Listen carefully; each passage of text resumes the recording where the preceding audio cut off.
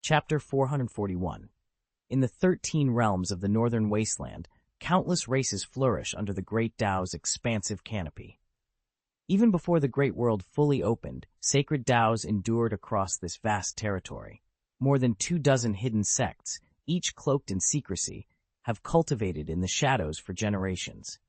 Every age produces a handful of transcendent masters, those who surpass the saint level and ascend to the 8th level of the human realm, the so-called Daoji Great Realm. Yet these supreme Tao sects almost never reveal themselves. Their disciples walk the world only when the Great World stirs, and even then they move like ghosts, leaving no trace on the lands they pass. Their true power is felt only on the border wastelands, where sect champions and lineal heirs clash in endless war. Far to the south lies the mysterious divine continent, coveted by both demon clans and martial sects of the Galaxy Federation. But those who spy upon the northern wasteland divine continent are even more formidable than the outsiders pressing against the southern borders. Their agents prowl the fringes, testing defenses and gathering secrets, preludes to a storm that none in the frozen north can yet fully comprehend. The vast chaos sea stretches beyond imagining, slicing the realm of Tianquan into 4 great continents, and yet it contains far more than just those 4 landmasses. Scattered across its roiling waters are countless island worlds. On those remote isles dwell immortal lineages born from the very essence of chaos. Though rare compared to the myriad tribes of the northern wilderness, these beings tower above ordinary mortals in power and prestige, earning the collective name Chaos Races. From the dawn of recorded history, several of these chaos races set their covetous eyes on the fertile northern wilderness continent. For endless generations, they have harbored the same unwavering ambition to conquer those lands and bend them to their will. Alongside these ancient invaders lurk other potent outsiders, beings drawn from realms beyond Tianquan's borders. Yet time and again, neither chaos races nor alien warbands have succeeded in breaching the northern wilderness. Their advances are thwarted by secret, supreme legacies, hidden inheritances of tremendous power, buried deep within the border fortresses. These artifacts lie in wait, ready to awaken at a moment's notice and turn back any who dare threaten the myriad peoples of the northern wilderness. As time wore on, the outsider and chaos races only grew more formidable. Battles along the northern frontier, once easily won, had hardened into brutal stalemates. If not for the ancient supreme formations anchored at each border outpost and the steadfast defense of the gate fortresses, the fires of war would have long ago consumed the northern wilderness continent. In response to this mounting threat, the War God Academy and several parallel initiatives were launched. Though each plan differed in its specifics, they all shared a single, vital purpose: to unite the legacies and martial prowess of the continent's tribes and sects into one extraordinary generation, strong enough to drive back the invaders once and for all.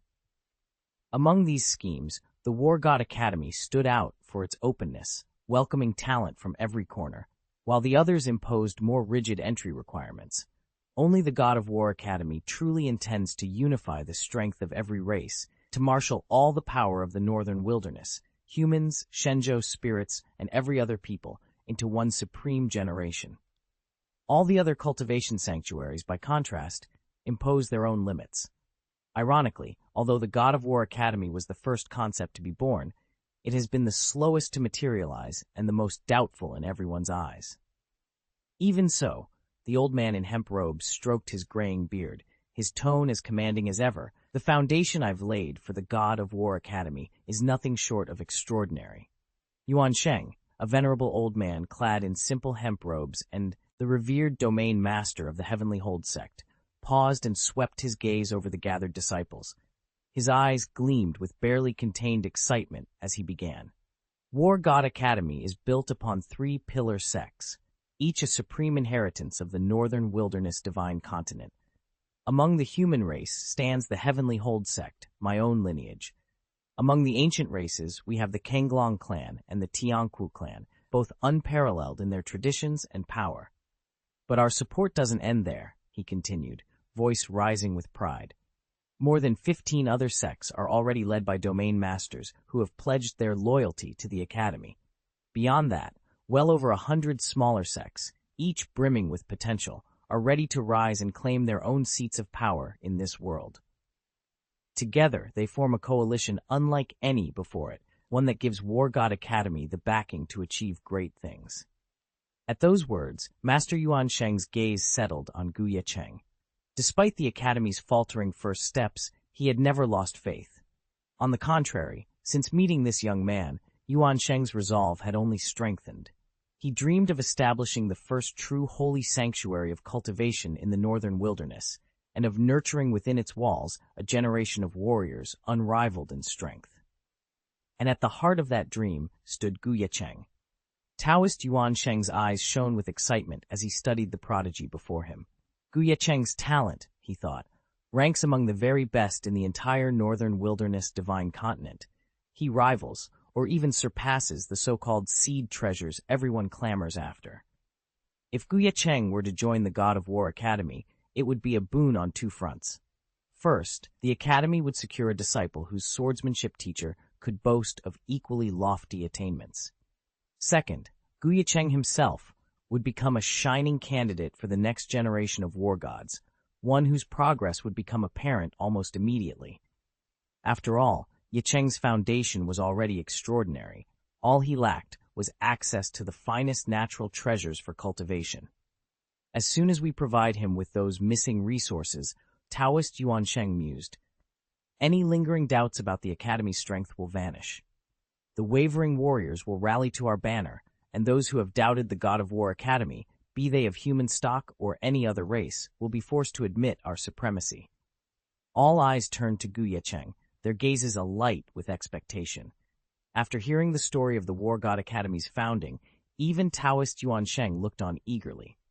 For a moment, Ye Cheng hesitated, then set aside any pretense of humility. He nodded and accepted the golden edict. After all, the name War God Academy alone was enough to inspire awe. Taoist Yuan Sheng had also guaranteed that, although Ye Cheng would enter as a standard mentor, he would still enjoy access to the top-tier War God candidate training resources. Beyond that, the Academy was renowned for gathering the greatest heroes and masters of every race. Even if it currently housed only a fraction, perhaps just 1% of those champions, it remained one of the rarest training grounds in the world. And even if Ye Cheng himself couldn't utilize every advantage, his acceptance would open doors for Xiao Yiren, for Gu Daoshuan and Yi Ruoshui when they eventually joined, and for the other members of the Gu family who journeyed from Nanshuan. Each of them would be able to enter the War God Academy and grow stronger under its banner. The War God Academy has only just been founded, Ye Cheng observed, but its mentors are already fanning out across the northern wilds to recruit promising students. As these instructors journeyed from one territory to the next, the Academy's renown spread swiftly. By the time it was fully operational, recruiting talents like Yi Ruoshui or Gu Daoshuan would be child's play. If not unnecessary, they might well arrive on our doorstep of their own accord. Faced with so many advantages, Ye Cheng would hardly refuse the opportunity to lend his support. Yet he did not depart immediately for the Yuan Sheng domain alongside its lord. There remained too many matters to attend to in the wilds. The Taoist school he had founded needed solid footing, and the region's proximity to the Chao Sea posed its own unique challenges. For now, he resolved to stay behind and ensure his fledgling establishment was secure before venturing onward. By the time Ye Cheng's party arrived to open the way, the rest of the Gu family's prodigies from the southern mysterious continent would be coming along as well. His wife, Jiang Lianxin, the young luminary Lan Qingxuan, and the twins, Xiao Yunxi and Xiao Qingchen.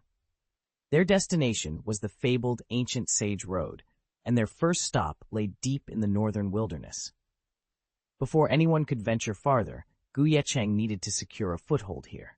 He'd already petitioned Taoist Yuan Sheng, the territory lord of the Yuan Sheng domain, to lend his authority in stabilizing the region, and of course, Yuan Sheng had readily agreed. "Don't think I'm in any hurry to rush back to the Ares Academy," Ye Cheng told him, as they stood atop a wind-swept plateau, gazing out over a sea of rolling dunes. "This trip to the wilderness isn't about exams or assignments.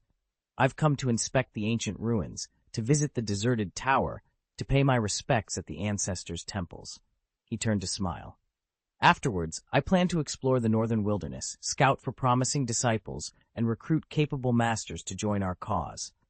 There's no harm in postponing my official return to the academy for a year or two. Taoist Xianxia laughed, clapped Ye Cheng on the shoulder, and waved away his concerns. From a small velvet pouch at his belt, he produced 10 silver Aries orders and 100 bronze Aries orders, placing them in Ye Cheng's hand. These silver orders, Xianxia explained, grant your chosen prodigies direct entry into the Aries Academy without sitting for the entrance examination. The bronze orders work much the same at a slightly lower rank. Use them wisely, young lord. Ye Cheng bowed his head in gratitude. With these Aries orders secured, he now had the means to bring truly gifted youngsters into the Academy's fold and to strengthen his new stronghold in the wilderness before leading his family onward toward the ancient sage road. The Bronze Aries Order is reserved for prodigious youths who just missed the mark for silver rank. Unlike Silver Aries recipients, who are exempt from the entrance exam, bronze holders still must test for admission. Even so, the token entitles them to sit the Aries Academy entrance trial. Those who pass earn full student status. In the vast wilderness, Bronze Aries orders are almost unheard of, far rarer than even the silver badges. Across the Great Realms, only a handful of geniuses ever qualify to take the Academy's assessment, setting them leagues above their peers. Yet without hesitation, Taoist Xianxia presented Ye Cheng with 100 Bronze Aries orders, an endowment more than 10 times greater than that of an ordinary Aries Academy tutor. Although Ye Cheng was only beginning to grasp the Academy's regulations, he couldn't help but sense the depth of Taoist Xianxia's trust and admiration. Ye Cheng said nothing further. He merely took the batch of jade tokens, placed them away with quiet reverence, and offered, "Thank you, Vice Dean. I will consider your counsel carefully and will not bring dishonor upon the Academy." Taoist Xianxia raised an eyebrow and smiled. "Vice Dean, and here I thought you'd still call me Senior." Watching the younger man's earnest expression, Xianxia found himself more impressed by the moment.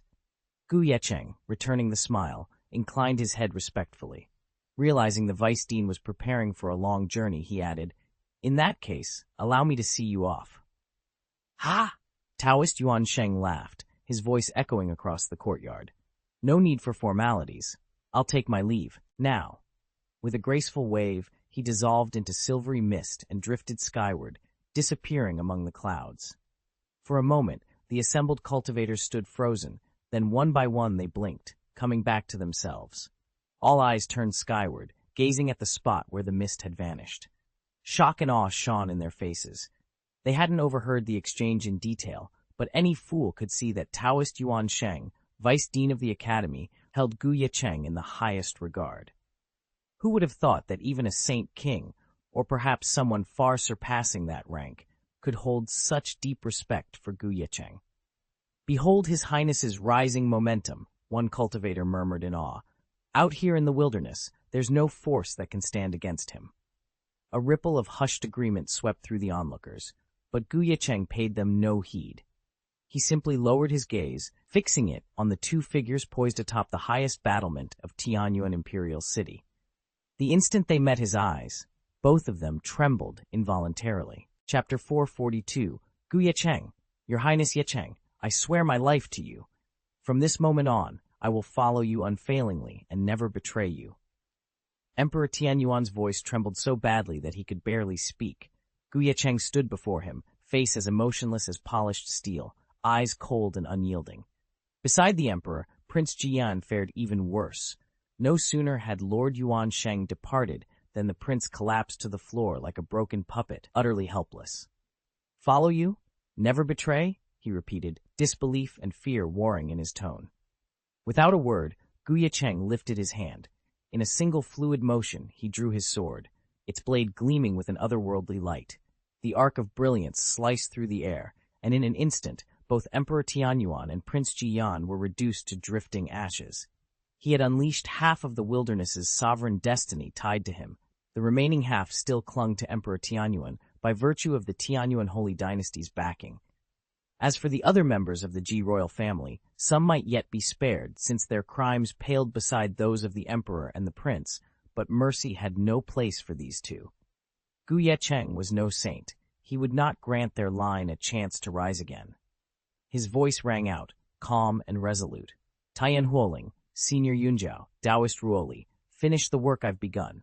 Lord Ye Cheng's sword flashed like lightning, cutting down the Tianyuan emperor and his heir, Prince Jian, once the indomitable rulers of the wilderness. The onlookers trembled at the sight, while Taiyan Huoling and the rest of Ye Cheng's commanders exchanged triumphant glances. At Ye Cheng's command, they sprang into action. With the capital secured and its sovereign slain, the remaining Tianyuan Holy Dynasty garrisons lost heart. News of the emperor's downfall swept through every outpost and fortress, and one by one, city defenders laid down their arms. Even the staunchest members of the Ji clan, aware that their crimes against Ye Cheng could never be forgiven, were swiftly rooted out, captured, and executed by loyal captains like Taiyan Huoling. In scarcely more than a week, every city and stronghold in the Tianyuan Holy Dynasty had fallen. The banners of Tianyuan were lowered, and over its ruins rose the standard of the Luotian Gu clan. Under Ye Cheng's leadership, they now stood unchallenged as the new champions of humanity in the wilderness, rightful overlords of all they survey. Ye Cheng's voice boomed across the newly erected ceremonial dais at Luotian Academy, now the foremost sanctuary of humanity in the wilds. From this day forward, he declared, every member of the human race in these lands shall honor and obey the Luotian Gu clan. A hush fell over the gathered crowds as he continued, any human who conspires with foreign races, any traitor who sells out our people, be they agents of the Tianyuan Holy Dynasty or others, will be executed without mercy. Not even the offspring of our own Gu family shall escape punishment if they betray us. At this, murmurs rippled through the assembly, but Ye Cheng raised a hand to command silence. However, he added, we do not disdain those ancient allied races who have stood beside humanity through the ages. In the wilds, they are our equals, and we shall treat them as such. As his proclamations echoed across the courtyard, the ambient purple chi of fortune, stored within the great purple chi cauldron of all living beings, swelled around him. It drew not only the luck of humanity, but also that of the allied clans, like the noble Yunjiao, each contribution reinforcing the cauldron's power, and in turn, empowering Ye Cheng himself. Below the platform, representatives of every allied race watched in solemn acknowledgement as Ye Cheng delivered his final edict, sealing the new order for humanity and its friends in the untamed wilderness. The leaders of the ancient races, among them the proud Yunjiao clan, finally exhaled in unison, relief washing over their faces. They'd always known that Ye Cheng, Ji, would never abandon his own people, yet the Tianyuan Holy Dynasty's cruelty toward the human tribes of the wilds had been so pervasive that even the most stalwart ancient race houses felt uneasy setting foot on human soil. With the Holy Dynasty's collapse, those same human sects, angry at past abuses and craving vengeance, nursed a deep-seated mistrust of their so-called allies. So when Ye Cheng stood before them and swore to extend exactly the same rights and protections to humans as to all other races, a tide of relief swept through the assembly. Watching the Yunjiao champions and the other great masters bow in acknowledgement of his decree, many human cultivators found their hearts swelling with gratitude and disbelief. They remembered only too well how, in earlier days, a single dispute with an immortal blooded warrior could force an entire human sect to apologize, no matter who was in the right. If anyone dared resist, the Tianyuan Holy Dynasty would side with the alien clans and deliver the dissidents into imperial custody. Those dark times were over. Now, at last, they had a protector who would stand by them without asking for subservience in return. With the final imperial edict proclaimed from the grand viewing platform, the assembled ancients, Dragonkin, Phoenix-blooded, and all the other ancient races, exhaled in relief. At last, under His Highness Ye Cheng's reign, they would hold the same rights and privileges as humans. Boom. The moment the edict's words faded on the breeze, the latent fortune stored in the purple chi cauldron within Ye Cheng's body surged to its peak. Across the heavens and earth, centered on Luotian Academy, spiritual energy swelled like a rising tide, drawing in life force from every corner within 10,000 miles. In an instant, that vast reservoir of raw power converged upon him. Ye Cheng's eyes widened at the sudden influx. He didn't hesitate. Calling on his cultivation techniques, he began to absorb and refine the oncoming energy. Below him, cultivators watched in stunned silence as light coalesced around him. What would normally take even a quasi-saint several days to process, Ye Cheng completed in the span of a single incense stick. Every drop of that boundless spiritual energy was purified and funneled into his dantian, condensed, potent, and utterly at his command. As the last currents of spiritual power poured into Ye Cheng's body, his breathing suddenly intensified. A new wave of energy surged through him, propelling him to the late stage of the heavenly emperor realm in moments. His cultivation peaked, pushing him right to the brink of the Saint Emperor realm, an ascent so dramatic that it only slowed once he neared that lofty threshold. Below the stage, dozens of cultivators stared up in stunned silence. None had expected to witness such a breakthrough at today's ceremony. When the initial shock passed, Tian Huoling and the other elders stepped forward and led the gathered crowd in a deep bow. We offer our heartfelt congratulations to His Highness Ye Cheng for achieving perfection in the Heavenly Emperor realm. Please, everyone, rise. There's no need for formalities, Ye Cheng called out, his voice warm with restrained excitement. Beside him, his little daughter Yiren tugged at his sleeve. Blinking her bright eyes in innocent wonder, she asked, "Daddy, what was that strange energy that just gathered around you?" At her current cultivation level, the lofty saint realm, the little princess had always believed herself more than a match for any foe. Yet over the past weeks, she'd witnessed her father battling not only quasi-saints and full saints, but even saint kings whose strength dwarfed her own. She longed to contribute, to stand at his side, but she simply wasn't strong enough. So when her father's aura suddenly shifted, she couldn't contain her curiosity. Pushing aside her silken skirts, she stepped forward. "Father," she called, voice trembling with excitement. "What's happening? Please tell me." Ye Cheng allowed himself the faintest of smiles. He glanced first at his daughter, then at Yunhai, and at Tian Huoling and the other courtiers who'd overheard and now stared in eager anticipation. His tone was soft, yet the weight behind his words silenced the hall. "Everyone, prepare yourselves. We must seize the moment." He closed his eyes, drawing in a steadying breath. When he spoke again, his voice carried the quiet authority of an emperor, both confident and afraid of little else. "If my premonition serves me right, the second great wave of spiritual energy in Beihuang Shenzhou is about to descend." Chapter 443. The second wave of spiritual energy is coming. Ye Cheng's tone was steady, but the moment those words reached the ears of the gathered masters, their hearts skipped a beat. More than 20 years ago, the great era had dawned on the northern wilderness divine continent. The Tao had been unveiled, and spiritual energy had surged to unprecedented levels.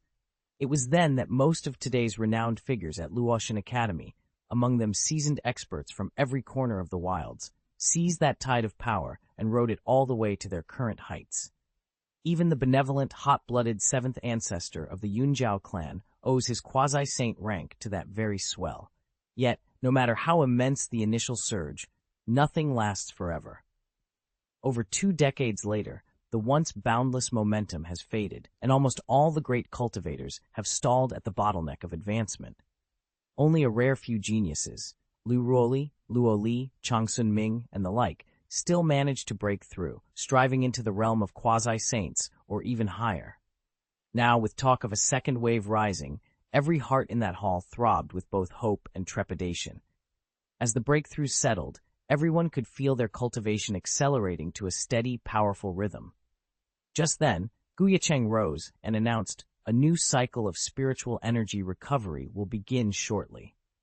The crowd erupted in whispers. Even Lu Ruoli's calm, graceful features lit up with excitement. Mu Fentian swallowed and stammered, "Your Highness, is that really happening?" Ye Cheng nodded. In the days since he toppled the Tianyuan Holy Dynasty and elevated the Luotian Gu clan to lead all human forces across the wilderness, he had also forged alliances with countless ancient sects. Under his guidance, the fortune levels in every cultivator's purple chi cauldron had skyrocketed.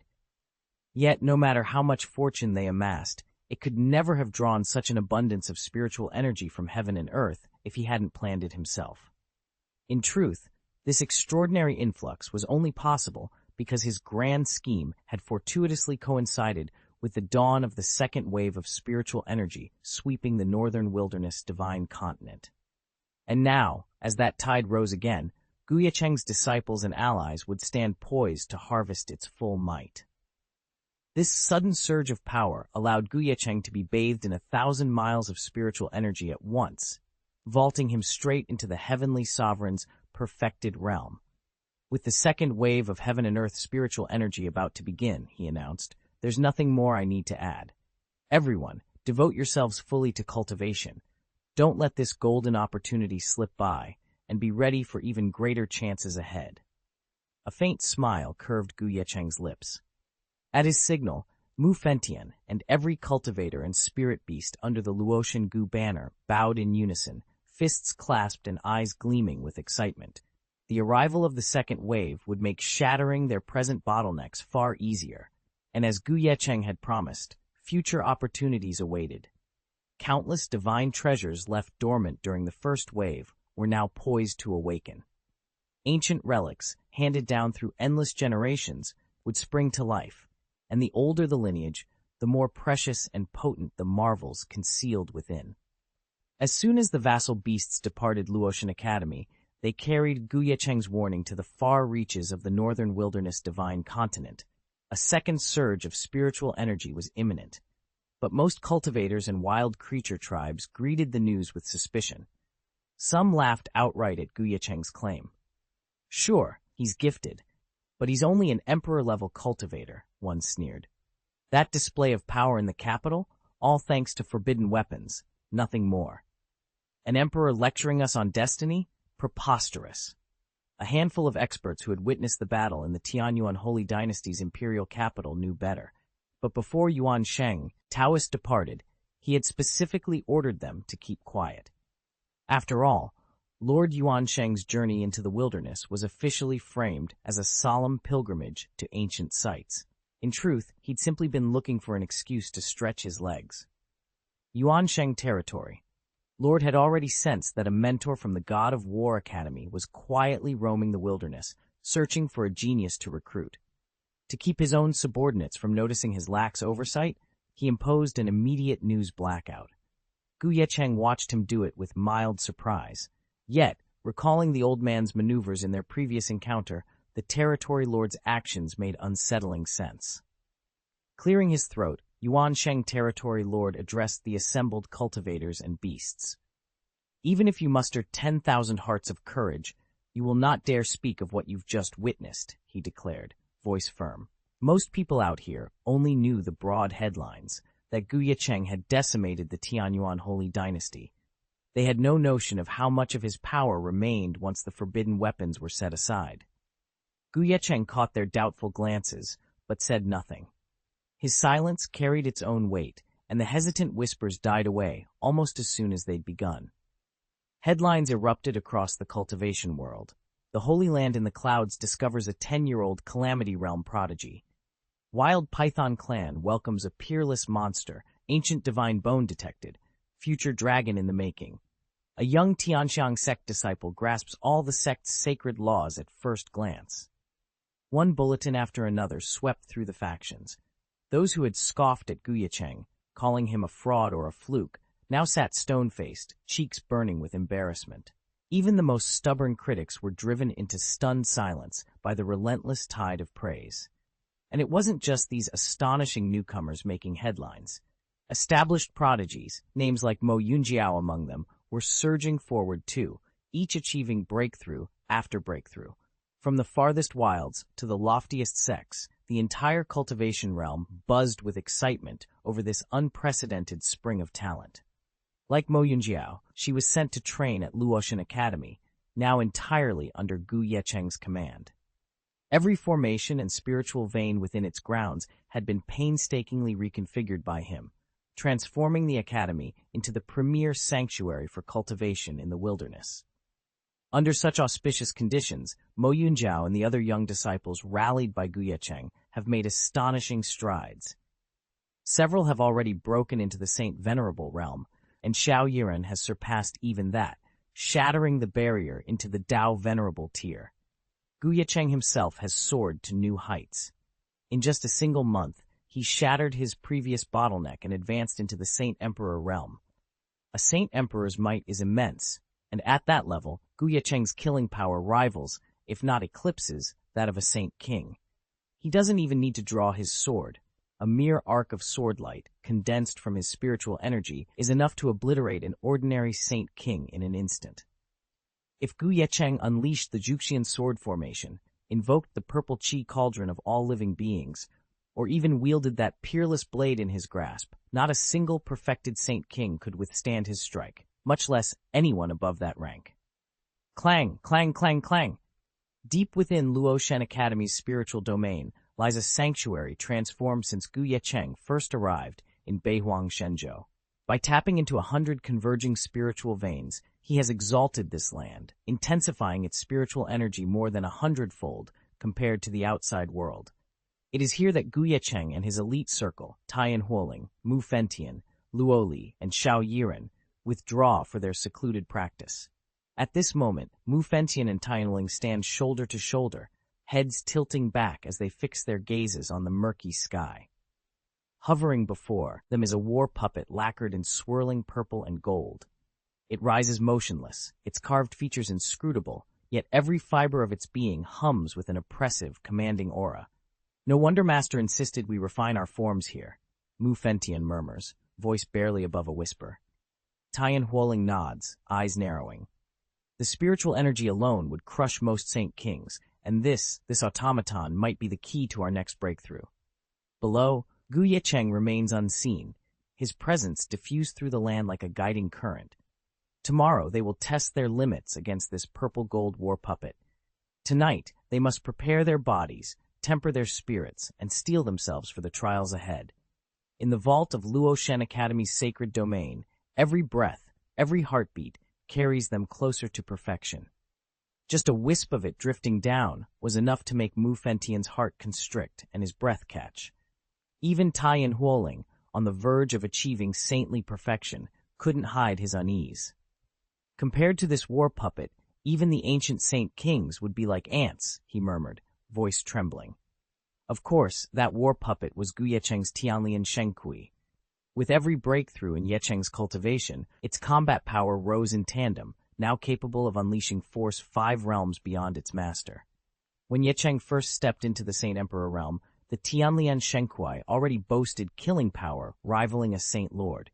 Yet here it was, battling him mid-air as an equal. This was the limit of Ye Cheng's strength at the Saint Emperor tier. It slaughters a Saint King as if swatting a dog, Mu Fentian breathed. A thrill ran through Ye Cheng. With my secret Death Blossom technique, I could even face down an early-stage Saint Lord. He tightened his grip, eyes blazing with anticipation. A ripple of shock ran through Taiyan Huoling and the others. Just as they were rejoicing over Ye Cheng's success, he calmly raised his hand. With a soft whoosh, he sent a talisman hurtling toward Mu Fentian. Senior Mu, I'm going back into seclusion, Ye Cheng announced. During my absence, Luotian Academy will be in your charge, assisted by Taoist Taiyan. Mu Fentian, head of the Taiyan sect, may not have been Ye Cheng's most formidable disciple, but his strategic insight was beyond question. With Taiyan Huoling, Ye Cheng's foremost pupil, at his side, the academy would remain in very capable hands. Ye Cheng intended to retreat once more, focusing all his energy on achieving the pinnacle of the Saint Emperor realm in a single, decisive breakthrough. Only after perfecting his cultivation would he dare to enter the Yuanwu Mansion, the legendary stronghold bequeathed by Saint Yuanwu. In truth, he had planned to venture there immediately upon his ascension. But Ji Shan and the others had urged caution, reminding him that the trials within were far more harrowing than any he had faced so far. Although they had witnessed Ye Cheng's astounding feats and understood the depth of his strength, none of them truly believed he could conquer the Yuanwu Mansion's second trial. Ji Shan and the other two openly voiced their doubts, and for a moment Ye Cheng felt a flicker of unease. But once he gathered his thoughts, that uncertainty gave way to eager anticipation. His recent duel with the Yuansheng domain lord had refined his swordsmanship into a state of flawless, overwhelming force, and had granted him a fleeting glimpse of the sword realm's ultimate truth. How much more formidable, he wondered, would the Yuanwu mansion's next trial prove? And what greater insights might he uncover within its crucible? A slight delay meant nothing to him now. His cultivation speed had already outstripped all normal bounds. Where ordinary saint emperors might require 10,000 years, or the rarest treasures and resources, to bridge the gap from the first stage to the apex of their realm, Ye Cheng advanced with unprecedented swiftness, driven by the profound breakthroughs he had just achieved.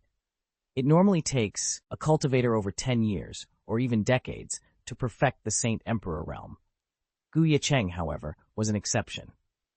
Standing at the edge of his breakthrough, he closed his eyes and murmured with quiet certainty, "I'll reach true Saint Emperor perfection within a year, perhaps much sooner." He had every reason for confidence. The second wave of spiritual energy had just been unleashed across the northern wilderness, dramatically raising the world's spiritual density. In this golden age, such a surge of energy, combined with his extraordinary talent, meant cultivation would proceed at a breathtaking pace, and Ye Cheng intended to make every moment count. Chapter 444. As the second great wave of spiritual energy swept over the northern wilderness, gifted cultivators everywhere, Ye Cheng among them, withdrew into seclusion to refine what they had absorbed. Yet not every prodigy chose stillness. In the depths of the barbarian god valley, ancestral home of the feared barbarian god clan, a different drama unfolded. Yu Lei, undisputed genius of his generation, slowly emerged from the fabled barbarian god pool. For years he had immersed himself in its waters, drawing on its legendary reserves. Over countless centuries, the pool had absorbed every scrap of spiritual herb, every trace of mystical ore, and every hidden treasure the clan could offer. Its energy was so vast and so pure that even a cultivator at the emperor level, let alone a quasi-saint or a full saint, could not hope to refine or assimilate it in full. Breathing in the charged air, Yue Lei closed his eyes and savored the afterglow of raw spiritual power coursing through him. This was the pinnacle resource of the barbarian god clan, entrusted only to those rare few worthy of reshaping the clan's fate. And now, stepping onto the valley floor, he prepared to demonstrate why he alone had earned that honor. At that very moment, countless warriors of the barbarian god clan, among them the clan chieftain himself, surrounded the great pool. All eyes were fixed on Ye Cheng's back, their expressions a mix of shock and awe. The barbarian god pool, a vast basin stretching thousands of feet in every direction, normally pulsed with brilliant spiritual light, yet now its glow had dimmed to a faint shimmer. In just 3 months, Ye Cheng had absorbed and refined every drop of its divine liquid, single-handedly. How is this possible? The chieftain finally managed, his voice barely more than a whisper. Ye Cheng lifted his head and met the chieftain's gaze with a faint, knowing smile. He offered no answer. Instead, he closed his eyes and began to circulate his internal qi. Suddenly, 3 thunderous cracks echoed through the valley. Boom, boom, boom. At the precise same instant, brilliant rays of divine light erupted from his left arm, his right leg, and the space between his eyebrows. From those 3 points surged an ancient, boundless aura, like the untamed wilds of a primordial world stretching across countless millennia. The raw power swept outward, rolling through Savage God Valley in a tidal wave of energy that left every onlooker breathless. Countless members of the Savage God clan, every one of those top-tier strongmen, fell silent, their breaths caught in their throats as they stared at Ye Cheng's eyes, which trembled ever so slightly. 3 divine bones, all awakened at once. On the Tianshuan continent, these ancient divine bones represented the unique bloodline inheritance of every race, humans included. Awakening a single divine bone was already the mark of a remarkable genius. 2 was virtually unheard of, something only the greatest prodigies could achieve, and even then, only after years of effort. But 3, simultaneously? In all the annals of the Savage God clan, no one had ever matched such brilliance. And that wasn't even the full story. Even before this miraculous trinity of divine bones manifested, Ye Cheng's talent for cultivation had been peerless, surpassing every noble youth in the clan's long history. Now, with 3 awakened divine bones, incredible, astonishing, someone finally blurted, voice shaking with awe. He's unparalleled. Good, may the gods of the barbarian god clan bless us. The chieftain's voice rang out with excitement, his eyes gleaming. Now that Lair has such outstanding potential, how could we not provide him with the finest cultivation environment? Chief, are you suggesting? His senior officers exchanged puzzled glances. At the chieftain's slight nod, realization dawned on them, and their eyes brightened with anticipation. The chieftain turned his gaze toward the distant spires of Luotian Academy, a greedy spark lighting his expression. Didn't Patriarch Ye Cheng of the Luotian Gu family just secure a Saint King's mansion? He asked, his tone triumphant. He even shattered the Tianyuan Holy Dynasty to claim his place as supreme leader of the Wildlands human race. He's undoubtedly powerful, but powerful enough to monopolize that Saint King's mansion? Orders, Chief, one officer prompted. The chieftain's lips curled into a confident smile. Send envoys to Luotian Academy immediately. We'll ask Patriarch Gu to hand over the Saint King's mansion to our clan. But Chief, another officer hesitated. Ye Cheng is not one to bow easily. He won't part with his Saint King's mansion without resistance. The chieftain's excitement didn't waver. Then we'll give him a reason he cannot refuse. With that, he waved his hand, and a circle of illuminated runes sprang to life, summoning the fastest couriers in the barbarian god clan. Their mission, seize the prize that would secure Lair's future and the clan's dominance, in a single, decisive stroke. He'll never hand it over willingly, the barbarian god clan leader declared, but I have an offer he can't refuse. Tell our envoys that we don't intend to seize the Saint King's mansion by force, we only want to share it. And if another delegation approaches the Yuling clan with the same proposal, I doubt they'll be able to resist the temptation of the mansion either. The assembled elders exchanged knowing glances. It was clear the clan chief aimed to bring the Moon Spirit clan on board. With the 2 elder overlords united, Ye Cheng would have no choice but to acquiesce. They had no real desire for open conflict. Dividing the mansion 3 ways would grant Ye Cheng enough face to save his pride. At once, several senior members of the barbarian god clan stepped forward, eager to receive orders. Even Yue Lei, standing among them, could scarcely contain his excitement. Father, let me go to Luotian Academy, too, he begged, his eyes shining. With the Grand Realm's gates finally opening before him and 3 divine bones awakening within, he was more than ready for whatever challenges awaited. Blessed by the divine bones, Yue Lei drew in the full essence of heaven and earth from the barbarian god pool in a single breath. Though most of that potent energy was consumed nurturing his 3 divine bones, a portion crystallized into his own cultivation. As a result, he had now broken into the heavenly emperor realm, his power rivaling that of a perfected holy emperor. With his secret trump card at the ready, even an opponent from the emperor realm posed no threat. A surge of impatience welled in him. He was eager to test his strength against Ye Cheng, who was currently making waves out in the wilderness. What the clan's elders didn't know was that, during Yue Lei's seclusion, a mysterious powerhouse had slipped into the barbarian god clan's ancestral land. Recognizing Yue Lei's potential, this stranger had granted him an extraordinary gift. Now, as Yue Lei's divine senses drifted toward his storage ring, he discovered an ancient brass token lying quietly inside. Any seasoned warrior would recognize it at a glance, the coveted entry token to the God of War Academy.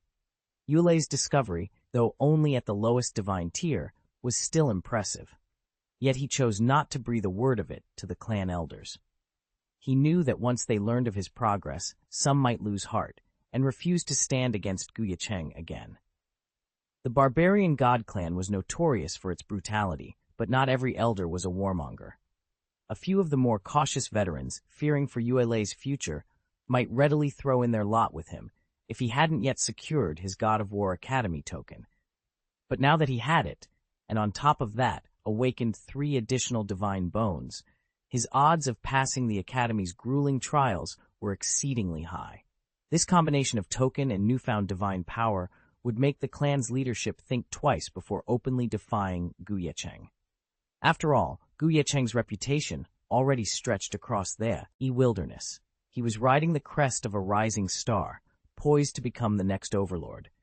Even the barbarian god clan, with all its swagger, would hesitate to risk antagonizing him. Yet Yue knew better than to trust in their restraint. In his mind, silence was the only safeguard.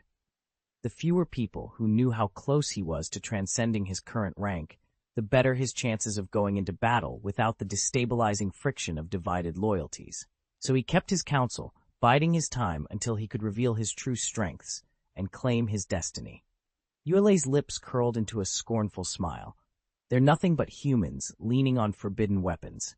Strip away those artifacts. What strength do they really have? His tone dripped with contempt, and a glint of greed shone in his eyes.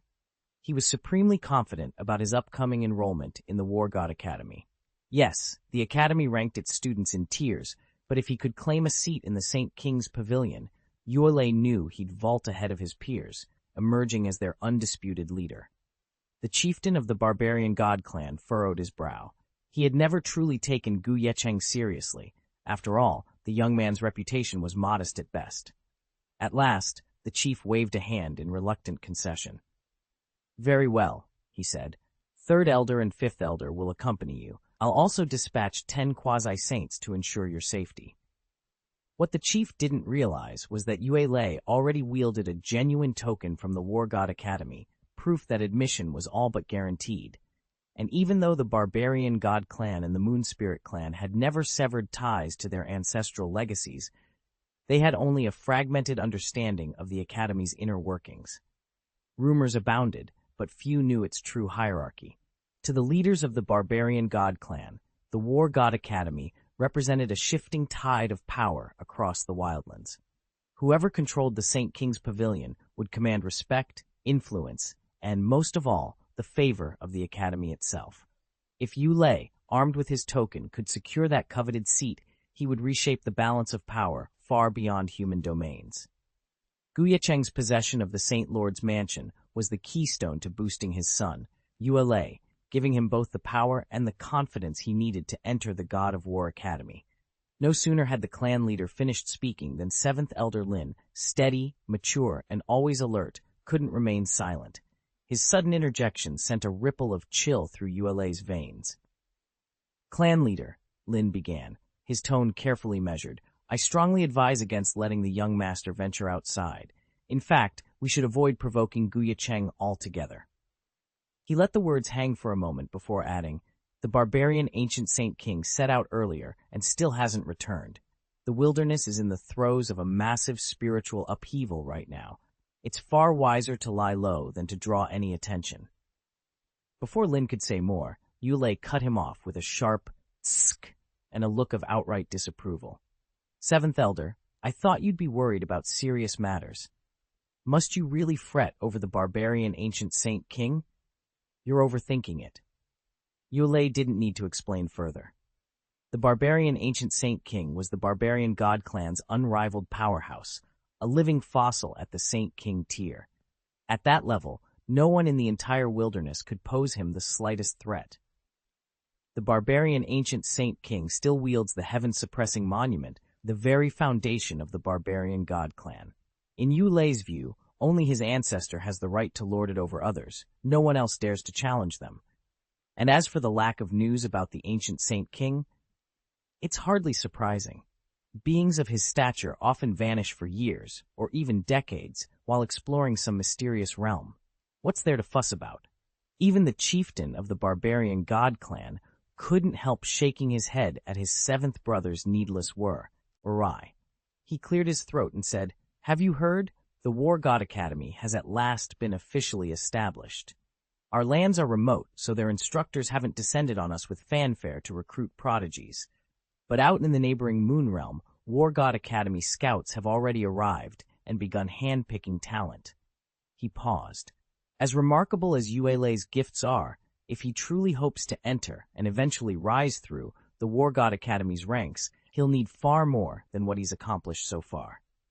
"We have to wrest the Saint King's mansion from Ye Cheng's grasp and claim it for the barbarian god clan." The clan chief's voice thundered through the hall. He drew a steady breath, swept his arm in a dismissive gesture, and cut off any protests. Under no circumstances will we back down. By any means necessary, we will force Ye Cheng to bow and surrender the Saint King's mansion so that our clan may share in its power. Chapter 445. The High Elders of the barbarian god clan were just finalizing their preparations to send reinforcements when they established contact with the Moon Spirit clan. Under orders from the clan's leaders, a detachment of elite warriors, led by young Master Yue Lei, was dispatched to Luotian Academy. Far away, in the ancestral lands of the Moon Spirit clan, a long-awaited breakthrough was unfolding. Xianxia, the clan's young heiress and sister to Princess Qianling, emerged from the isolation chamber where she had endured her trial. In that instant, the air shimmered with silver light. It rolled like water, flowed like moonlight, and then condensed into a blade of pure divine energy. With a single, graceful slash, she cut through the turbulent storm above her. Thunder exploded and then dissolved, as though afraid to linger in her presence. In that decisive moment, Xianxia overcame the massive thunder tribulation. When the gathered leaders of the Moon Spirit clan witnessed her victory, they rushed forward in awe. At their head stood Patriarch Qianye Nan, father of Xianxia and Qianling, his eyes shining with pride and astonishment. A hushed murmur spread through the crowd. She truly carries the blood of the first-generation Moon Spirit. As applause and cheers swelled around her, Xianxia stepped forward, her ascent to full clan power now undeniable. Your accomplishment is unrivaled, even among the Moon Spirit clan's greatest prodigies. Patriarch Qianye Nan trembled with excitement, momentarily at a loss for words. Xianxia, ever composed, merely inclined her head in acknowledgement. Only when her gaze met those of her father and younger sister did a faint smile touch her lips. "Xue, congratulations on breaking through to the Heavenly Emperor realm," her sister chimed in, pride dancing in her eyes. Qianye Nan finally caught his breath. He beamed at Xianxia, but his expression grew serious. "Now that your retreat is over, there's something important we need to discuss." Xianxui's brow creased. "Something to discuss?" She hesitated, then followed her father across the ancestral grounds to an ancient temple carved from pale moonstone. The air inside was cool and still, scented with incense. "Father?" she prompted quietly as they entered. Standing beneath soaring columns etched with their clan's history, Qianye Nan allowed himself a moment to admire his eldest daughter's poised bearing and remarkable talent. He cleared his throat. "Xue, I'll be frank with you." "Father," Qianye Nan began one evening, his expression unusually serious as he seated himself across from his daughter in the moonlit courtyard, "the clan elders have been in talks with the Luotian Gu family." Qianxia frowned, setting aside the jade teacup in her hand. Father, what are you saying?" He cleared his throat, choosing his words carefully. "They and I would like to form an alliance by marrying you to Ye Cheng, the head of the Luotian Gu family. What do you think, Xue?" "Marry Ye Cheng?" Qianxui's eyes widened. "Father, surely you can't be serious." Qianye Nan had anticipated her reaction. He leaned forward, voice calm but unwavering. "My daughter, I know you're skeptical. You've always believed true prodigies are rarer than phoenix feathers. But Ye Cheng is no ordinary man." He paused, letting the words sink in. Quite frankly, talent like his hasn't appeared in the wilderness since time immemorial. Qianxui's brow remained furrowed, but she didn't interrupt. His next words carried even greater weight. "If you wed him, you'd share in the power of the Saint King's mansion that he commands. With that backing," he said softly, "your own cultivation would soar to new heights." For a long moment, Qianxia stared into the flickering lantern light, weighing her father's proposal. The promise of unrivaled strength against the thought of a political marriage warred within her heart. Yet Ye Cheng's legendary reputation was impossible to ignore. At that point, you'll be eligible to take part in the Moon Realm's God of War Academy selection, and your chances of passing will be much higher. "Dad, I understand," Xianxia replied coolly. She'd grasped her father's meaning right away. By aligning with Ye Cheng, currently master of the Saint King's mansion, she could grow stronger and secure a decisive advantage in the Academy's assessments. Her father had clearly been impressed by Ye Cheng's personal prowess and the might of his forces. Yet, Qianxia had no intention of marrying merely for power.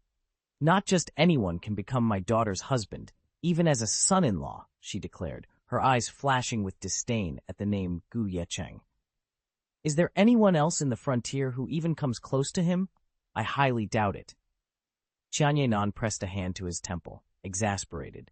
In his view, Ye Cheng's current strength made him more than worthy of union with the Yueling clan, though winning him as a son-in-law would prove a formidable challenge.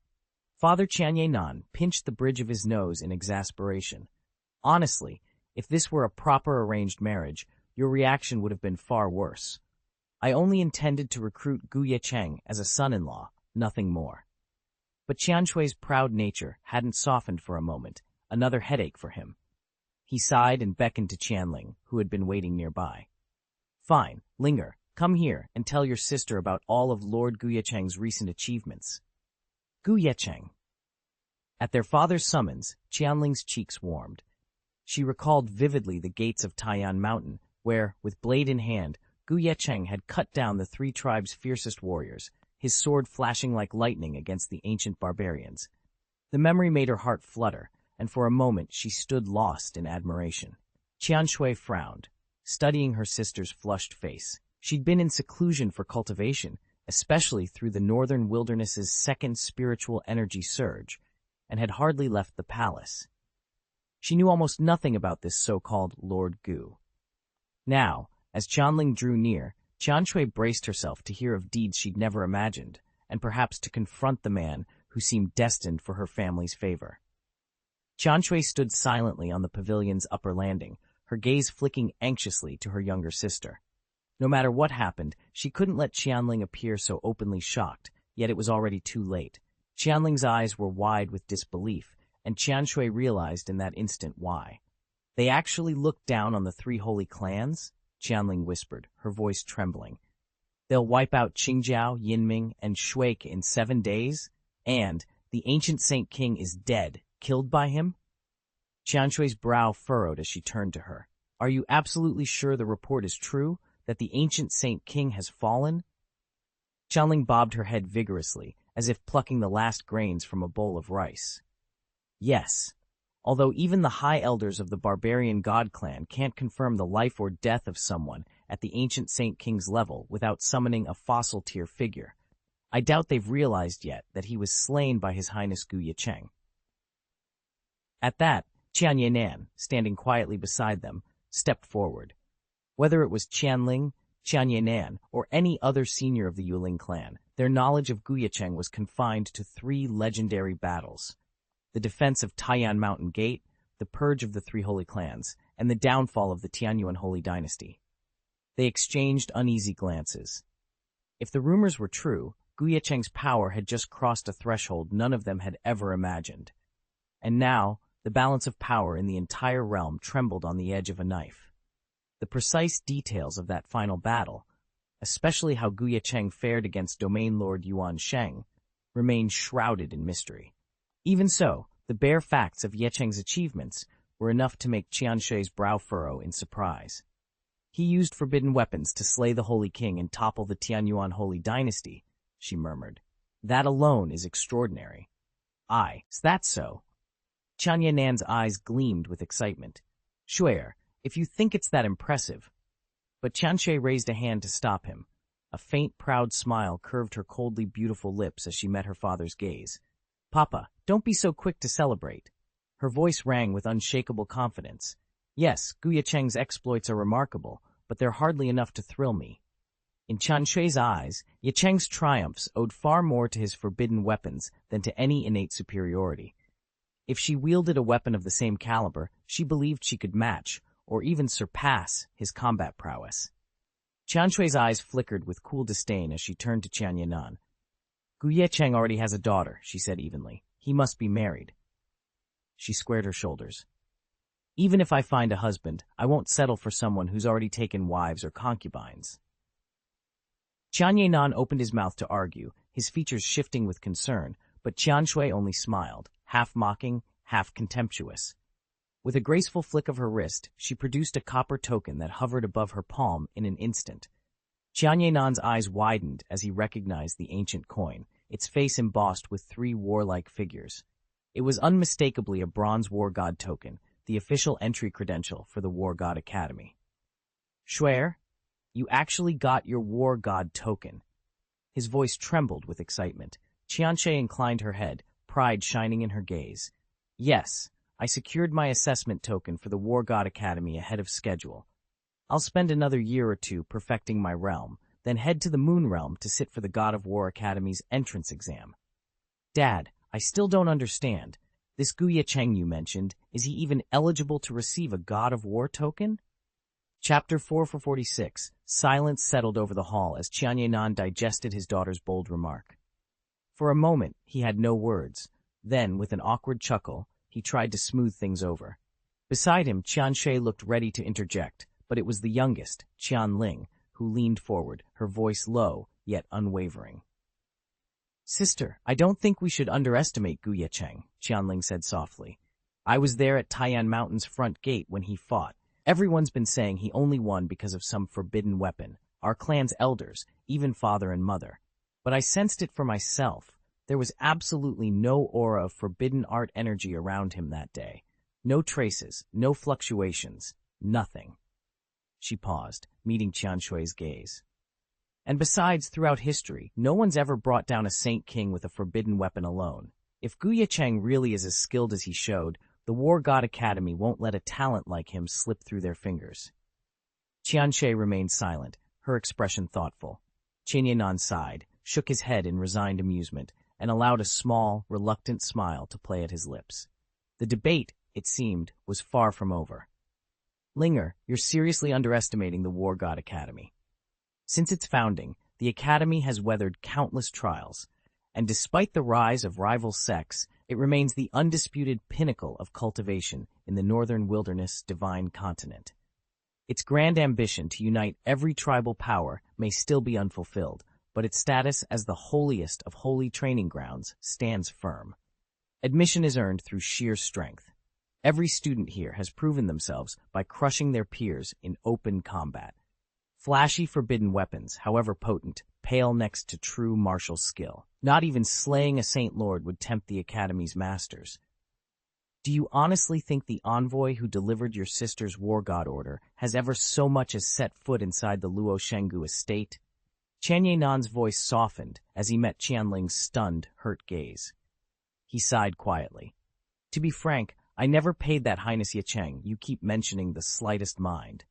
As the venerable head of the Moon Spirit clan, Qianxia was well accustomed to reading people's hearts, especially those of his children.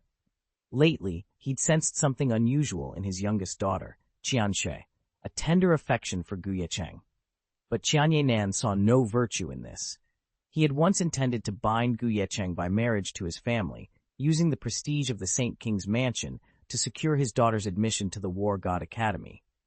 Now that his eldest daughter could not take advantage of that opportunity, Ye Cheng's value to the clan had evaporated. If feelings for him lingered in Qianxia's heart, they would have to be extinguished. Lost in thought, Qianxia barely registered the waiting attendant's soft knock, until a clear voice announced from the outer hall, "Clan Chief, the envoy from the barbarian god clan has arrived." Qianxia straightened in his seat. The barbarian god clan's messenger? Admit him. 15 minutes later, representatives of the Moon Spirit and barbarian god clans gathered in the grand audience chamber to negotiate an alliance. When the meeting concluded, the barbarian envoy, who had earlier compelled Ye Cheng to bow his head in deference, strode out of the palace with a scowl etched across his face. The air between the two clans crackled with unspoken tensions, and Qianxia knew that the real challenges had only just begun. Qianxia glared back at the palace, resentment coiling in his chest as he stormed away from the Moon Spirit clan's courtyard. Their refusal of the barbarian god clan's alliance had been unmistakable, and though he no longer depended on Ye Cheng, he wasn't about to make an enemy of this powerful new force without reason. No sooner had he dismissed the barbarian envoy's summons than his two daughters appeared. His eldest, Xianxia, gently guiding her younger sister. "Linger, what do you intend to do at Lu Ocean Academy?" he asked, frowning. Xianxia met her father's gaze with a quiet confidence. "Father, although Linger never spoke of it, We both sense that we've underestimated Ye Cheng. This is our chance to change that. Linger nodded in agreement. Rest assured, Father, we have no plans to meddle in the conflict between the Gu family and the barbarian god clan. I'll take Linger with me and prove that Ye Cheng, the genius in her eyes, and the entire Luotian Gu clan aren't half as formidable as she imagines. Hearing his eldest daughter's words, Xianxia felt a surge of pride. He understood her plan at once and nodded with a broad smile. Very well. I'll leave it in your capable hands. But for safety's sake, bring along a few more elders and some saintly disciples. I'd feel better knowing you're well protected. Understood, Xianxia replied. She smiled, dipped into a respectful bow, and, coaxing the reluctant Linger, assembled her chosen retinue. Together, they stepped onto the spiritual boat bound for Luotian Academy. At that very moment, Luotian Academy, long coveted by two dominant clans, lay in an unusual calm. Within its walls, cultivators and spirit beasts alike were secluded in meditation, drawing deep from the world's spiritual energy. Even the quasi-saint leader of the Yunjiao clan had withdrawn here to refine his cultivation.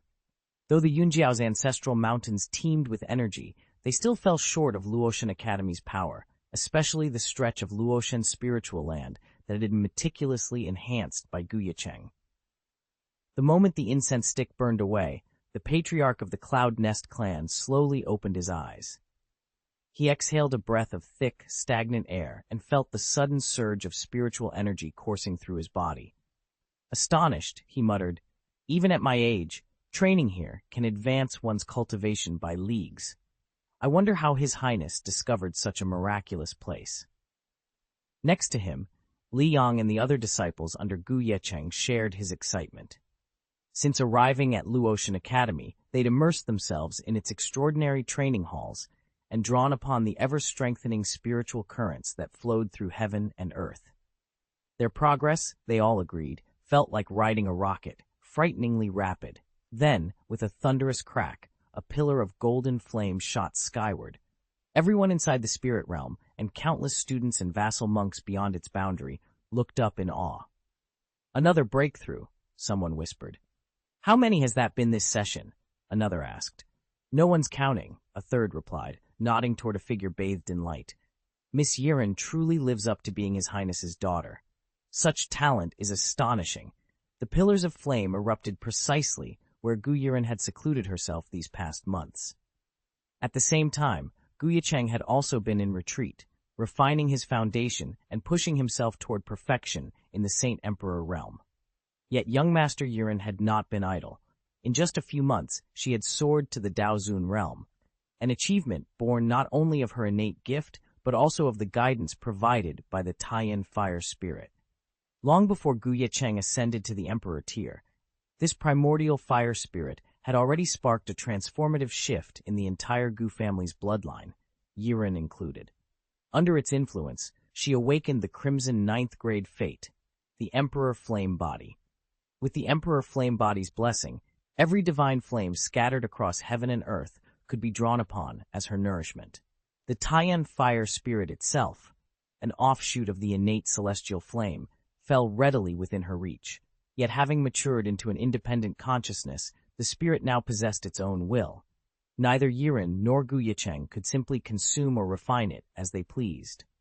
Now, as the Taiyan fire spirit's embers danced around her, Yiren stood on the brink of a new breakthrough.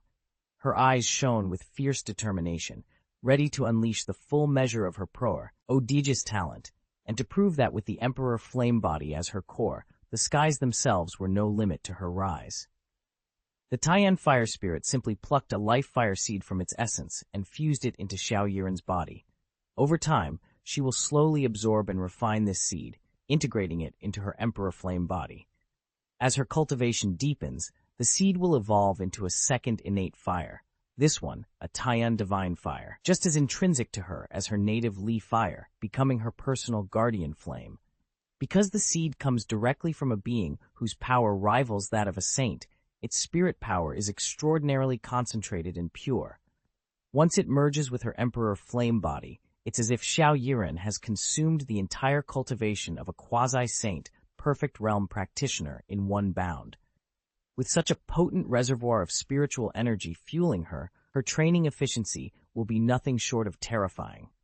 In the coming year, her breakthroughs will be explosive, her realm advancement soaring like a rocket, and her combat prowess will rise just as dramatically. Although the Taiyan Divine Fire has yet to fully awaken, with every advance in my cultivation, the destructive power of my innate flames grows stronger still. Blessed by this primal fire, my current cultivation, though only at the early Daozun stage, belies my true might. The instant I choose to strike, not even a perfected Saint Emperor could withstand the blaze I unleash, and when I combine it with the myriad Phoenix Flame techniques I inherited from the Emperor Flame Physique, even an Emperor-level sovereign would be reduced to ash beneath my fury. In short, there is no warrior below the quasi-saint tier who can stand against me. Yet, I can't shake a shadow of regret. I was far more powerful back in the desolate tower, strong enough to consume and annihilate quasi-saints without effort. I fold my small hands behind my back and release a soft, rueful sigh. And really, when you consider my appearance, a child of barely 5 or 6, with 2 tufts of hair bobbing atop my head, my melancholy exhale almost seems comical. But this tiny frame contains a firepower few could ever imagine. The Taiyan fire spirit, who had been meditating in seclusion with Xiao Yiren at his side, was completely at a loss when he heard the little girl let out a soft sigh. He opened his mouth, then paused, utterly speechless. Before he could collect his thoughts, a tremor ran through his spirit sense. Whoosh! Across thousands of spiritual miles, a vast spirit boat was plowing through the void toward Luotian Academy. On its deck stood countless quasi-saints and true saints, their presences crackling with boundless martial might and a palpable, murderous intent. The Taiyan fire spirit's eyes snapped open. An enemy dares to threaten the Luotian Gu family? He growled. He shot a glance at Xiao Yiren. Prepare yourself, young master. This will not be a simple visit. Chapter 447. An enemy is coming? In the heart of Luotian Academy, the Taiyan fire spirit sprang to his feet. Without a moment's hesitation, he sent urgent word to the Gu family's chief enforcer, who oversaw the academy. In an instant, Mu Fentian, Yunjiao Chuzu, Liu Ruoli, and the other vassal strongmen mobilized at his summons. But they were not alone.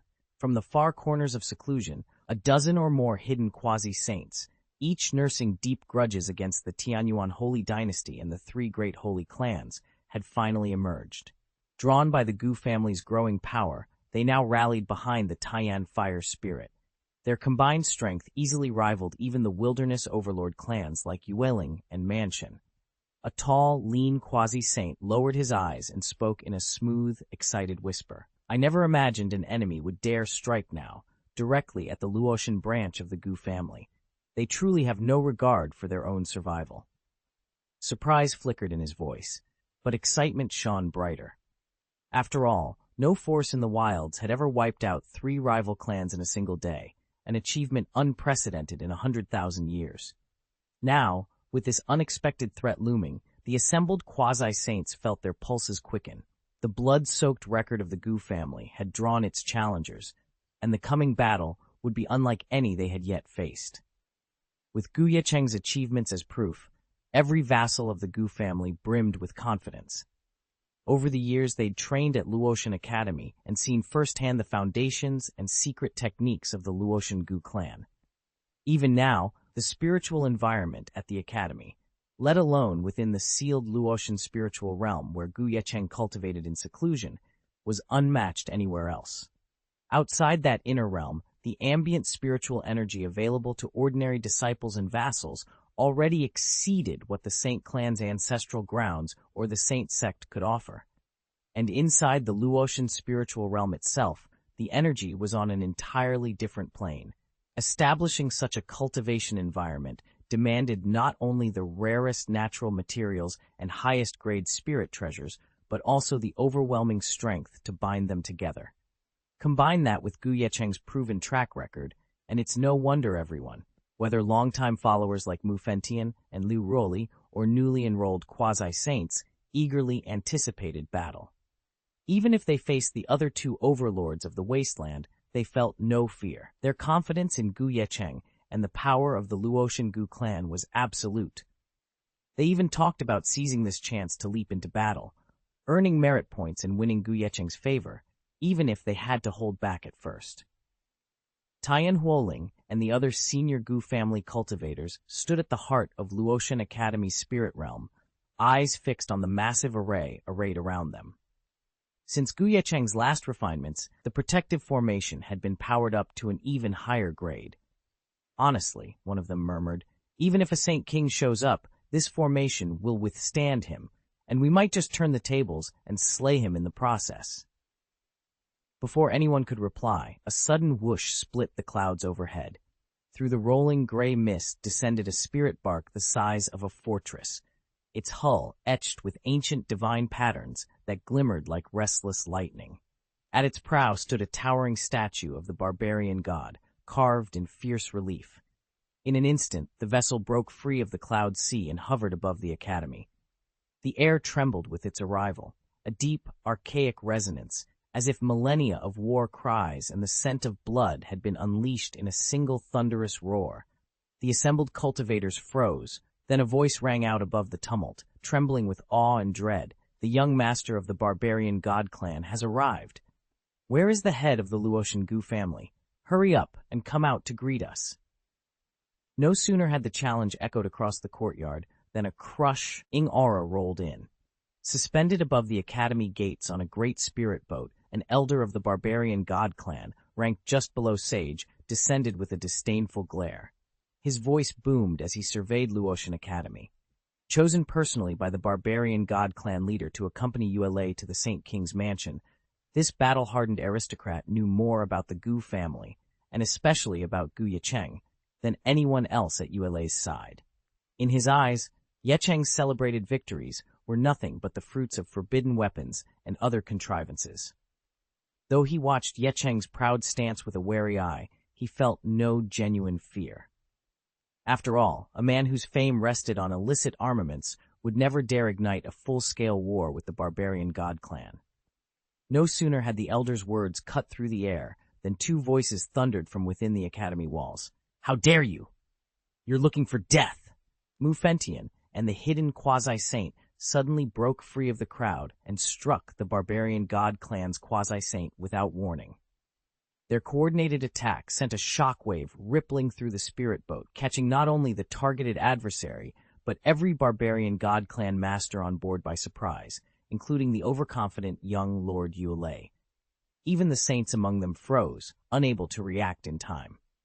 When the world snapped back into focus, the barbarian god clan quasi-saint who had just called for Ye Cheng was already sprawling backward through the clouds, blood pouring from his lips. He vanished into the mist, utterly defeated and humiliated. A hushed voice drifted across the vessel. The Luotian Gu family really is outrageous. Far above the nine-heaven sea of clouds, near Luotian Academy, another spirit boat floated unseen within a tight formation's veil. On that Moon Spirit Clan vessel, the Qian sisters, Xianxia and Qianling, stood frozen along with their Yueling clan guardians. Shock and awe shone most clearly in Qianxui's eyes as she witnessed the display of raw power below. Qianxui urged her spirit beast onward, speeding toward Luotian Academy with her younger sister Qianling and several clan elders in tow. She had planned to show Qianling, once and for all, that neither Ye Cheng nor the Luotian Gu clan could compare to ancient powerhouses like the Yueling or Manshen clans. Surely her sister would see that it wasn't worth her admiration. But the moment they crested the hill overlooking the river mouth, Qianling went pale. Before them, dozens of colossal spirit vessels lay anchored on the water, their hulls gleaming like silver serpents under the sun. Each boat bristled with spiritual artifacts and battle standards, radiating an aura so formidable that it pressed in on the onlookers like a physical weight. On the largest of these vessels stood a single figure, tall, regal, and absolutely unshakable. Qianling's eyes widened. She stammered, How can these so-called semi-saints from the Gu clan even dream of challenging the Manshen clan? No one answered. From the flagship's towering deck, a lone man descended in a torrent of spirit energy. His presence snapped every Manshen clan cultivator to attention, fury flaring in their eyes. Damn it, he snarled, landing with enough force to send ripples across the river. Because we barbarian god clan haven't made a show of strength in years, the world thinks we've grown complacent. He ground his teeth, eyes flicking toward the far shore where the Gu contingent stood. A deadly quiet fell over the fleet. Then, with a sharp gesture, he unleashed a slash of raw spiritual pressure. Swish! At his side, a Mansion clan saint exploded into form, armor and aura shifting back to its true, ancient shape. Power crackled around him, and the air itself trembled.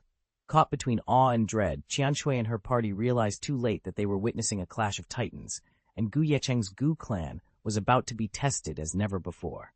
A towering, ferocious figure hovered above Luotian Academy, its body that of a man, its head a snarling wolf's, each colossal limb bristling with raw power. More than 1,000 feet tall, the barbarian god raised one massive foot high, grinning cruelly as he prepared to stamp the academy into the earth.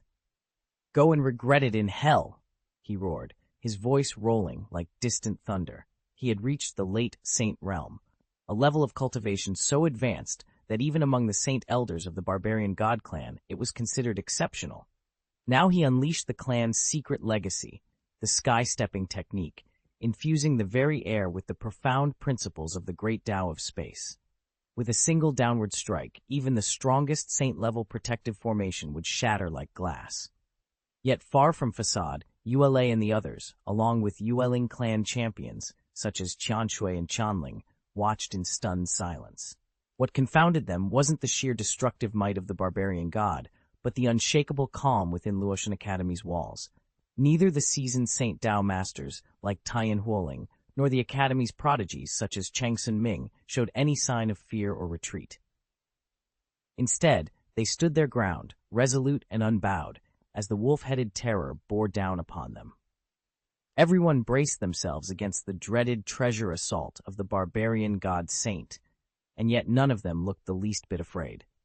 Their faces were composed, almost indifferent, as if they were watching a sunset instead of an apocalyptic strike about to be unleashed. Then, without warning, a muffled boom shattered the tense silence overhead. A dull sonic blast rolled across the sky above Luotian Academy, drawing every eye upward. The barbarian god Saint's massive boot came thundering down, aimed straight at the Academy's protective formation, surely enough force to pulverize stone and steel alike. But when his foot struck, nothing happened. Not a crack appeared in the shimmering wards. No blast of debris flew into the air. His boot simply brushed the field of light and came away clean. The Academy's defenses held perfectly intact, as though mocking the Saint himself. The barbarian god Saint stared in disbelief, eyes wide. How is this possible?" he whispered, his voice betraying more shock than any shout ever could. Chapter 448. The barbarian god Saint glared at the flawless protective formation, a low snarl rumbling in his chest. The unshaken, confident gazes of Luotian Academy's cultivators felt like a personal insult. He could practically hear their ridicule. Instead of withdrawing, he snarled again and launched a fresh assault. The barbarian god treasure technique ranks among the top 100 inheritance treasures of the ancient myriad clans. It carries the pure essence of the great Tao of space and resonates especially strongly with the fierce bloodline of the barbarian god clan. When driven to its limit, this technique can magnify a warrior's power so drastically that even saints break through realms in combat. But such potency comes at a price. Once fully unleashed, the user temporarily loses all sense of reason, succumbing to a berserk fury. For a proud saint of the barbarian god clan, however, facing nothing more formidable than a formation, that cost was worth paying. With a roar that shook the air, he set every ounce of his treasure technique loose. Then, without warning, boom, boom, boom, boom, boom. The wolf-headed barbarian god roared as he unleashed his divine might. One punch made the void shudder. One kick sent mountains toppling and rivers shifting course. Yet, despite the devastation raging beyond its borders, Luotian Academy's protective barrier held firm, unyielding, unscarred. On the two spirit boats hovering nearby, the elite warriors of the rival tribes gaped in astonishment. "A Saint King-level formation," one shouted. "It has to be," another agreed. Atop the academy walls, Yue and the Qianshui and Qianling sisters drew in a collective breath, hearts pounding with shock. They'd known Ye Cheng had obtained the Saint King's mansion and several of the Saint King's secret manuals, artifacts of unimaginable power. Yet possessing such treasures and actually deploying a Saint King-grade barrier on the fly were two very different feats. After all, owning the blueprint for a miraculous sword doesn't mean you can forge it. Without the skill to temper and wield the blade, it remains little more than a curiosity, and so it is with supreme formations. No matter how powerful a formation is, it's useless if the one who wields it is just a child. Yet Luotian Academy's defensive array has been driven to its very limits, proof that they no longer regard Ye Cheng as some inexperienced novice. And compared to Xianxia, Yuelei's realization was even more alarming. If this really is a Saint King-level formation, and Ye Cheng has mastered its essence, then it's not just defensive, it can strike back. Yuelei's words tumbled out in a rush. Beads of sweat formed on his brow as he stared down at the barbarian god saint, whose eyes burned with feral fury.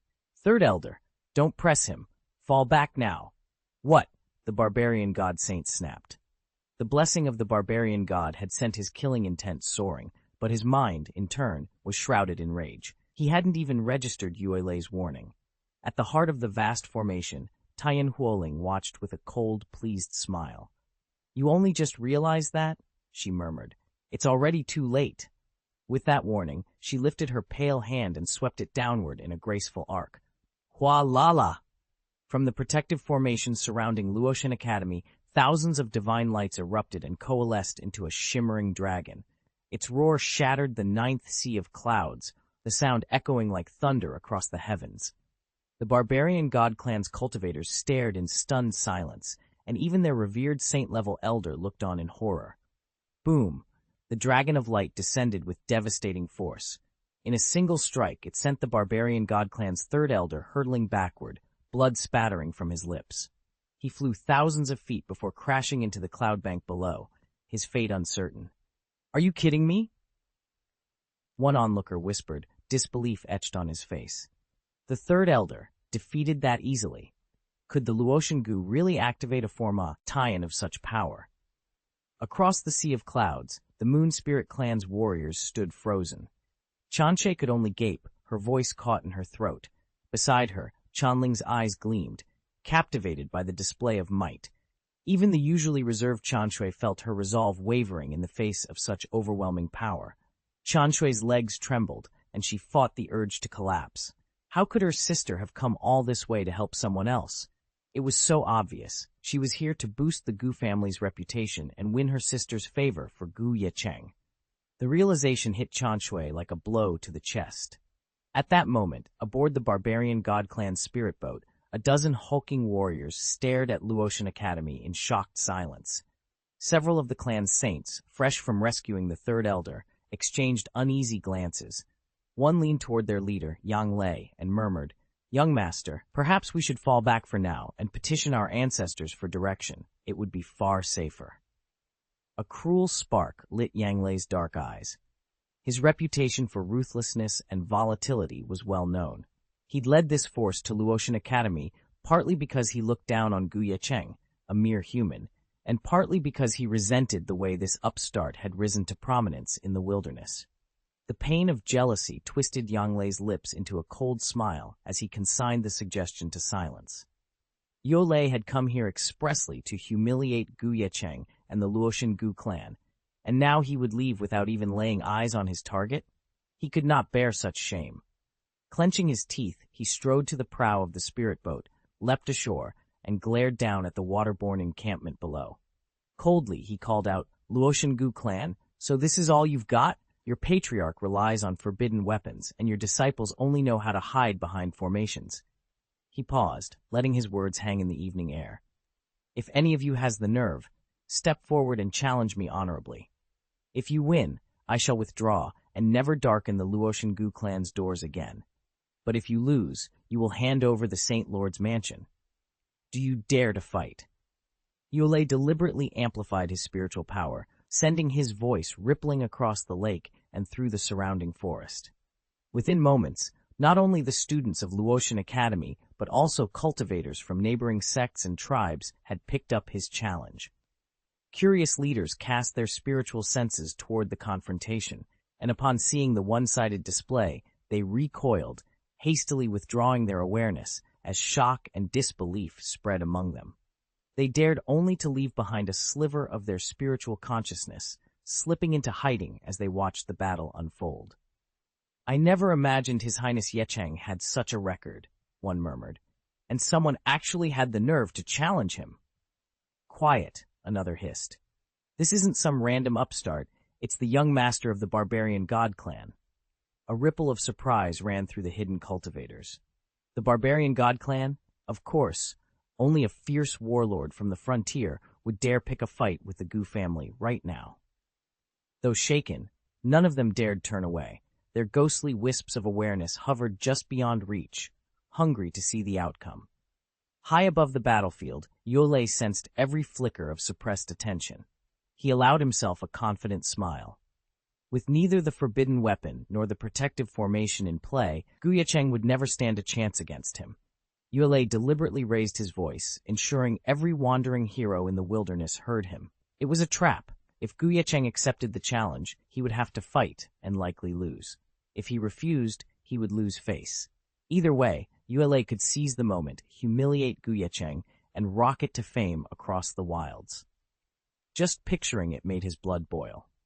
Back at Luotian Academy, Master Taiyan Huoling and the other Gu family elders bristled. They had all recognized Yuele's scheming, and Taiyan Huoling couldn't hold back her anger. "I should have stepped in sooner," she muttered. She revered the Gu family, and Ye Cheng above all, but she was merely his subordinate.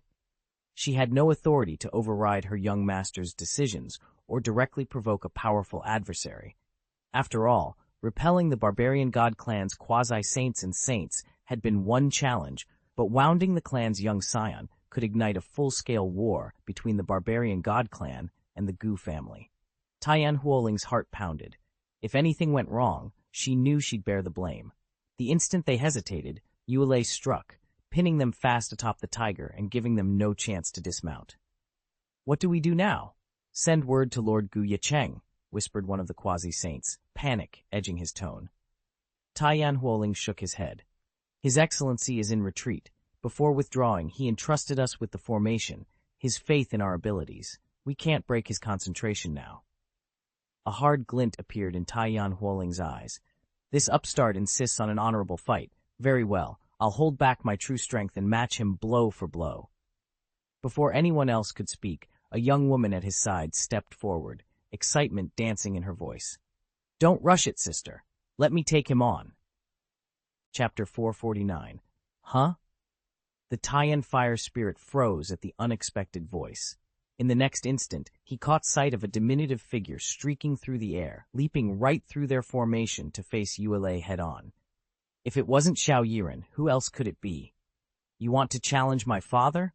Xiao Yiren called out, her tone clear and girlish, but utterly merciless. "You've only just broken into the Heavenly Emperor realm, and yet you have the nerve to make such demands? What a joke." A ripple of laughter ran through the Moon Spirit clan's spirit boat. Xianxia, Chanling, and the others couldn't help but grin at her taunt. Even the hidden onlookers scattered across the wilderness exchanged bewildered glances. Yuele's face turned ashen with rage.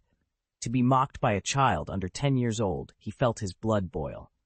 Eyes blazing with murderous intent, he shot Xiao Yiren a fierce glare. "A little girl whose hair hasn't even fallen out yet dares to insult me?" he snarled. But before he could strike back, Xiao Yiren tapped her jade pendant lightly, and with a flash of pale moonlight, the boat that had carried her into battle shimmered around her once more, ready to defend its young mistress at a moment's notice. And so the duel between old strength and new resolve began in earnest. "Get back here and tell your father to come out and face me, or don't blame me if I kill you where you stand." A cold laugh cut through the air. "Brother Lei, why bother arguing with a child? She's Ye Cheng's daughter, isn't she? Seize her first. I doubt her father will dare to show his face." Before Yuele could respond, a sudden rush of wind stirred behind him. On the deck of the barbarian god clan's spirit vessel, 2 men stepped forward, parting the crowd. Like Yuele, they were in their 20s, their auras equally imposing. "That's Yue Sui and Yue Nantian," someone murmured. "The twin prodigies of our clan, second only to Yuele this generation." Xianxia frowned as she watched them. Indeed, the twins were extraordinary. Though neither had yet reached Yuelei's heavenly emperor realm, both had already ascended to the mysterious emperor level, no small feat in the barbarian god clan. They'd honed the barbarian god treasure technique to its pinnacle, and now their combined aura rolled across the arena like a tidal wave. Striking in perfect unison, they made their intent plain: seize Xiaoyuan and use him to force Ye Cheng to his knees. Watching them close the distance, Yuelei's brow twitched for a heartbeat. Then he let it fall back into place. He said nothing to intervene, tacitly endorsing their plan. After all, his decree of a fair fight only bound Ye Cheng. Xiaoyuan was collateral, not concern. Snaring the younger man and browbeating Ye Cheng sounded like an ideal way to turn this mission to his own advantage. After all, he'd already slain 2 Saint Dao elders of the barbarian god clan at Luotian Academy, one of them a 3rd elder of the late Saint realm, and he intended to reap some reward for those victories. Just as Yuelei's mind drifted to schemes of profit, an ear-splitting crack split the air around Xiaoyuan. Crackle! Crackle! Brilliant skyfire burst into being, roaring across the battlefield in a blinding wave of power. The sheer pressure it carried threatened to sweep everyone off their feet. The air pressure spiked, and a bone-chilling roar erupted from the barbarian god clan's twin prodigies. Ah! No! This can't be! How are you so strong? Impossible! Yuelei snapped his head up, his pupils contracting as he beheld the impossible. Mere moments before, the twin stars had been advancing on Xiaoyuan, jaws unhinging, power blazing, as they sought to seize the little demon and force Ye Cheng into submission. Now they stood before him as 2 blackened husks, reduced to charcoal by Xiaoyuan's innate fire. Although each still drew ragged breaths, their meridians lay blasted to ash. Even if they somehow survived, they'd be crippled beyond repair. Fate worse than death for cultivators of the air caliber. Damn you, little evil beast, you've crossed the line. Rage flared in Yulei's eyes. He felt no personal bond with the twins. After all, they were merely his chosen champions in this contest. But as leader of the barbarian god faction, their defeat was on him. And never had he imagined such overwhelming power could be unleashed by one so small. Yuelei had marched on Luotian Academy with a single goal: to force Ye Cheng to bow before him. Yet by the time his assault ended, he hadn't even laid eyes on his target, and he'd lost swaths of his finest barbarian god warriors. No matter how gifted he was, returning to his tribe disgraced would mean utter humiliation. He could not allow it. Clenching his fists, he bellowed, "I'll make you pay with your life." At that roar, Yuelei's true form shattered the air like a thunderclap. The barbarian god clan, born of the ancient union between the heavenly wolf tribe and humankind, bore the emblem of a wolf's head atop a human body. Their signature legacy, the beast god's secret technique, embraced the profound mysteries of the great Tao of space, a power drawn from their wolf blood heritage. As the clan's young master, Yuelei's wolf blood was purer, his affinity for the technique stronger than any other tribesman's. He had not stopped there. By draining the very essence of the world into the sacred barbarian god pond, he had awakened 3 divine bones within his body. Now, towering in his true form, he eclipsed every barbarian god he'd ever known. Behind him, the 3 clan elders, each a living legend, stood grimly at the ready. Their combined presence was a living storm, poised to obliterate anyone who dared defy their young master. A silver horn suddenly erupted from the wolf's brow, its surface carved with tangled, ancient Taoist runes that pulsed with a strange spatial energy. Die! Yuelei's roar shook the sky. No sooner had the thunderous sound faded than the horn trembled, unleashing a spear of silvery light that rippled with the essence of supreme spatial penetration. In a heartbeat, that radiant beam flew straight at Xiaoyuan. A murmur ran through the gathered heroes. That's the barbarian god's ultimate treasure technique, the star-breaking style, said to be wielded only by the Saint King. How can Yuelei, who's only at the heavenly emperor level, already command such a legendary inheritance and use it so effortlessly? Across the wilderness realm, faces went pale. Tai Yanhuoling's jaw clenched as she surged forward, instincts screaming to protect Ye Cheng. Even Xianxia, proud of her unmatched talent and long dismissive of Ye Cheng's potential, felt a cold knot tighten in her chest. At that moment, the true weight of Yuelei's power became impossible to ignore. Xianxui's heart clenches with worry. She glances at Xiao Yiren, sympathy in her eyes. Now that the Starbreaker art has been unleashed, not even Ye Cheng, no matter how quickly he abandoned his retreat, could arrive in time to shield the girl. The velocity of a killing technique steeped in the true essence of the Space Tao is nothing short of terrifying. If Xiao Yiren survives this onslaught, she'll barely escape with her life and will be left grievously wounded. Just as Qianshui's compassion deepens, a thunderous roar tears through the air. Voila! Divine flames surge like an incoming tide, blotting out the clouds as they cascade across the 100-foot-wide clearing before her. Under Xiao Yiren's command, the firestorm races forward, turning earth to embers. Yuelei's lips curl in derision. You think these flickering flames can stop me? You're dreaming. But the next instant, his cruel smirk freezes in place. Stop me? Don't make me laugh, you insolent pup. Xiao Yiren's voice is cool and precise. This isn't a barrier. It's my counterattack. Watch closely. Her words barely hang in the air before the roiling inferno gathers itself, coalescing into a towering dragon of scarlet flame. The beast rears its head, bellows with searing fury, and lunges straight at Yuelei. Yiren's fist smashed through Yuelei's star-breaking light in an instant. Then, like a snapped whip, his strike lashed out again, crushing into Yuelei with bone-shattering force. Crack! The grisly sound of ribs splintering echoed through the clouded arena. Every cultivator in the stands watched in horror as the young master of the barbarian god clan was hurled backward, tumbling thousands of feet through the misty sky before crashing into the layers of cloud far below. A crimson spray marked his trajectory, and when the wind cleared, he lay twisted and broken, utterly defeated. Chapter 450 Bang! A heavy thud shattered the tense silence. Every eye snapped toward Yuelei as he was sent tumbling through the air, teeth gritted and blood trickling from his mouth. His once proud bearing was gone, replaced by stunned pain as he hovered before falling toward the clouds. Opposite him, Xiao Yiren stood motionless, hands clasped behind her back. Flames roared around her like a living crown, each flicker testifying to her absolute command of fire. The contrast between her composed majesty and Yuelei's wounded pride was impossible to ignore.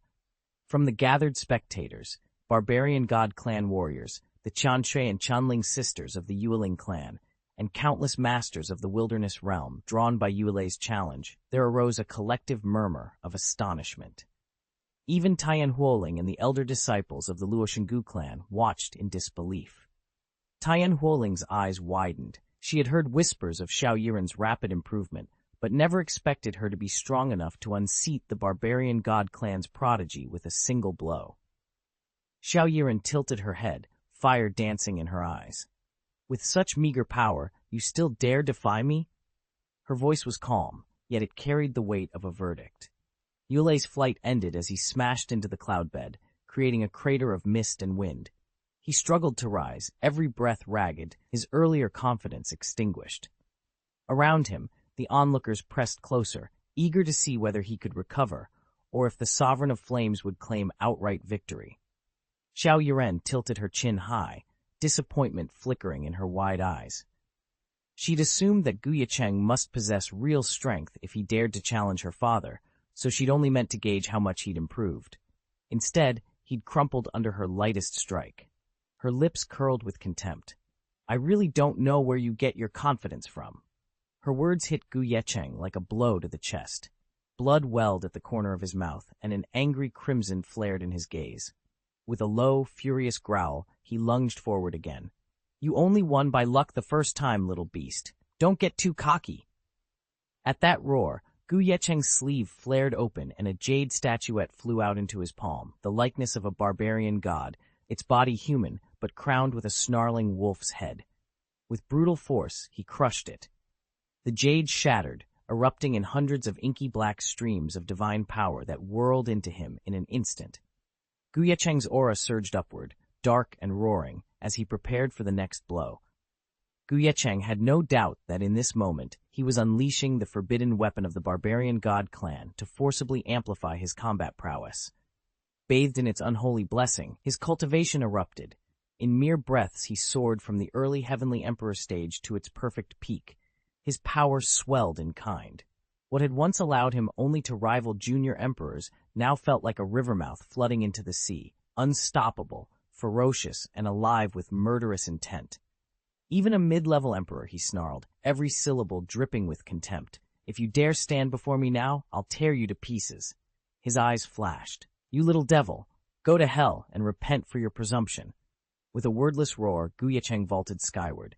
In an instant, his form blurred and reformed, fur shimmering silvery white under an otherworldly light. A single horn of polished moonsteel crowned his brow, and spatial energies, torn from the very fabric of the void, clung to every inch of his body.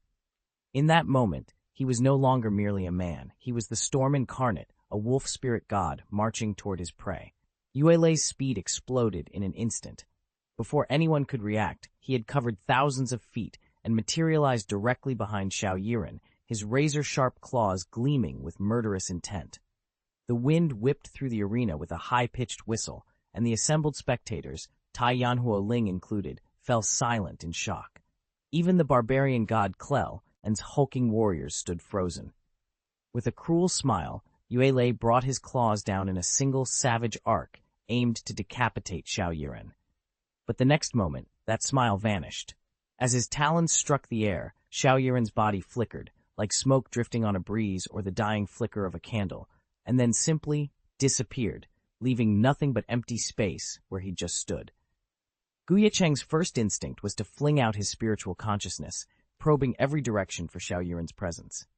But before his awareness could spring fully from his mind, her counterattack struck. Innate Lihuo, burning silence of all souls. Silently, Xiaoyiren had hovered above him. Her great eyes burned with an otherworldly chill as the words fell from her lips.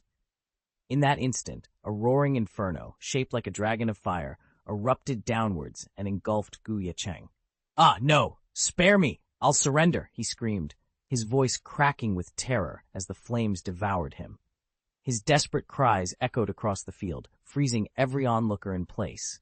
Even the fiercest warriors of the barbarian god clan took a step back in shock. They had never dreamed their young master would dare unleash such a forbidden technique, yet they were powerless against Xiaoyiren's mastery.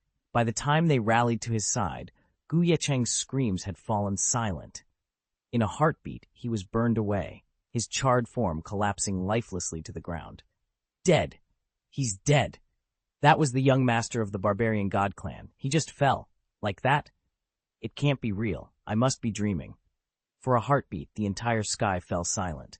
Countless warriors stood frozen, eyes fixed on the smoldering husk of Yue Lei as it drifted into the clouds, disintegrating into ash until not a trace remained. Disbelief and horror shone in every gaze.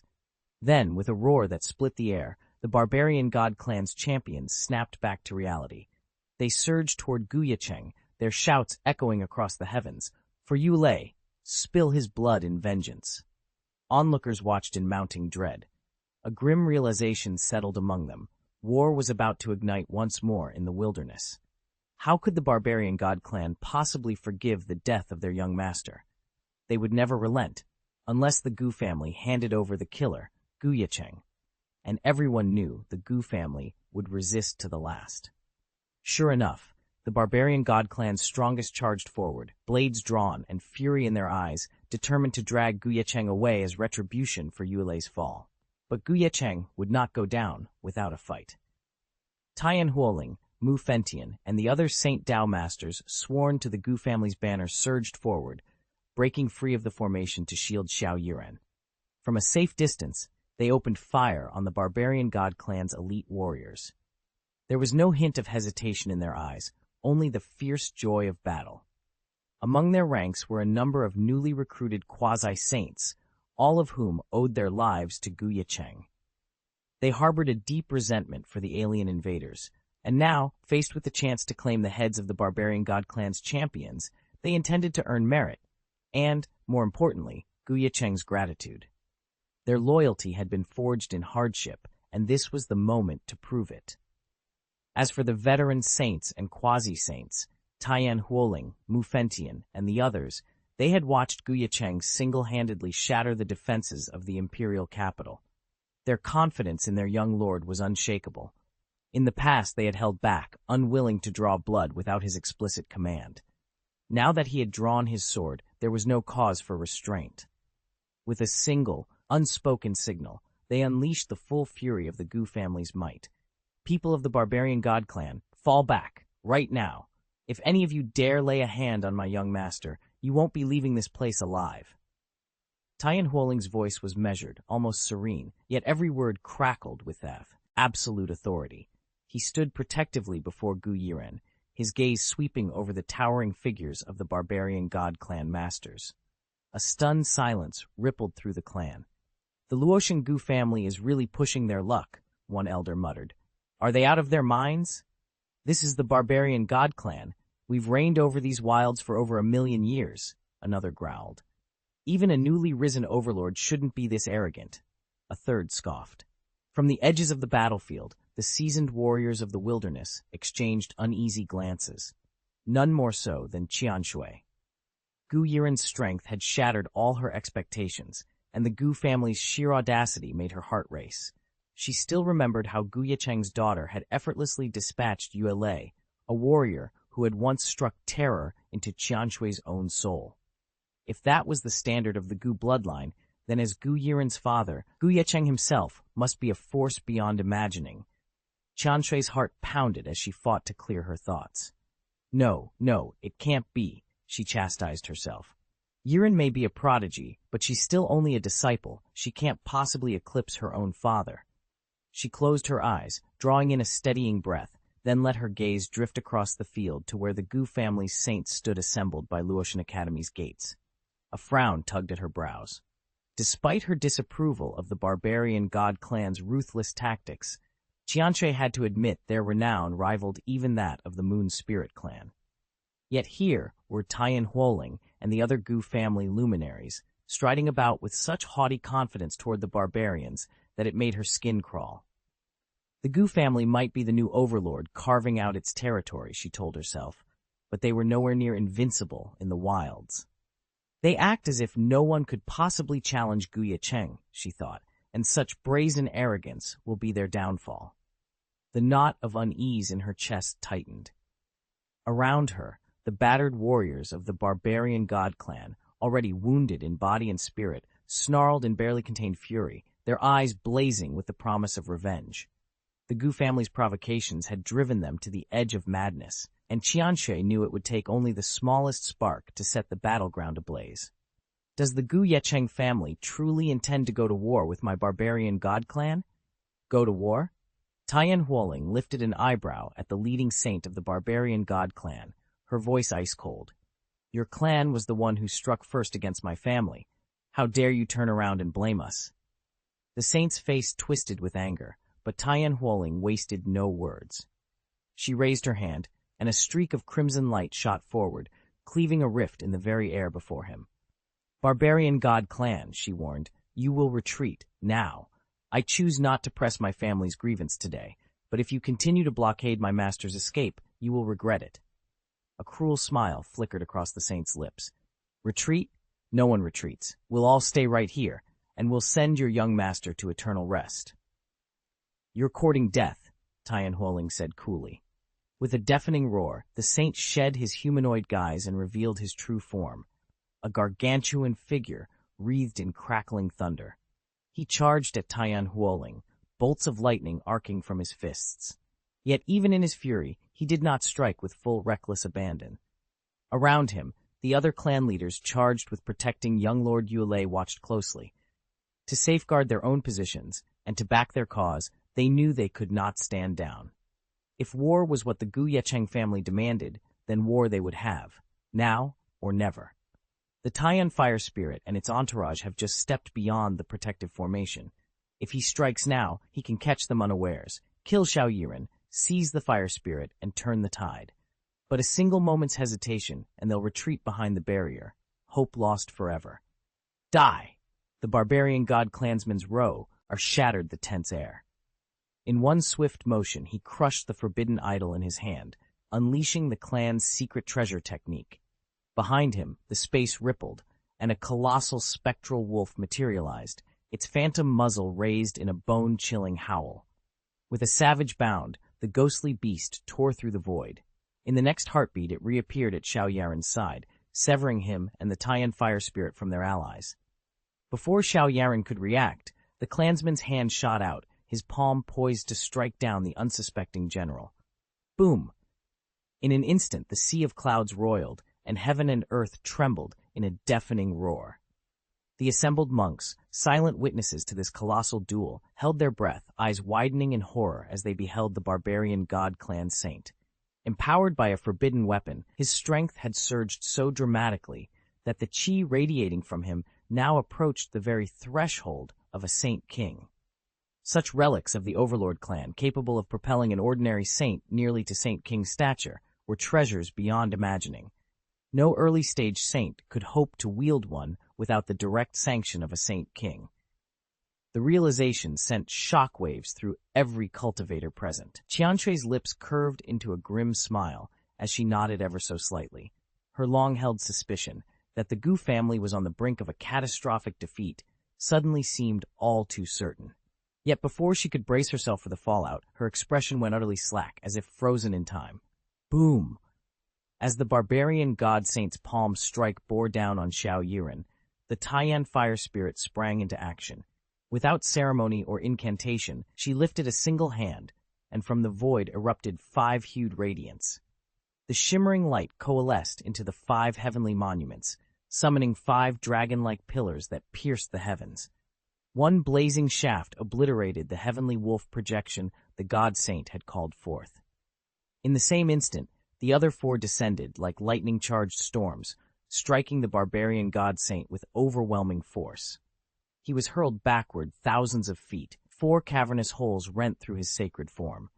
In a single, devastating blow, the Taiyan fire spirit had slain the dread deity. Chapter 451, an instant kill with a single strike. How is that possible? A stunned hush fell over the crowd. In the blink of an eye, the barbarian god saint's aura had been utterly obliterated, and he was dead. Spectators blinked, as if awakening from a fever dream, their hearts pounding in their chests. All eyes turned to the Taiyan fire spirit, which hovered where Ye Cheng stood. Xianxia and the other masters of the Yuling clan went pale. Their gazes locked on the 5-layer heavenly tablet that now floated around the fire spirit, its runes glowing with crackling embers. Although the pattern of its Tao resonance had shifted, now suffused with the blazing essence of the great fire Tao, the tablet's ancient engravings and that vast, primordial aura were unmistakable. A murmur spread through the assembled barbarian god quasi-saints aboard the spirit boat. Their faces drained of color as recognition dawned. This was no ordinary relic. It was one of the 5 barbarian god heaven-suppressing tablets, the supreme Saint King weapon once wielded by the ancient barbarian Saint King, slain by Ye Cheng himself. The realization hit like a thunderclap. What Ye Cheng had recovered from that fallen monarch's treasure trove was here now, reforged in the fire spirit's power, and it had just ended a god saint's life in an instant. Silence reigned for a breathless moment, broken only by the faint hiss of flames dancing along the tablet's surface. In that stillness, everyone understood the scale of the turning tide. With the heaven-suppressing tablets reborn in his hands, Ye Cheng had once again tipped the balance of power, and few could say what would come next. How could the heavenly suppressing tablet of the barbarian gods end up in the hands of the Gu family's cultivators? What on earth is happening? The assembled masters of the barbarian god clan stared in stunned disbelief. Their eyes darted from one another, each face etched with the same unanswerable question. Even Xianxia and her companions looked more agitated than any outsider could, for they were the first to learn of Ye Cheng's astounding victory. Not only had he overcome the ancient Saint King of the barbarians, but he'd claimed the clan's most prized relic as his own. The heavenly suppressing tablet was no ordinary weapon. Forged in primordial fires, it was a top-tier Saint King artifact, a sacred heirloom passed down through countless generations. If an enemy managed to seize it, they'd still face years, if not decades, of painstaking efforts just to awaken its dormant power. Yet here it was, fully under the Gu family's command, its tremendous might harnessed by the Taiyan fire spirit itself. Xianxui's heart thundered in her chest. How could she maintain composure when the impossible had come to pass? A low, resonant hum suddenly rippled through the sea of clouds. All at once, the massive tablet, its 5 segments carved with ancient runes, rose from its suspended position and began to spin. A pillar of golden flame twined around it, the unmistakable signature of the Taiyan fire spirit at work. The air crackled with raw energy as the tablet's runes flared to life, casting eerie shadows across the mist-shrouded heavens. "Do you feel that?" one of the barbarian god clan's elders gasped, his voice hoarse. "The spirit aura, it's as if the entire tablet is awakening under Ye Cheng's will." Another master gripped his staff so tightly that his knuckles turned white. "He's not even a saint king yet. How can he control such a weapon? This defies all precedent."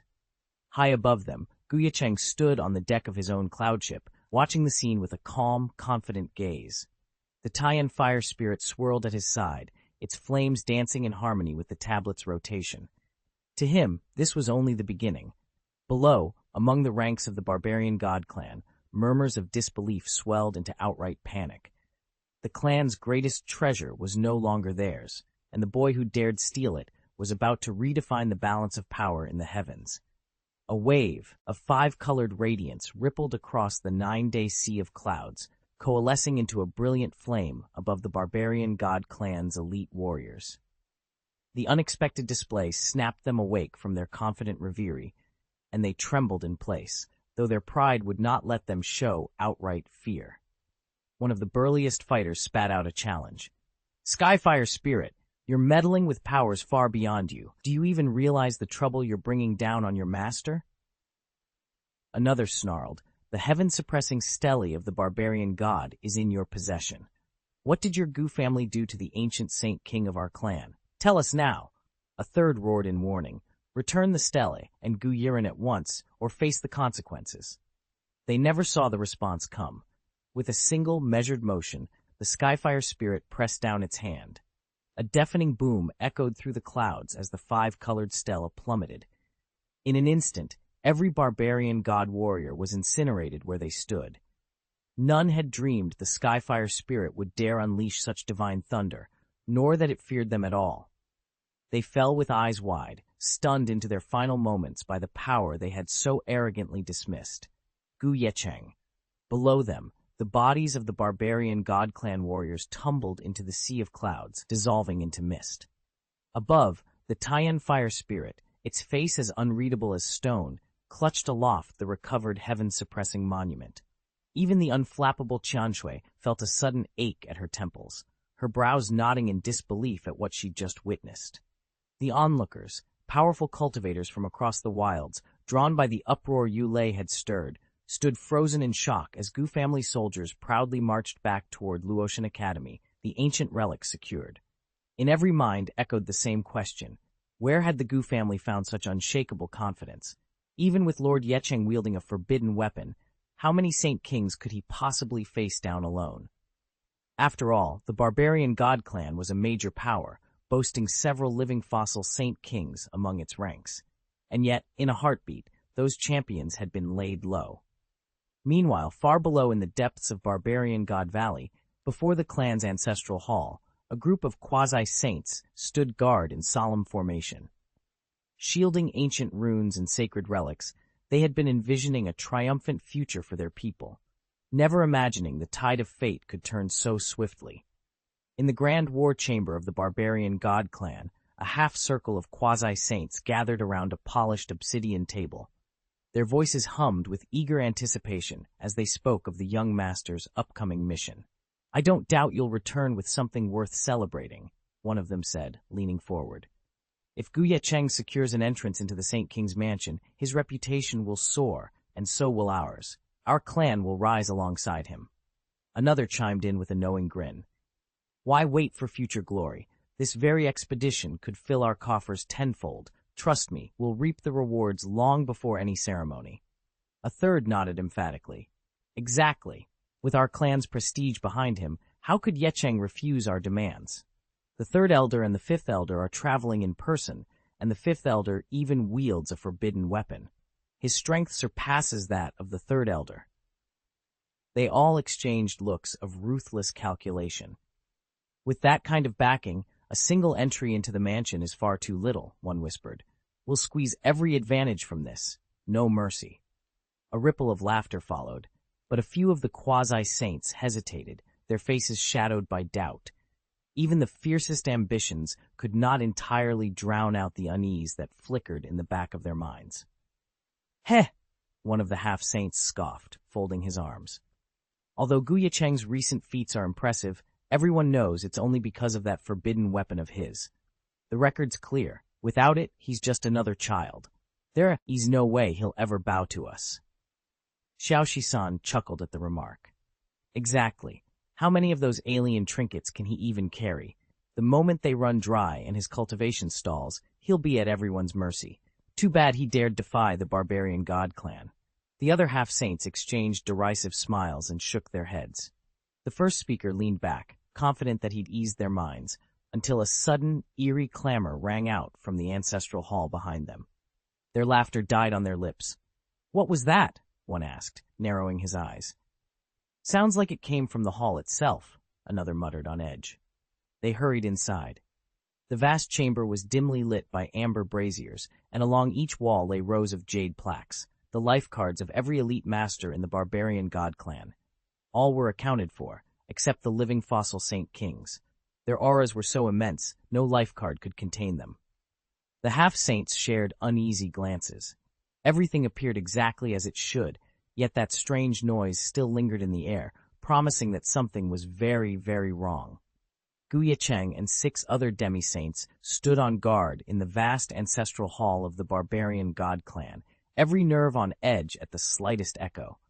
When a faint rustle drifted through the chamber, they swept their gazes over the shadowed pillars and empty corridors, but saw nothing.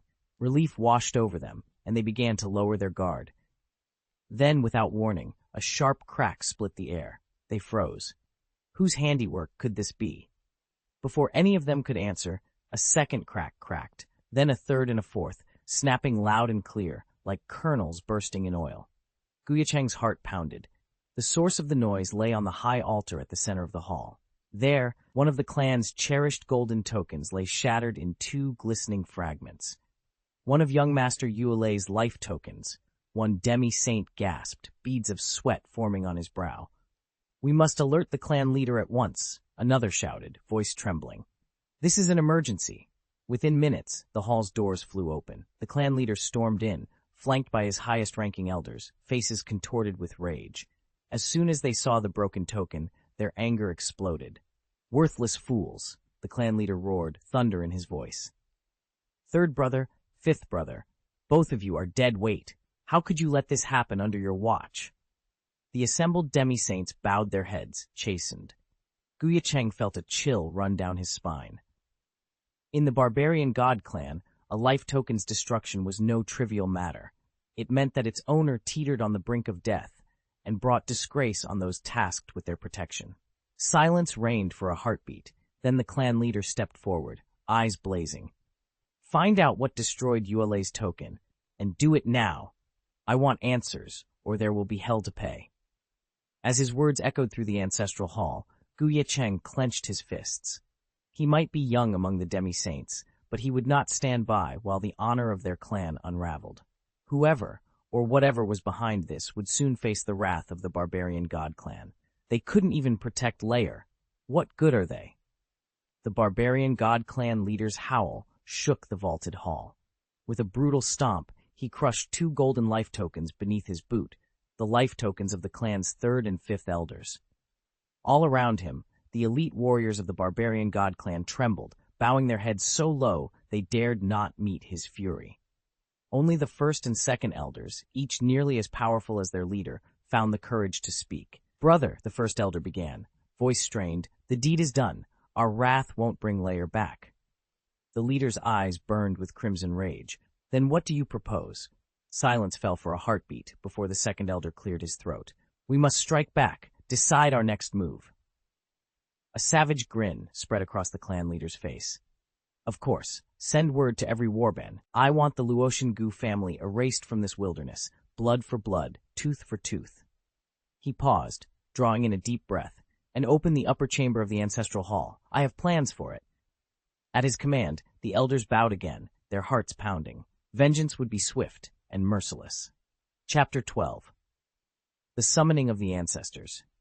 The barbarian chieftain's voice boomed through the vast torchlit hall. I hereby ignite the blood of the barbarian god and summon every living ancestor of our clan. A stunned silence fell over the assembled leaders. Retribution against the Luotian Gu family was expected. Calling forth a single saint king from seclusion was drastic, but at least within reason. Igniting the barbarian god's blood, however, was something else entirely. That ritual forced every living, fossil-level saint king of the clan to return at once, even those journeying beyond our borders in search of knowledge or fortune. Ye Cheng, standing near the rear, felt a cold shock ripple through him. He'd heard tales of this rite, a last resort reserved for calamities so dire they threatened the clan's very existence. Once the blood was lit, no ancestor could refuse the summons, no matter how deeply absorbed they were in meditation or exploration. To awaken such power risked shattering the delicate focus of allies who had dedicated centuries to mastering hidden realms. A murmur arose among the chieftains. Some grasped the hilts of their swords, others exchanged wary glances. This was more than a declaration of war, it was a declaration of desperation. The chieftain's eyes blazed. The Luotian Gu have fractured our bloodline's honor. We will not wait for their next betrayal. We call the ancient Saint King. We call the world wanderer. We call every blood-bound spirit who has ever served the barbarian god. Let them return for battle, here and now. As the final words echoed off stone walls, torches flared. In that instant, Ye Cheng understood. Whatever lay ahead would test the very foundations of their clan and seal the fate of the world beyond. When they reflected on the fallen Yue Lei, on his extraordinary talent and the promise he carried, every voice of persuasion among the barbarian god clan's elders died on the tongue. With Yue Lei's gifts, it was almost certain that so long as he survived, he would propel the clan to Saint Lord status. Yet now all that potential lay in ruins. On that single point alone, urging the ancestors to wipe out the entire Ye Cheng family and its vassals hardly seemed an exaggeration. Chapter 452. Boom, boom, boom, boom, boom. The wilderness trembled today as 7 blinding beams of divine light shot into the sky above Savage God Valley. The oppressive aura of a Saint King spread far and wide, sending shockwaves through every corner of the land. Cultivators and sect leaders alike felt the earth quake beneath this overwhelming display of power. When the radiance finally faded and the tumult subsided, the great sects dispatched their best scouts to Savage God Valley. What they uncovered left them reeling. Yue Lei, young master of the barbarian god clan, has been slain by Miss Yiren of the Luotian Gu family. And that's not all. Both the 3rd and 5th elders of the barbarian god clan perished, and every one of Yue Lei's disciples was cut down by Gu family masters. Rumor has it, a barbarian god clan Saint King fell at the hands of His Highness Ye Cheng, and they even seized the legendary barbarian god heaven-suppressing Stele. Report after report streamed out of Savage God Valley, but it was the last rumor that truly rocked the wilderness to its core. Chapter 11. The Death of a Legend. News of the ancient Saint King's fall swept across the wilderness like a plague wind. This was the barbarian monarch who had ruled these boundless plains 100,000 years ago, whose name alone had once made the earth tremble. And now he lay lifeless at the feet of Ye Cheng, vanquished without even a whisper of protest. Equally astonishing was the capture of the heaven-suppressing Stele, the most sacred relic of the barbarian god clan. From the moment this treasure was hoisted upon the Gu family's war banner, disbelief rippled through every power block in the wilderness. If the formidable elders of the god clan hadn't personally verified the outcome, nobody would have believed such a calamity possible.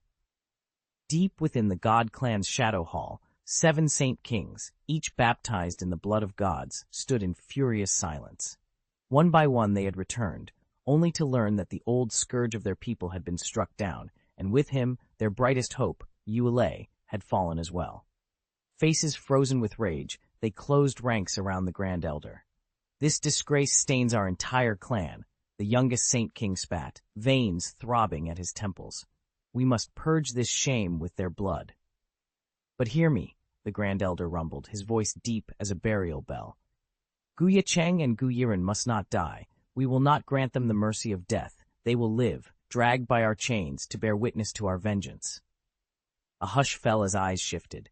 The barbarian warriors gripped their weapons, teeth bared, but all understood. This was not mercy, but torture bound in a promise. The clan would unleash every ounce of its might, not merely to slay, but to break their enemies in body and spirit. Outside the dim torchlight of the hall, the wilderness held its breath. From the Gu family's encampment, messengers galloped away with warnings. All roads were soon to be aflame with war.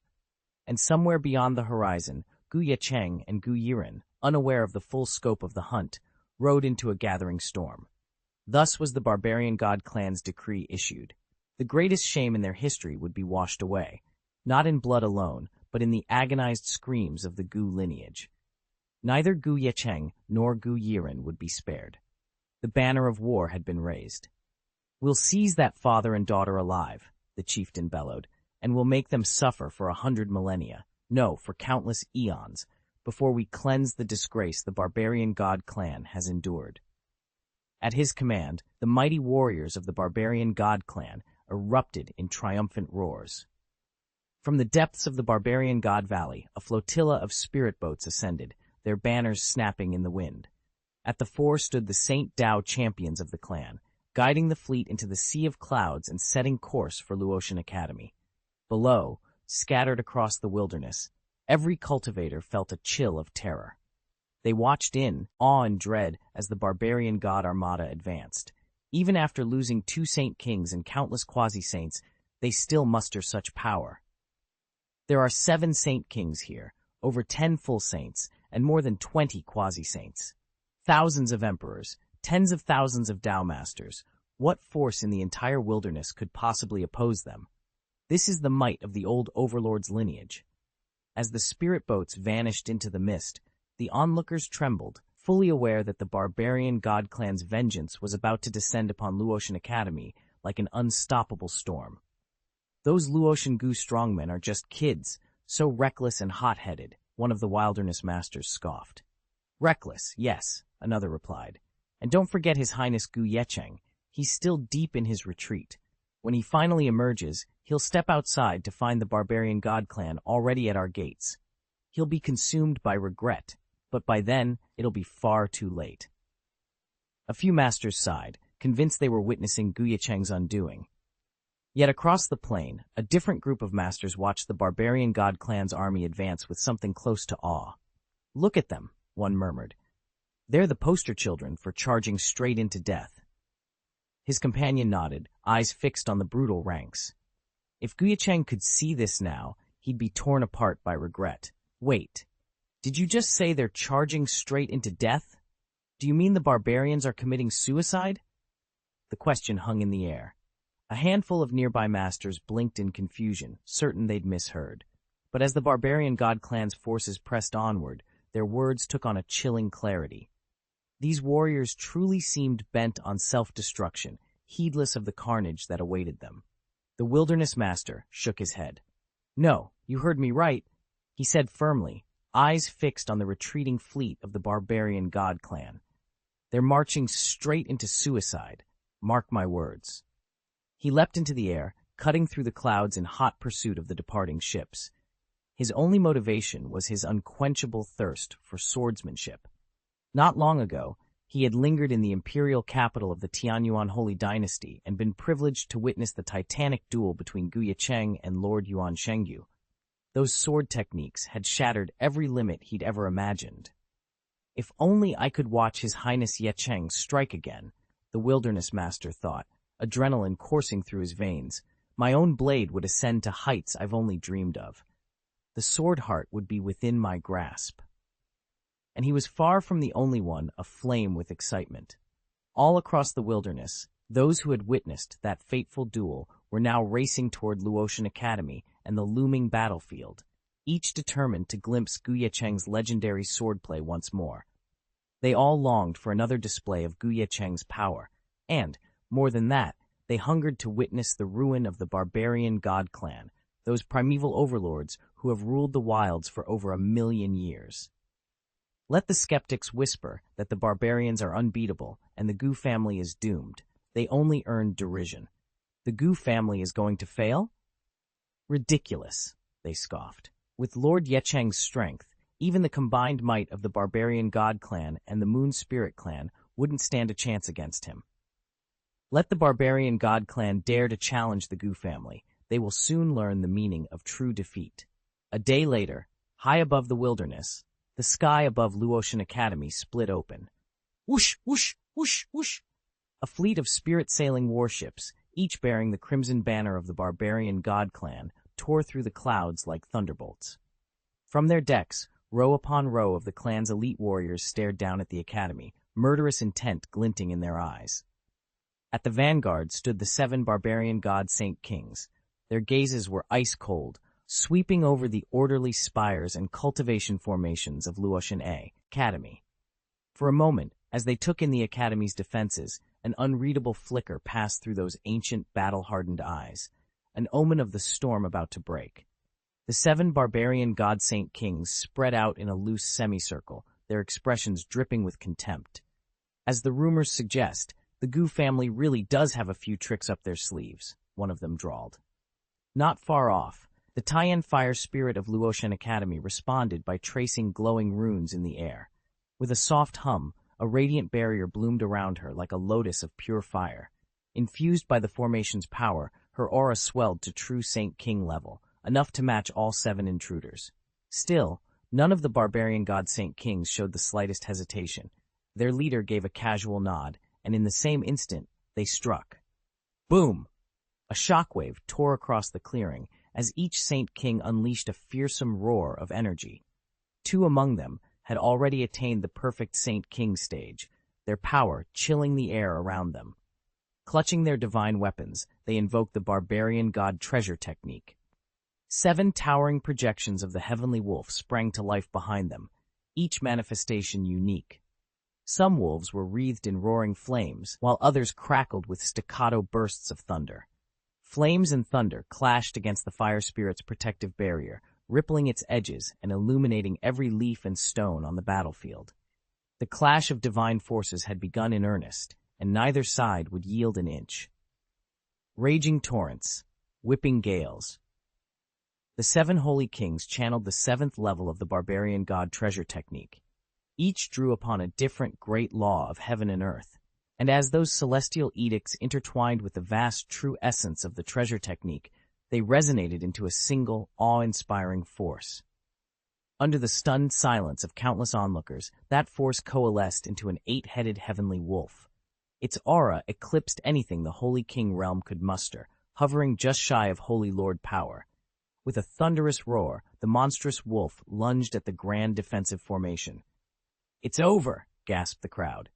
Even backed by an imposing array, the Taiyan fire spirit had only barely reached the late Saint King tier. Up against this new terror, its strength was utterly outclassed. Whether it was the Taiyan fire spirit itself or the myriad masters of the Gu family from Luotian Academy, none could hope to stand in the path of that 8-headed behemoth.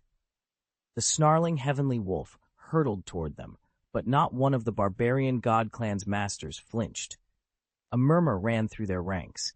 Is Ye Cheng finally emerging from his retreat?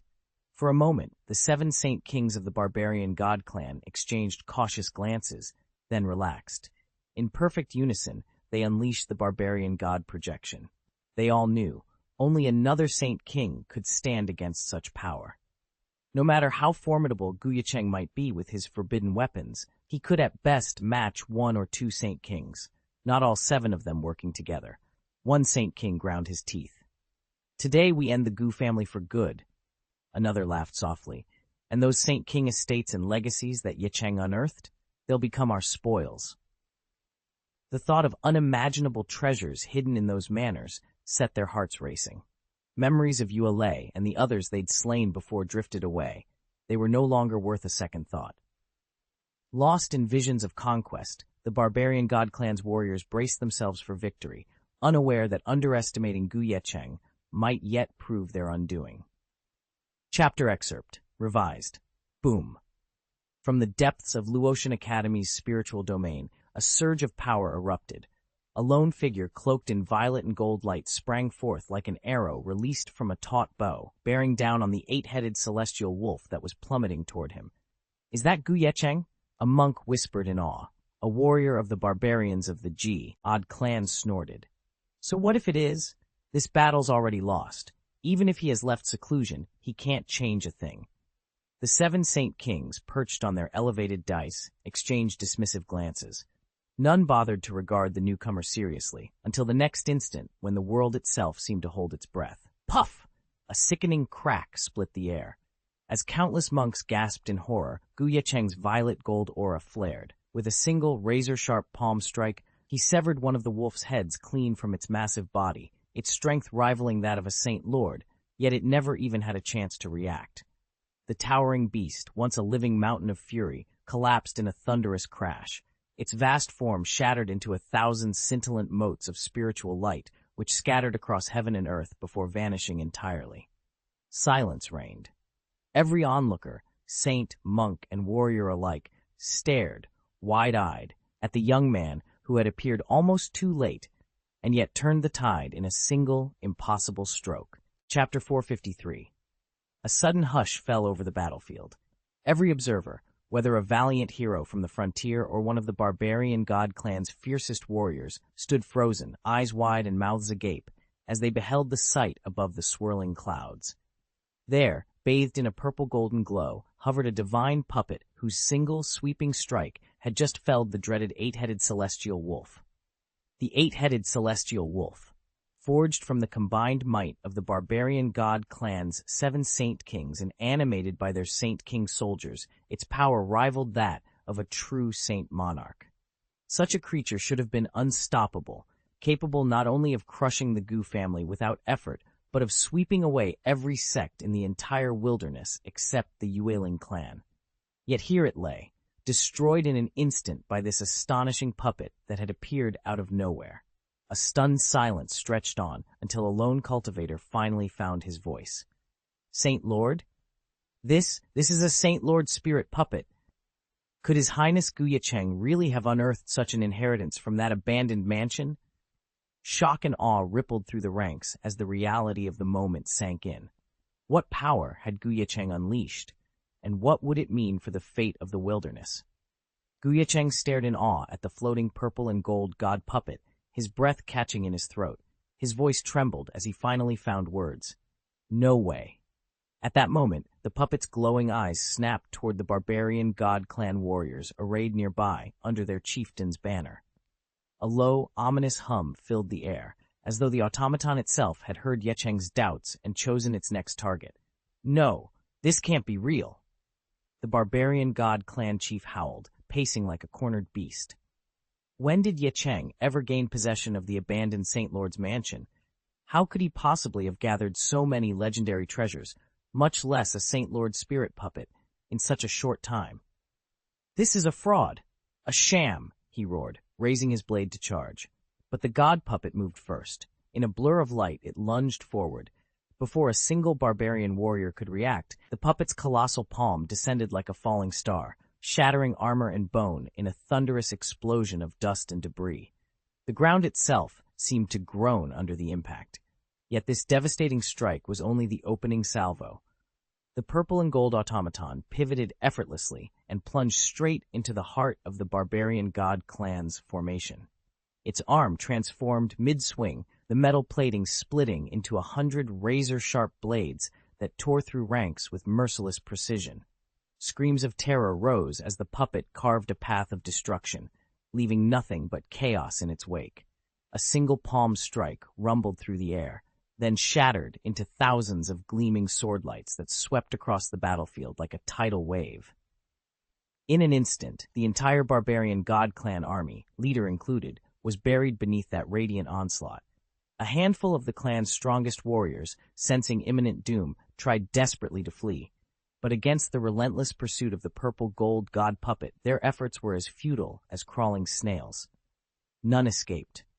High above, within the halls of Luotian Academy, Tian Fire Spirit and the other Gu family vassal champions watched the carnage unfold through the Academy's cloud-borne viewing array. Shock and disbelief flickered in their eyes. Even the usually unflappable Tian Fire Spirit was unsettled. After all, they knew this puppet well. It was the Tianlian god puppet, the the mysterious purple-gold automaton that had accompanied Ye Cheng since birth. When Ye Cheng first emerged from the secret Wild Tower realm, he had deployed Tianlian against the quasi-saints of both the Blood Sparrow and Yinming clans. Even then, the puppet had shown only quasi-saint-level power, a hair's breadth shy of true sainthood. Yet today, its might far exceeded anything they had ever witnessed. As the final flickers of sword light faded, a heavy silence fell over Luotian Academy. If Tianlian's true potential had only just been unveiled, what heights might Ye Cheng yet ascend? When Ye Cheng entered seclusion, he entrusted the Tianlian god puppet to Tianning and the other vassal strongmen. They couldn't help feeling doubtful. After all, it had only been a short time since their lord supposedly retrieved this divine automaton from the old Saint Lord's mansion. How could it have grown so powerful, so quickly, that it might stand on equal footing with a true Saint Lord? But now, as they surveyed the battlefield, where every last warrior of the barbarian god clan lay shattered and defeated, any lingering skepticism vanished. Not a trace remained. A soft hiss of wind announced the puppet's final action. Perched upon a drifting cloud, the Tianlian god puppet had just eradicated the last handful of stubborn foes. With mechanical precision, it cleared the field and gathered the spoils of war. The final barbarian warrior's eyes rolled back one last time before he fell silent. Below them, every master from the wilderness realm who had watched the clash trembled in awe. The legend of the Tianlian god puppet had just been rewritten before their very eyes. The wilderness realm warriors who'd been certain the Gu family was doomed now felt their cheeks burn with shame. Yet beneath that embarrassment lay a fierce curiosity, especially toward those fellow masters who'd so confidently predicted the Gu family's swift downfall. "Brother Dao," one of them blurted out, "how did you know they still had a trump card?" "Yes," another chimed in, "a Saint King-level god puppet. How on earth did you uncover something the Gu family hid so deeply?" Brother Dao and the other wilderness realm masters who had witnessed the battle at Tianyuan Imperial Capital exchanged uneasy glances. What could they say? Their own astonishment matched that of these embarrassed warriors. They already knew Ye Cheng was far stronger than an ordinary Saint King, but that he also commanded a spirit puppet guardian of equal might was beyond anything they'd imagined. Finally, Brother Dao cleared his throat. "I can't explain precisely how I learned of His Highness Ye Cheng's ultimate ace," he said, "but there is one thing I can tell you, fellow Taoists." The assembled warriors pressed in closer, suspicion and curiosity flickering across their faces. At last, the elderly figure at the head of the chamber, a veteran of countless battles, snapped his cane against the stone floor and let out a weary cough. Lowering his voice so that only those nearest could hear, he declared, "You're all overlooking the Gu family's real secret. We're not relying solely on the Saint King spirit puppet." A murmur rippled through the crowd. "What do you mean?" someone shouted. "There's another trump card more powerful than the Saint King spirit puppet? Impossible!" A burly swordsman huffed, his skepticism evident. "His Highness Ye Cheng only inherited the Saint King's legacy. He isn't a transcendent being of the Saint Dao, something stronger than the spirit puppet? You must be joking." But the old man merely stroked his long white beard, a subtle pride glinting in his eyes. With deliberate calm, he said, "Believe what you will, but I speak from first-hand experience. Lord Ye Cheng has never once revealed his full strength here in the wilderness. What you've witnessed so far, the spirit puppet, his tactical genius, that's only the surface." A tense silence followed. Faces that had been brimming with doubt now turned pale at the implication. If the legendary Saint King spirit puppet wasn't even Ye Cheng's greatest weapon, then what was? And when, if ever, would he unleash the power they had all come to see? The old abbot's mind drifted back to that fateful clash at the Tianyuan Imperial Capital, when Ye Cheng had stepped onto the field and matched swords with the Yuansheng domain lord. Even now, the memory made his pulse quicken. A domain lord's spirit puppet may be powerful, he muttered to himself, but it pales in comparison to the value a living hero like Ye Cheng brings to a family or a Taoist sect. All around him, the gathered cultivators exchanged similar whispers of awe. Some sighed, others shook their heads in admiration. Then, Far above them, on the boundless sea of clouds, the great Tianlian god puppet, having finished cleansing the battlefield, did something unexpected. Rather than retreating to Luotian Academy, it soared straight into the ninth heaven, venturing deeper into the swirling mists. With a graceful sweep of its hand, it parted the clouds. Through the thinning veil, a spiritual boat came into view.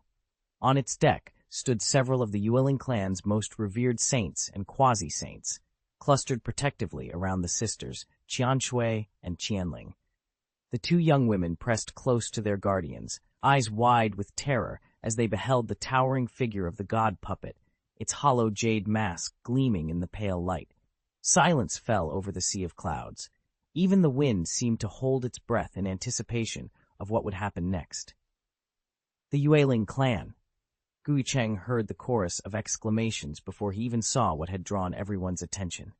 On the deck of the spirit boat, bathed in pale moonlight, stood four robed figures. Their calm authority marked them as no ordinary travelers. Could those be the four elders of the Yueling clan? Someone whispered. Or even Princess Xianxia and Princess Qianling in disguise, another ventured. The legends say they're unrivaled beauties, twin sisters both. Below, a sea of wilderness masters all turned toward the boat. As the details of the clan leaders became clear, tall forms draped in the Yueling emblem, murmurs of surprise rippled through the crowd. The barbarian god clan had come seeking vengeance against the Gu family.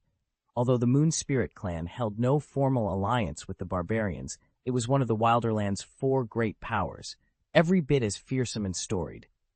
Yet here, on the very battlefield where the Tianlian god puppet had just revealed itself, the highest-ranking members of the Moon Spirit clan, including the famed twin princesses, had appeared and concealed their presence so flawlessly that, but for the god puppet's intervention, no one would have suspected a thing.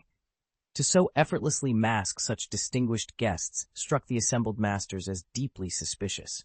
Was the Moon Spirit clan merely watching from the shadows, waiting to exploit the chaos, or had they come with some darker purpose in mind? Ye Cheng's gaze hardened. In this game of hidden agendas and silent alliances, any misstep could spell disaster for his clan, and for himself.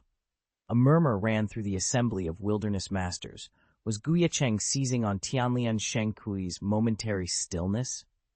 Even the most seasoned onlookers harbored the same suspicion. Yet while Tianlian Shenkui remained statuesque, Tian Huoling of the Gu family struck without hesitation. In the blink of an eye, he reappeared at the forefront of the Yueling clan's delegation, his eyes icy as they swept over every face. Before Tian Huoling could speak, the venerable Qianyue saint, the eldest patriarch of the four Yueling lineages, stepped forward and bowed deeply. Fellow Taoist Taiyan, he began with uncharacteristic haste, forgive our abruptness.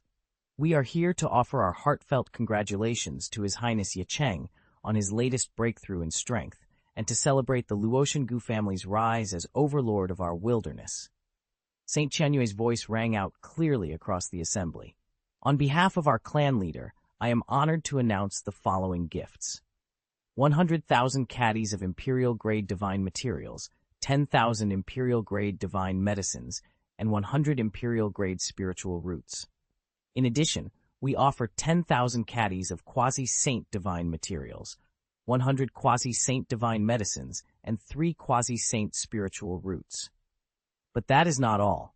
We will also deliver 100 caddies of saint-grade divine materials, 10 Saint Gras, the divine medicines, and 1 saint-grade Taishuan fruit tree. This sacred root only bears fruit once every 1,000 years, and when it does, it produces 300 quasi-saint-grade Taishuan fruits and 30 saint-grade fruits. A hush fell over the multitude of cultivators gathered on the plains. Emperor and quasi-saint-ranked masters alike stared in stunned silence. The sheer volume of imperial and quasi-saint treasures was astonishing enough, but the promise of a saint-grade Taishuan fruit tree, an impossibly rare spiritual root, was beyond most imaginations. Possessing even one such root could, over time, elevate a fledgling clan into the upper echelon of ancient sects, rivaling the likes of the Blood Sparrow clan or the Yinming clan. With an extra measure of fortune, a new saint-level family on par with the venerable Qingjiao clan might even arise. Even for the Yueling clan, a hegemon that has held sway over the wilderness for more than 1,000,000 years. The treasury has never stored more than a handful of genuine spirit roots. And now, one of those priceless treasures has been casually offered as a gift, straight to the Gu family? The gathered heroes of the wild recoiled in shock. Behind them, the Qian siblings, Qianyu, Qianling, and especially the ever-proud Princess Qianshou, stifled cries of grief and humiliation. Their faces paled as they watched the unflinching expression of Tianlian Shenkui, who stood beside Taiyan Huoling. Though outwardly calm, his aura crackled with murderous intent. Princess Qianxia dared not utter a single word. She closed her eyes, unwilling to witness the humiliation unfolding before her.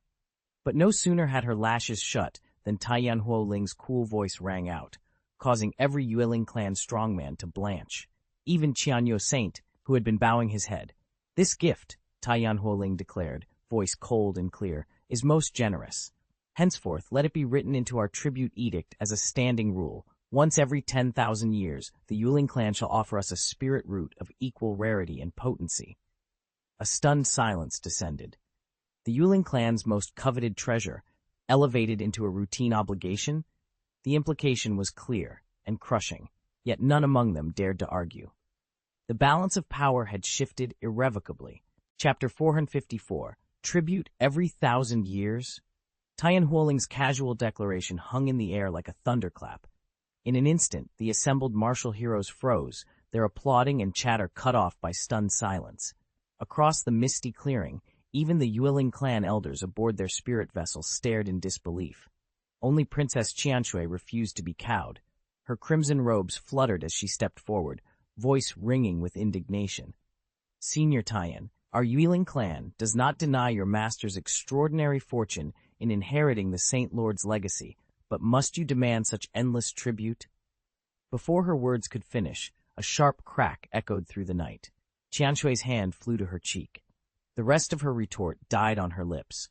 The blow had come not from Taiyan Huoling, but from her own aunt, Elder Qianyu, who in their recent audience had been the first to bow before Ye Cheng's family. "Aunt," Qianshui stammered, mortified, forgetting even her formal titles. But Elder Qianyu's gaze was as cold as polished jade, her expression unmoved by the niece she had just struck. In that frosty silence, the clearance between duty and defiance had never felt so sharp. Qianyu's hand came down hard on Qianshui's cheek, and with a single look, she signaled Qianling and the other Yueling guards to seize their young master. Within moments, they had dragged a squirming Qianshui away. Then Qianyu dropped to her knees before Taiyan Huoling, head bowed low. "My young mistress is impetuous and unversed in court etiquette," she hurriedly explained, her voice trembling. "She has inadvertently offended His Highness Ye Cheng. I beg Elder Taiyan's pardon for her youth and ignorance." Rising only long enough to steady her breath, Qianyu continued, "Our tribute, offered once every 10,000 years, has never and will never be neglected by the Yueling tribe. We swear to honor it without fail." Taiyan Huoling's stern expression softened only slightly as she regarded the frantic prostrations. But her scowl did not vanish entirely, and neither did the icy glances cast by the Gu family warriors arrayed behind her. In their eyes, Ye Cheng was no ordinary cultivator. Under her guidance at Luotian Academy, many of them had shattered long-standing bottlenecks and soared to new heights. That extraordinary luck Qianxia had so flippantly credited was, in their view, nothing more than a thinly veiled slight against their master's skill, and they would not let such an affront pass unchallenged. Ye Cheng's gaze turned ice-cold. He watched impassively as Qianyu knelt before him, neither offering his hand to raise her nor softening his expression. At last, he spoke, his voice so calm it felt like steel. "There will be no more tributes every 10,000 years. From this moment on, the Yueling clan will deliver a holy spiritual root to the Gu family every 1,000 years.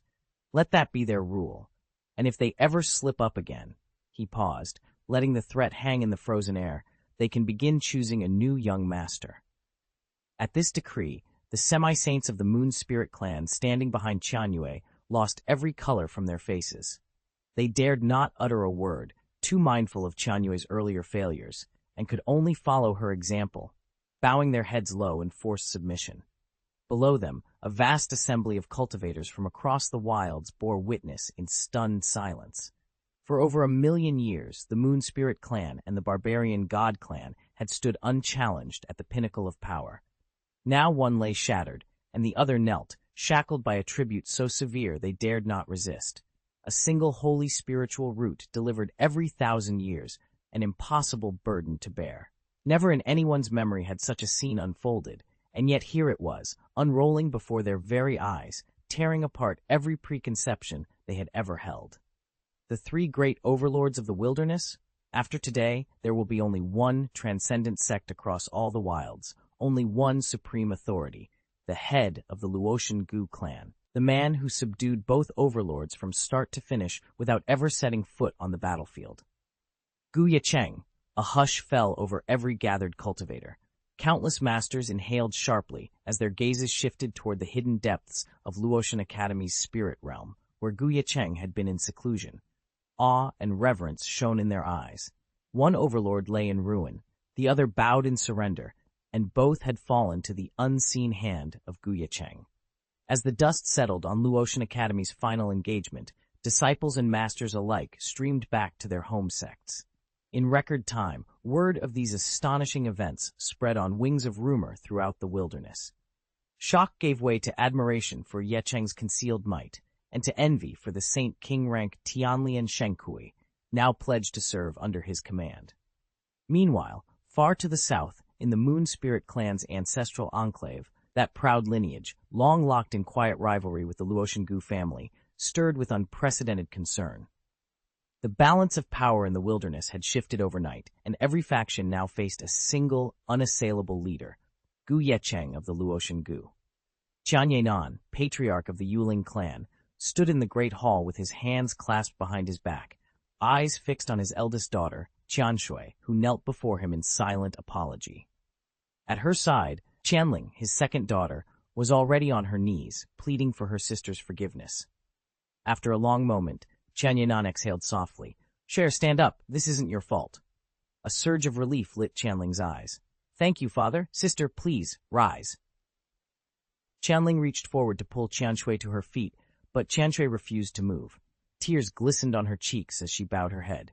"No," she murmured. "Because of me, the clan now owes a millennium of tribute. Never mind the emperor-grade relics or the quasi-saint treasures. We can't even afford a single saint-level spiritual root on our own." Her voice cracked as she clasped her hands. "Just send me to the Gu family. Let Master Ye Cheng decide my fate. If it means we only pay tribute once every 10,000 years, I'll accept it gladly." Qianxia cut her off with a gentle wave. "Enough, Shuer. You're imagining things. A saint-level root is nothing to the Yuling clan." He stepped forward, placing a steady hand on Qianxui's shoulder. "Your mistake cost us dearly, yes, but we will recover. In time, we'll grow stronger than ever." Qianling stared at her father, stunned. Beside her, Qianxia finally allowed herself to be pulled upright, uncertain but silent beneath her father's calm reassurance. But Qianxian's expression grew solemn. Though he still winced from the pain, he steadied himself and patiently explained to his daughter, "The northern wilderness is entering another great surge of spiritual energy. In the past, saint-grade spirit roots appeared only once every 5 to 7 million years. Going forward, those will be far easier to find, and even spirit roots of Saint King and Saint Lord caliber, once almost unheard of, won't be nearly as rare." He paused, meeting her eyes. "These are both the best of times and the worst of times. The competition among prodigies will be fiercer than ever. But if you can seize this moment, there's no limit to how high you can rise." "And what exactly is this opportunity?" Qianxia asked, leaning forward. His eyes glittered with eager anticipation. Qianxia met his gaze, determination shining in her own. "Father, the greatest chance for our Yuling clan is the qualification I've earned to attend the God of War Academy.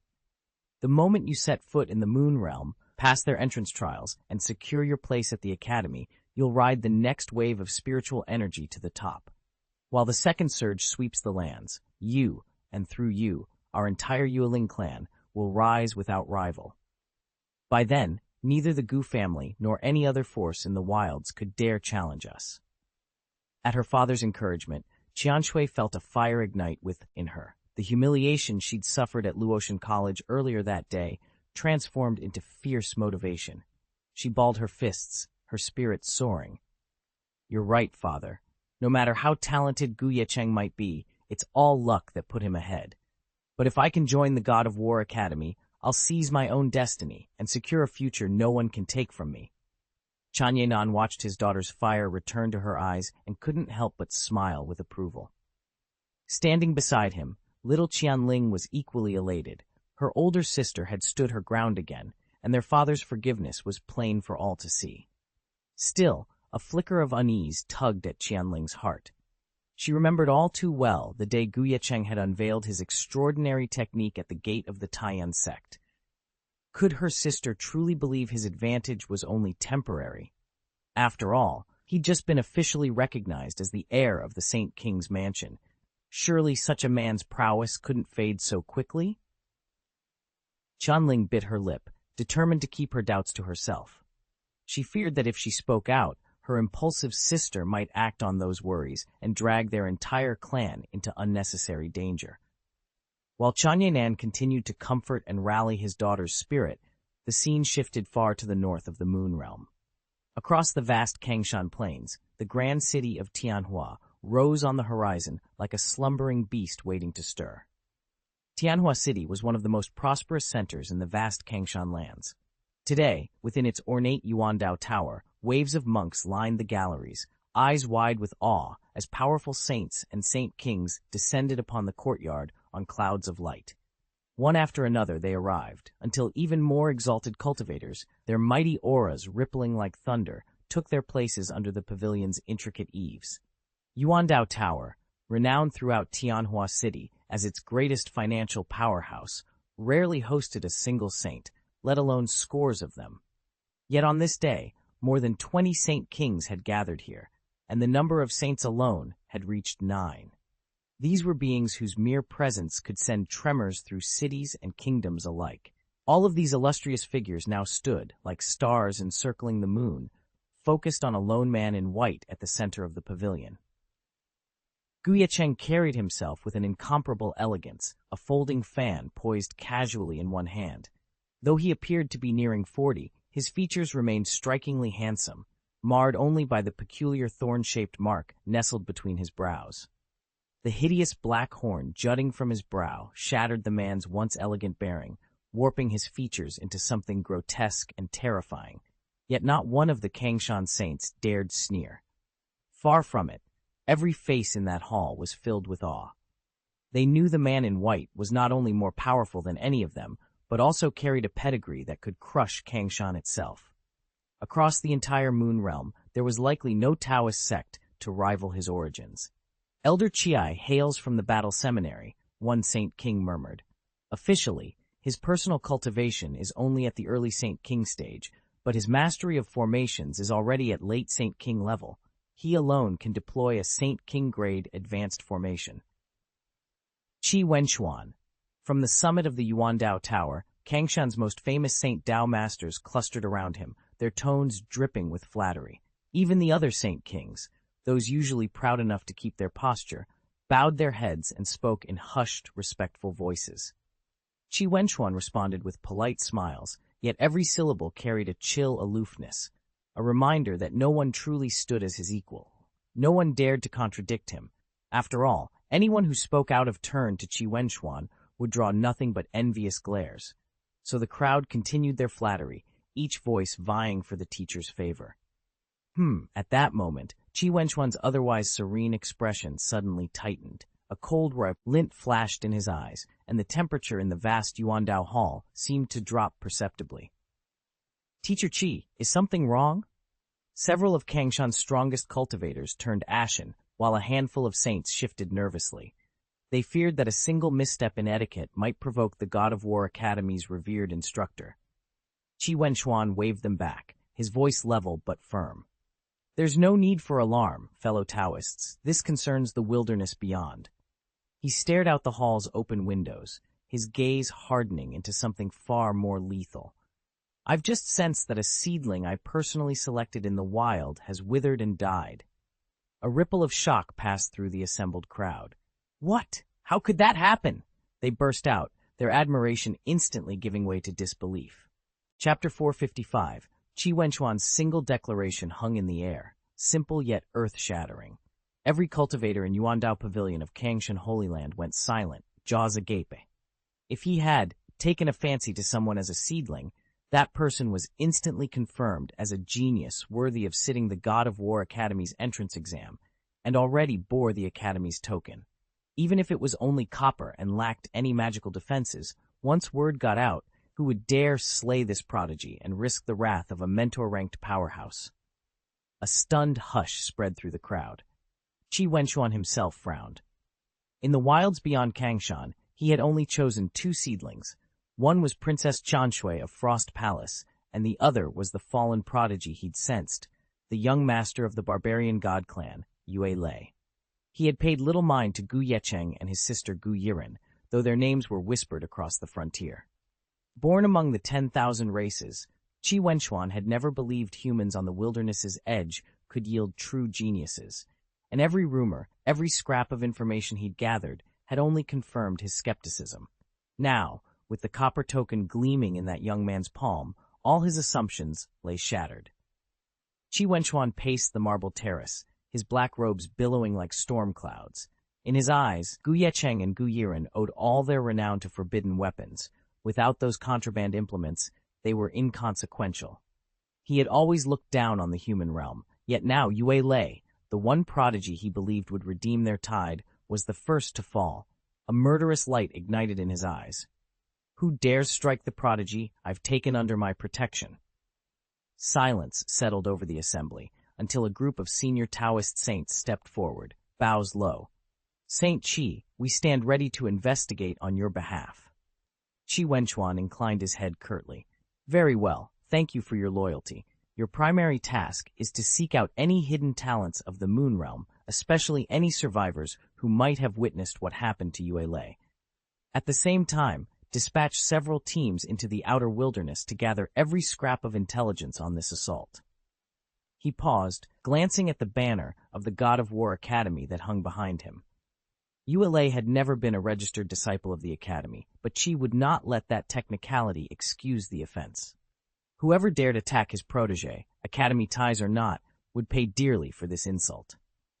Ye Cheng's jaw clenched as he surveyed the assembly of Kangshan saints before him. First, he needed to fulfill the God of War Academy's directive, track down every promising genius, and recruit them into the school. Only once that task was complete could he journey into the wilderness to confront the arrogant upstart who dared to challenge him and slaughter the younger generation he'd sworn to protect. A deadly intensity glowed in Ye Cheng's eyes.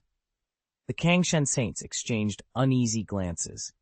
Though few of them had spent much time with the academy instructor, each had felt his fierce, almost paternal, guardianship.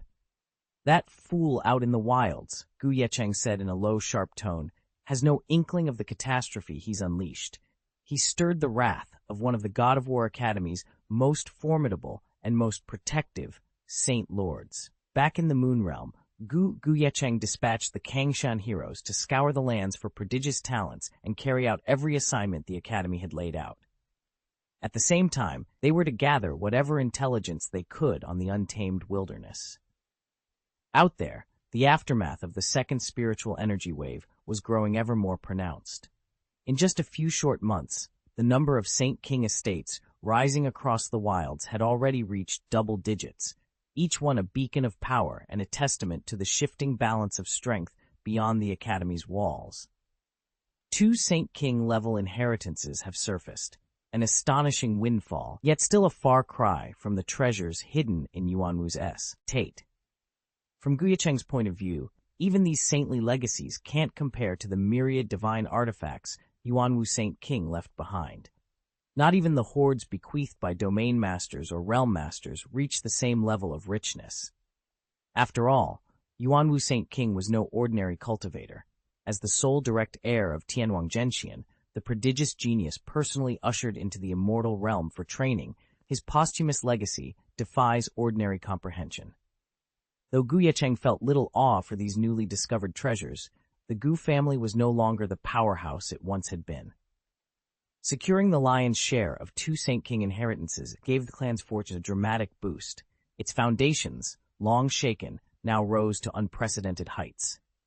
In the innermost sanctum of Luotian Academy's spirit realm, Ye Cheng reclined against the jade-carved dice as his aides unfurled the treasury report. In our family vault alone, Ye Cheng began, voice steady, we haven't just hoarded emperor-grade divine medicines and materials, we've also secured the most precious spirit roots. Mu Fentian, the steward overseeing this operation, leaned forward and recited the figures.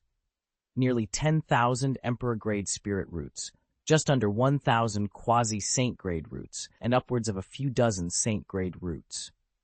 He paused, excitement flickering in his eyes. And that's not all. From the abandoned tower where Xiao Yiren made his discoveries, we retrieved 2 Holy King remains, several sets of relics, and a complete succession inheritance. Altogether, they've yielded 9 Holy King-grade spirit roots, each capable of producing a steady supply of Holy King-grade divine medicines. A faint smile curved Ye Cheng's lips. Excellent. Prepare to transplant those 9 roots into the spirit realm's incubator. Their potent energies will support His Highness's cultivation and help him break through his current barriers. Relief washed over Mu Fentian's face. He opened his mouth to reply, but Ye Cheng raised a hand. Hold, no need to hurry the process. These roots demand the utmost care and patience. Ensure the spirit soil is perfectly balanced before we proceed. Mu Fentian bowed deeply. Understood. I'll attend to every detail. Satisfied, Ye Cheng settled back, already envisioning the breakthroughs these rare spirit roots would bring. No need to send it in, just integrate the 9 spiritual roots directly into the formation. Under Ye Cheng's leadership, what began as Luotian Academy has burgeoned into one of the Wildland's greatest powers. Its territory expanded so rapidly that the Academy is now known simply as Luotian City. For Ye Cheng, this city is more than a headquarters in Beihuang Shenzhou. It's where his rise first took root and where he can best intercept genius-level cultivators from Nanchuan Shenzhou as they cross the Chao Sea. Every newcomer steps ashore here first, an ideal opportunity both to recruit new talent and to welcome members of the Gu clan arriving from distant lands. True, the spiritual energy in these wilderness realms is leaner than in the more civilized provinces, but Ye Cheng barely notices. The Tao of Heaven is impartial. It favors no one by birth, only by merit. By weaving the 9 spiritual roots straight into the formation, he ensures its power remains undiminished, even in energy-starved territories.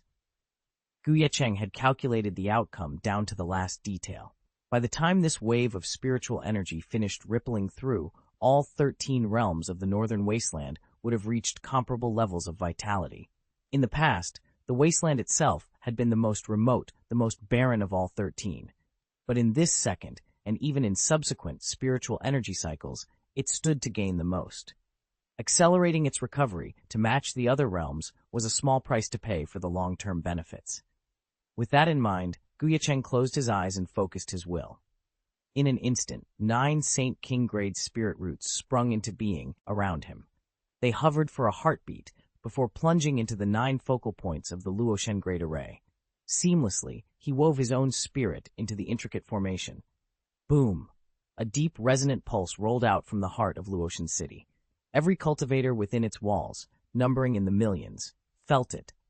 Even in a place already famed for its dense spiritual energy, this surge was unprecedented. Fresh currents of power flooding through the city as if the very land itself had awakened. Has the formation really ascended once more? A ripple of astonishment passed through the gathered cultivators of Luotian as they craned their necks skyward. There, at the heart of the array, 9 Saint King-grade spiritual roots, entirely under Ye Cheng's command, glowed as they merged into the formation's lattice. Shock and awe dawned on every face. Even Mu Fentian, who had come to petition Ye Cheng for a modest upgrade, stood frozen. Originally, Mu Fentian had intended to request only a handful of quasi-saint roots for transplant, roots powerful enough to bless the formation, enrich Luotian City's spiritual aura, and uplift the talent and strength of the Gu family's disciples, yet still manageable.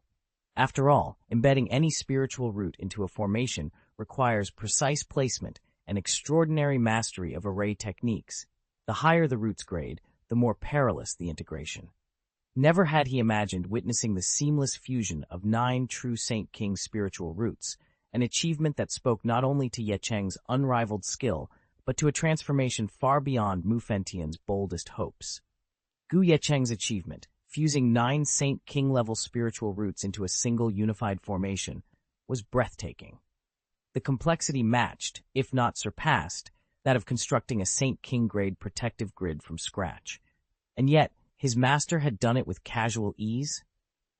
Mufentian's eyes widened. "How far has your master's mastery of formations advanced?" he asked, genuinely startled. Ye Cheng offered a faint smile, utterly unbothered. Ever since the second great wave of spiritual energy had swept the land during this retreat, his own cultivation had skyrocketed. He now stood solidly in the late Saint Emperor realm, one step shy of its absolute apex. His grasp of the 3 Dao had grown in tandem. Alchemy felt more profound, his instrument crafting more precise, and his formation skills more sublime than ever. He recalled the day in the Desolate Tower when he tapped into a fragment of true immortal Tianhuang's immortal formation array. That morsel alone had propelled his formation prowess to Saint King level.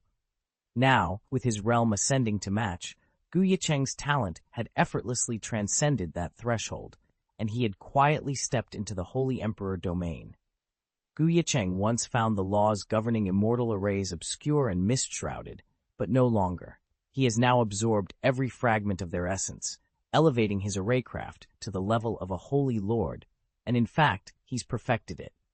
Only one small step stands between him and transcending the Dao through arrays, between him and becoming a realm master by this very art. With so formidable an achievement under his belt, erecting a grand defensive formation across the wilderness was virtually effortless. When the array's runic light settled into place, Ye Cheng surveyed the territory from his secluded vantage. The vast expanse lay calm and undisturbed, no rogue spirits, no invading warbands, nothing to threaten his work. Satisfied, he wasted no time. He would withdraw to a secluded pocket of spirit space and devote himself entirely to one goal, breaking through to the pinnacle of Holy Emperor in a single, decisive surge. His determination was forged by what he'd learned of the legendary War God Academy. Nestled deep within the northern wilderness divine continent, it is renowned as the supreme sanctuary of cultivation, drawing the greatest talents of every race. Ye Cheng had long dreamed of standing among those elites. Now, with his arrays perfected and his spirit sharply honed, he was closer than ever to making that dream reality. After his confrontation with the Yuansheng domain lord, Ye Cheng felt a surprising calm settle over him. The intensity of that battle had deepened his respect for the War God Academy. After all, he wasn't just any disciple, but one of its swordsmanship instructors. If he was going to represent the Academy, he needed to prove himself worthy. With that in mind, he resolved to refine his cultivation even further. His plan was to re-enter the Yuanwu mansion and face the trials left behind by the Yuanwu saint. If he could overcome those challenges and claim the saint's inheritance, his mastery of swordplay would rise to an entirely new level. Just as he was about to retreat to his private chamber and begin preparations, a small, urgent voice called out from beyond the door. It was his daughter, Gu Yiren. "Daddy, please don't go yet. I have something important to tell you." Chapter 456. "You want to travel to the Moon Realm first to see if you can locate Aunt Yi Roshue?" Ye Cheng asked, raising an eyebrow. "And on top of that, you want to rely entirely on your own power to earn an admission order to the God of War Academy?" Standing before her father, Xiao Yiren's large eyes blinked with determination as she nodded vigorously. She tried to sound mature, even a little bit grown up. "Yes, exactly. I can't always depend on you, Dad. I have to prove I'm capable of entering the God of War Academy on my own, and I want to help you find Aunt Yi Roshue as quickly as possible." She paused, adopting a pleading expression as if silently begging for praise. But the flicker of mischief in her eyes didn't escape Ye Cheng's notice. With a sharp little smack to her forehead, he gently reprimanded her. Xiao Yiren yelped, clutching her head, tears instantly welling in her eyes. Seeing his daughter's tearful face, Ye Cheng couldn't help but laugh. He reached out, ruffling her hair affectionately. "All right, kiddo," he said with a grin. "If you really want to run off to the moon realm by yourself, you could have just asked." Xiao Yiren wiped her tears away, managing a sheepish smile. Despite the sting on her forehead, she felt proud. After all, she'd shown her father just how ready she was for the adventure ahead. "Why do I have to give you so many reasons?" Xiao Yiren pressed a hand to her forehead, eyes wide in mock distress. A faint blush colored her cheeks as she looked up at her father, but she refused to let go. Wrapping her arm around Ye Cheng's, she gave his sleeve a playful tug. "Daddy, please let me go. I already promised Aunt Ruoshe we'd meet in the moon realm. She'll be heartbroken if I back out. And honestly, the wasteland is so dull right now." Despite her light tone, Xiao Yiren genuinely felt wronged. With the Battle of Luotian finally ended, the Gu family had emerged as the undisputed rulers of the wasteland.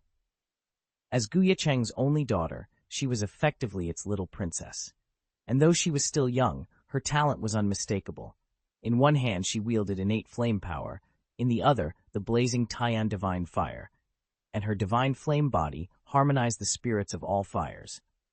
Her cultivation had only reached the Daozun level, but after a period of rigorous training, she would easily surpass quasi-saints, perhaps even lay low an opponent with the sheer force of her Emperor Flame body. With her extraordinary power and illustrious lineage, no one in the wilderness dared challenge Xiao Yiren. She had even laid waste to one of the two Saint Lords' palaces the Gu family had recently taken. Yet after that victory, Xiao Yiren lost all interest in the wilds. No peer her own age could match her strength, and her only adversaries were ancient fiends, beings tens or even hundreds of thousands of years old, cunning and relentless. Who would risk provoking Ye Cheng's descendant and courting swift defeat? After a few fruitless skirmishes, Xiao Yiren naturally withdrew from the wilderness altogether. Still, her offhand remark about Yi Ruoshui gave Ye Cheng pause. Unlike Xiao Yiren and Xiao Daoshuan, Yi Ruoshui had far greater prospects within the fairy ruins. In fact, it was largely thanks to Yi Ruoshui's brilliance that the other two had gained entry, and she had remained in secluded cultivation there far longer than they had. That realization explained why Ye Cheng had never once thought to seek her out. Through the all-beings purple chi cauldron, Ye Cheng felt a tremor in the void, a sign of Yi Ruoshui's shifting fate. She still lingered within the fairy ruins, tethered to the northern wilderness divine continent by an ethereal barrier that blurred her presence here. It was clear she had not fully returned to their world. Yet, over the past days, Ye Cheng sensed that the fairy maiden's otherworldly aura was waning. Any moment now, she would break free of her prison and re-emerge in the northern wilderness. If his daughter, Xiao Yiren, were to set out for the moon realm at once, she got just catch Yi Ruoshui as she passed through. Xiao Yiren had only recently ascended to the Daozun realm. To advance further, toward the emperor level, she needed real challenges, not another stretch of secluded cultivation. Sealing herself off indefinitely would only stunt her growth. Ye Cheng allowed himself a quiet nod. He understood the risks of the moon realm. It was far less forgiving than the wilderness. But duty to his daughter outweighed caution. He could not, in good conscience, send her into that perilous realm alone. For your safety, take these sword talismans with you. Ye Cheng swept his hand through the air. A brilliant flash of spiritual light erupted, and 100 sword talismans materialized instantly, each one containing a fragment of his own projection. They required no manual activation. Should you face an enemy beyond your strength, they will spring to life and strike on your behalf. I've also gathered the finest elixirs and cultivation pills you'll need, he continued. And to guard you on your journey, the heavenly refining god puppet will accompany you. In addition, he paused, recalling a promise. Senior Jishan, Senior Wu Jiao, and Senior Yue Ming will follow at a distance. They don't need to show themselves unless you encounter a foe that even the god puppet cannot defeat. Rest assured, any intervention and any consequences will be my responsibility. Jishan, Wu Jiao, and Yue Ming stood silently, each radiating power nearly equal to a domain master. With these preparations in place, Ye Cheng gave a final nod and sent you on your way. Ye Cheng's lips curved into a confident smile. With the three of them working in concert, they could even take on a domain master, Together, they'd be strong enough to lock down every sect in the Moon Realm. He waved his hand and wove another space talisman, creating a pocket realm specially tailored for Xiaoyiren and her 3 guardians. Carefully, he pressed the talisman into her palm. This is your cultivation space. Use it well. At his signal, Jishan and the other 2 disciples appeared in quick succession. Each offered Xiaoyiren a respectful bow and a gentle smile before slipping inside the talisman's hidden chamber. They settled on her left and right, their breaths hushed as they took up vigil over her. Xiaoyiren surveyed the array of treasures and the formidable protectors her father had arranged. A flicker of surprise crossed her youthful features, but she said nothing about rejecting his aid. Instead, she accepted the sword talisman and spirit talisman he handed her with quiet obedience. Lively though she wasn't headstrong. She understood that her father's gifts and his choice of such powerful allies were not born of mistrust, but of love. Protected by the sword talisman and flanked by senior disciples, Ye Cheng finally felt he could withdraw without a second thought. "Don't worry, father," his daughter called over her shoulder, her voice brimming with confidence. "I'll be perfectly safe." He watched her bound onto a drifting cloud, leap into the sky, and vanish into the blue. Only when the last wisp of her chi faded did he lower his gaze, a fierce determination kindling in his eyes. "I have to accelerate my breakthrough," he resolved. "Only then can I journey to the Moon Realm to join Yiren, Yi Ruoshui, and the others." "And where is my youngest son?" Daoxuan. Concern tugged at his heart. Far to the north, in the heavenly realm at the very tip of the Beihuang continent, a land almost the polar opposite of the untamed wilderness, Gu Daoxuan stood facing a silver-haired elder in gray robes. Around them, a complex formation array pulsed with soft light. Daoxuan eyed it warily before meeting the master's inscrutable gaze. "Senior," he ventured, suspicion coloring his tone, "your gift for formations is truly unparalleled. Your proficiency in formations has even reached the Domain Master realm now?" Xiao Daoxuan sneered. "You little brat, how many times do I have to tell you before you believe me?" Suzaku snapped. He felt the edge in Xiao Daoxuan's gaze, drew in a sharp breath that flared his silvery beard, and glared back fiercely. After all, Suzaku was no ordinary cultivator, but the celebrated formation grandmaster whose name echoed through all 13 realms of the northern wilderness. For Xiao Daoxuan to treat him as a charlatan, if the old friends he'd made along the way ever heard that, they'd laugh themselves sick. "Why shouldn't I be angry?" Suzaku demanded. "Who told you couldn't even recognize the illusion array I casually threw together? You spent a full day and night trapped in it, and all I used was a mid-saint level pattern. I didn't even bother with a true saint level array. You, the so-called great formation master, couldn't even see through this?" Suzaku, finally finding his voice again, spat blood onto the ground. He glared at Xiao Daoxuan with equal parts fury and humiliation. "You brat, you really are my bane. I must have sinned in a past life to have crossed paths with you. And you've the nerve to call that an illusion array? Look at me, look into my eyes, and tell me again, is this just an illusion? How many formations did you weave into it? 10,000? 30,000? If I'd known you were hiding so many layers, I never would have bothered trying to unravel them one by one. I would have crushed them all with a single palm. How did I end up trapped here for an entire day and night?" Xiao Daoxuan cowered under Suzaku's wrath, but his eyes remained wide with innocent confusion. After a moment, he lifted his chin. "Humph, you act as if you didn't smash every last array with that palm of yours. Now look what you've done. You've destroyed my chance to reclaim all those forbidden formation talismans. What a waste." Damn, Beihuang Shenzhou, one of the world's supreme cultivation sanctuaries, on par with the God of War Academy, had never before bested the true martial Dao sect in any contest. Suzaku, the sect's deputy leader, who had just broken into the Domain Master realm after a mere 90,000 years of cultivation, now felt a frustration unlike any he'd known. Ye Cheng's astonishing display of formation mastery drove him to roar in both anger and awe. But when Suzaku's gaze settled on the young prodigy, all fury vanished. In its place shone genuine admiration. "A formations genius like this, joining my true martial Dao sect?" he whispered to himself, hardly daring to believe it. Leaning back on his seat, Suzaku's expression grew triumphant. Once I've refined his talent, the fools of every other race who deride humanity will be forced to eat their words. The elders at the God of War Academy will have no choice but to bow their heads. He curled his lips into a confident smile. Not only will I exceed their achievements in formations this lifetime, my disciples will surpass theirs as well. Chapter 457, Moon Realm. Nanling, Mingzhou, Wuya Mountains. Suzaku had been laboring day and night to prove his mastery over array formations, determined to win admission to Zhenwu Daozong alongside Xiao Daoxuan. Yet fate and family fortune had other plans. Don't blame me, Sister Gao Yue, Gao Ling said coolly, her crimson robes swirling in the humid jungle air. She folded her arms, her gaze hard.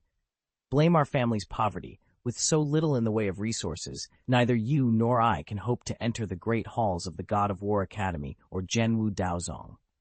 Gao Yue hit the ground with a heavy thud. Disappointment clouded her eyes for a heartbeat, then flared into righteous anger. How dare you speak of our future as if it's already decided? A cruel smile curved Gao Ling's lips. She leaned in close, whispering as though sharing a secret. But if one person simply disappears, then everything changes. Betrayal seethed in Gao Yue's gaze as she struggled to rise.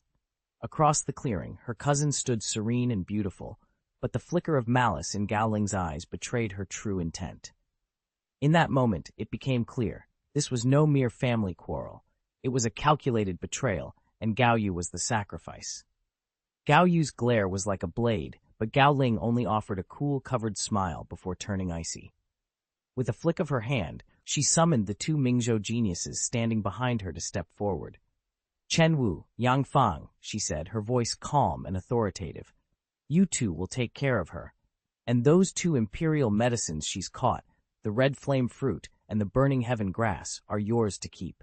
She paused, eyes on Gao Yu, then added, the quasi-Holy Spirit root she managed to seize, the red star tree, stays with me. Chen Wu wasted no time.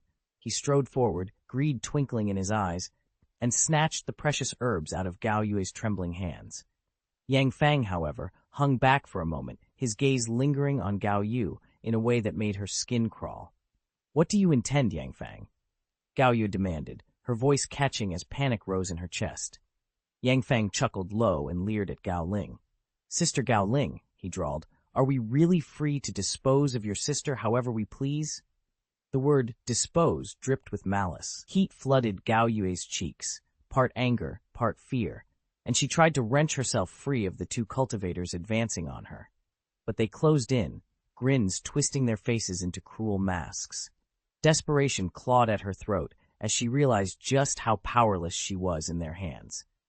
Gao Yu had reached the pinnacle of Xuanzun cultivation, far beyond the three standing before her, yet she could not lift a finger in her own defense. Betrayed by her cousin, she was forced to stand by and watch as Gao Ling offered a confident nod, stepping aside to let Yang Fang close in on her. Yang Fang advanced with a predatory gleam in his eyes, ready to strike at any moment. But before he could make his move, Gao Ling raised her hand and withdrew a small, fiery red sapling from beneath her sleeve. The creature pulsed with latent power. This, Gao Ling declared triumphantly, is the quasi-Holy Spirit root known as the Red Star Tree. It blossoms only once every 1,000 years and yields 300 imperial-grade red star fruits, supreme treasures unmatched in all Mingzhou. Among the geniuses gathered here in the Wuya Mountains, this is the ultimate prize. Her tone turned icy as she directed her words at Gao Yue. Even if you perish here in the Wuya Mountains, sister, the Gao family won't lift a finger to help you.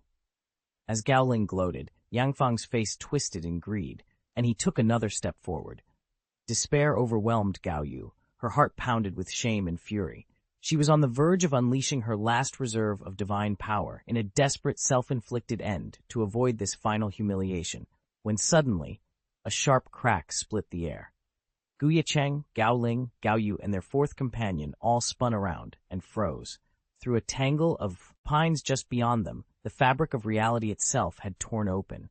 A glowing, jagged rift in space-time hovered in midair. A space-time rift? Here? Gao Ling's voice shook. Even Gao Yue, usually the picture of composure, stared wide-eyed. Ever since the emergence of the quasi-Holy Spirit root, The red star fruit's influence had sealed off thousands of square miles around Wuyashan. The entire region had become a void-locked zone. All spatial crossings were banned. Only a true quasi-saint could possibly force open such a breach. And yet, against every known rule, one now floated before them. What if a hidden quasi-saint had secretly intervened, bending the contest of Wuyashan's prodigies in their favor? Gao Ling and the others exchanged anxious glances. Fear displaced all earlier rivalry with Gao Yue. They hadn't expected the competition to get this strange, nor this dangerous. They stared at the crack in the fabric of space and time, hearts pounding. Every instinct warned them that a quasi-saint who had once shaken Mingzhou would step through that rift and unleash devastation. But the next moment, panic gave way to stunned disbelief. From the swirling light emerged not a towering warrior, but a little girl, barely 10 years old, with skin smooth as porcelain and eyes bright with bewilderment. She floated forward as if carried by a gentle wind, peering around her as though she had no idea where she'd arrived. What just happened?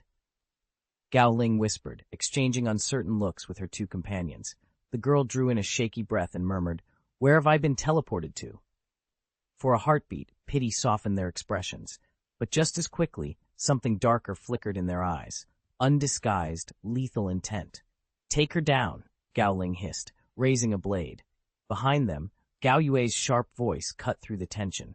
"Hold," he ordered, gesturing for restraint. Corners of his mouth twisted in grim uncertainty. The girl's gaze lifted, meeting theirs with a mixture of fear and innocent curiosity. In that charged silence, both mercy and malice hung in the balance, and only seconds remained before fate chose its path. I was certain the little girl in the scarlet dress, so fragile, like a piece of polished jade, had been caught in the backlash of a teleportation array gone awry. The turbulence of time and space had spat her out here, just as Gao Ling and her cohorts descended on her. They were ruthless enough not to let anyone slip through their fingers. I called out a warning and summoned every last drop of my divine power, channeling it into a narrow shaft of spiritual energy. I loosed it at Gao Ling and the others, hoping to draw their attention away and give the girl a moment's chance to escape. But Yang Fang merely cracked his knuckles and sneered. With a casual flick of his wrist, he shattered my energy arrow midair, glassing the beam into nothing. A lecherous grin spread across his face as he strolled toward Gao Yue, giving orders as he went. "Sister Gao Ling," he called over his shoulder, voice dripping with confidence, "you take care of that little girl. Miss Gao Yue, leave everything else to me. Yang Fang will handle it." Reassured by his boast, Gao Ling and Chen Wu surged forward without hesitation. The girl in the red dress stood no chance as they closed in, their eyes cold with intent. Although neither Gao Ling nor Chen Wu believed the boy before them was any kind of prodigy, they didn't let their guard down. From just over 10 feet away, they unleashed their spirit energies together, Gao Ling sending forth a writhing spirit dragon on the left, Chen Wu a roaring spirit lion on the right, to encircle and obliterate Ye Cheng in one swift strike.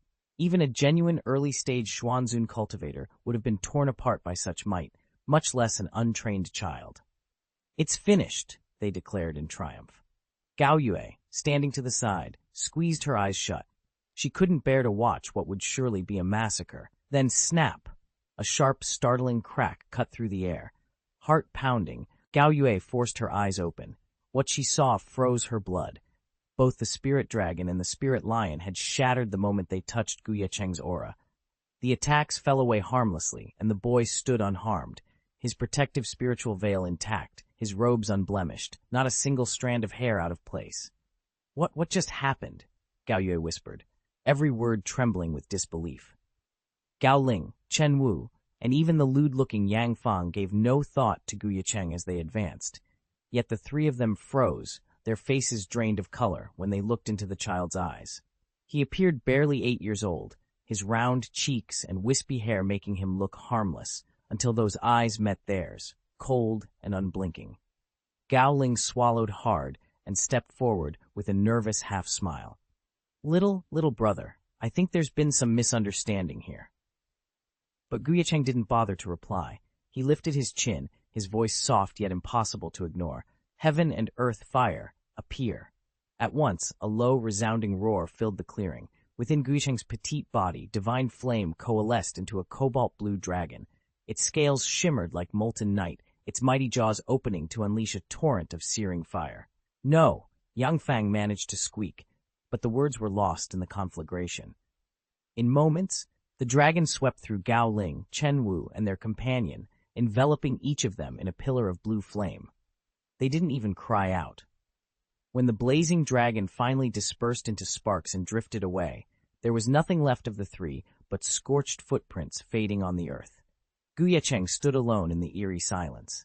He bowed his head slightly, as if disappointed in the mess, and quietly asked himself, "Is this enough?"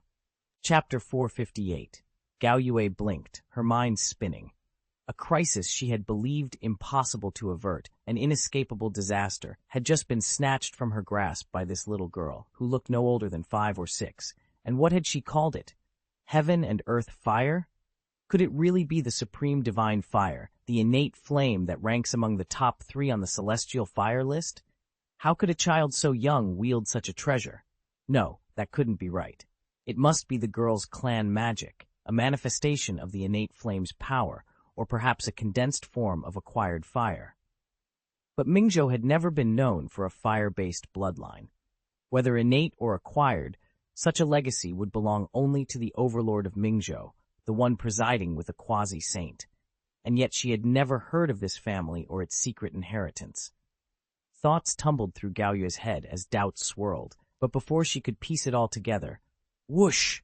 A sudden rush of air cut through the moment like a blade. In the spot where Gao Ling had just been standing, a tremor of crimson light burst from a swirl of ash and darted toward the little girl, instantly capturing Gao Yue's full attention. The moment she recognized what it was, her eyes went wide. Before the girl hovered the legendary Red Star tree, the quasi-saint, first-grade spiritual root that every top talent from Mingzhou had chased deep into the Wuya Mountains for months on end. A treasure so supreme, it normally spurned all who approached it. Until now, only Gao Yu, by sheer luck and a rare spirit elixir, had managed to bind it to her will, if only temporarily. And here it was again, flitting before the little girl in a flurry of blossoms and fiery sparks, twisting and twirling as though begging for her favor. Gao Yue's heart thundered as one word echoed in her mind: obsequious. It was humiliatingly obsequious. Had she not seen it with her own eyes, she never would have believed this fluttering creature was the mighty Red Star tree. She would have dismissed it as nothing more than a shameless fire element spirit beast. Gao Yue stood there, stunned as the Red Star tree showered the little girl with adoration. For a moment, her entire worldview felt as though it had collapsed. Yet Xiao Yiren, who had traveled from the wilderness into the moon realm, barely noticed Gao Yu's shock. With her Emperor Flame body and the blessings of the innate Li Fire and the Taiyan Divine Fire, she'd already seen more than one fire-type spirit root or divine medicine willingly surrender at her feet. She'd even conquered roots of quasi-saint, Holy Spirit, and Holy King rank. By comparison, this quasi-saint tier Red Star tree was nothing remarkable. Still, while Xiao Yiren scarcely deigned to value it, everyone else in the Wuya Mountains watched in awe. As Gao Yu groped for words, the Red Star tree only flared brighter, its branches trembling with desperate devotion to its new young master. Whoosh! Whoosh! Whoosh! Whoosh! High above the peaks of the Wuya Mountains, streaks of rainbow light tore through the sky, all converging on the clearing where Xiao Yiren stood. Those brilliant arcs weren't mere reflections. They were Mingzhou's finest cultivators, none below early Xuanzun, and several radiating the overwhelming might of the Tianzun realm, far surpassing Gao Yue's own strength. They had been drawn here by the seismic ripples of the Liwo Kenglong, unleashed in Xiao Yiren's last strike. The roaring wind snapped Gao Yue out of her daze. She stared wide-eyed as the prodigies descended. For a heartbeat, panic flickered across her features. Then curiosity took hold. How powerful must Xiao Yiren be to summon such formidable talent?